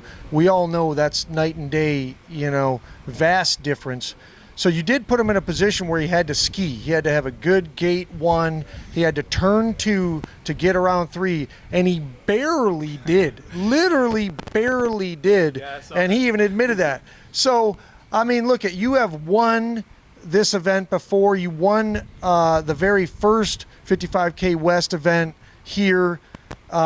You've had, tremendous success, both, at the national level, at the championship events like the nationals, and you've had a ton of success here. I know you wanted more out there. Who doesn't want more? We all want more out there, but obviously, you are a force to be reckoned with out here in these head-to-head cash prize events, at the 34-mile-an-hour events, and chin up. Same thing I would say to one of my kids after a disappointing ski race result. Chin up, and you just come back to fight another day. As long as you don't get hurt, you can come back and fight another day. And we're looking forward to seeing you at Swiss. I'll be there. Put on your competition hat. You'll come there with the bootlaces strapped up, ready for battle, I'm sure.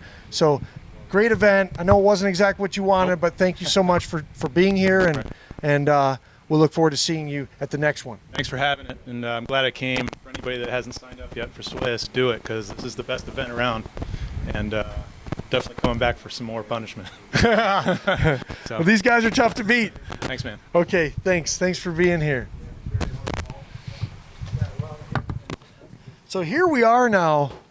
The bracket is heating up. We basically have, what we really have now is every guy left in the Elite Eight is extremely capable of running 39. I would say half of the Elite Eight we would expect to run 39. So that's saying a lot.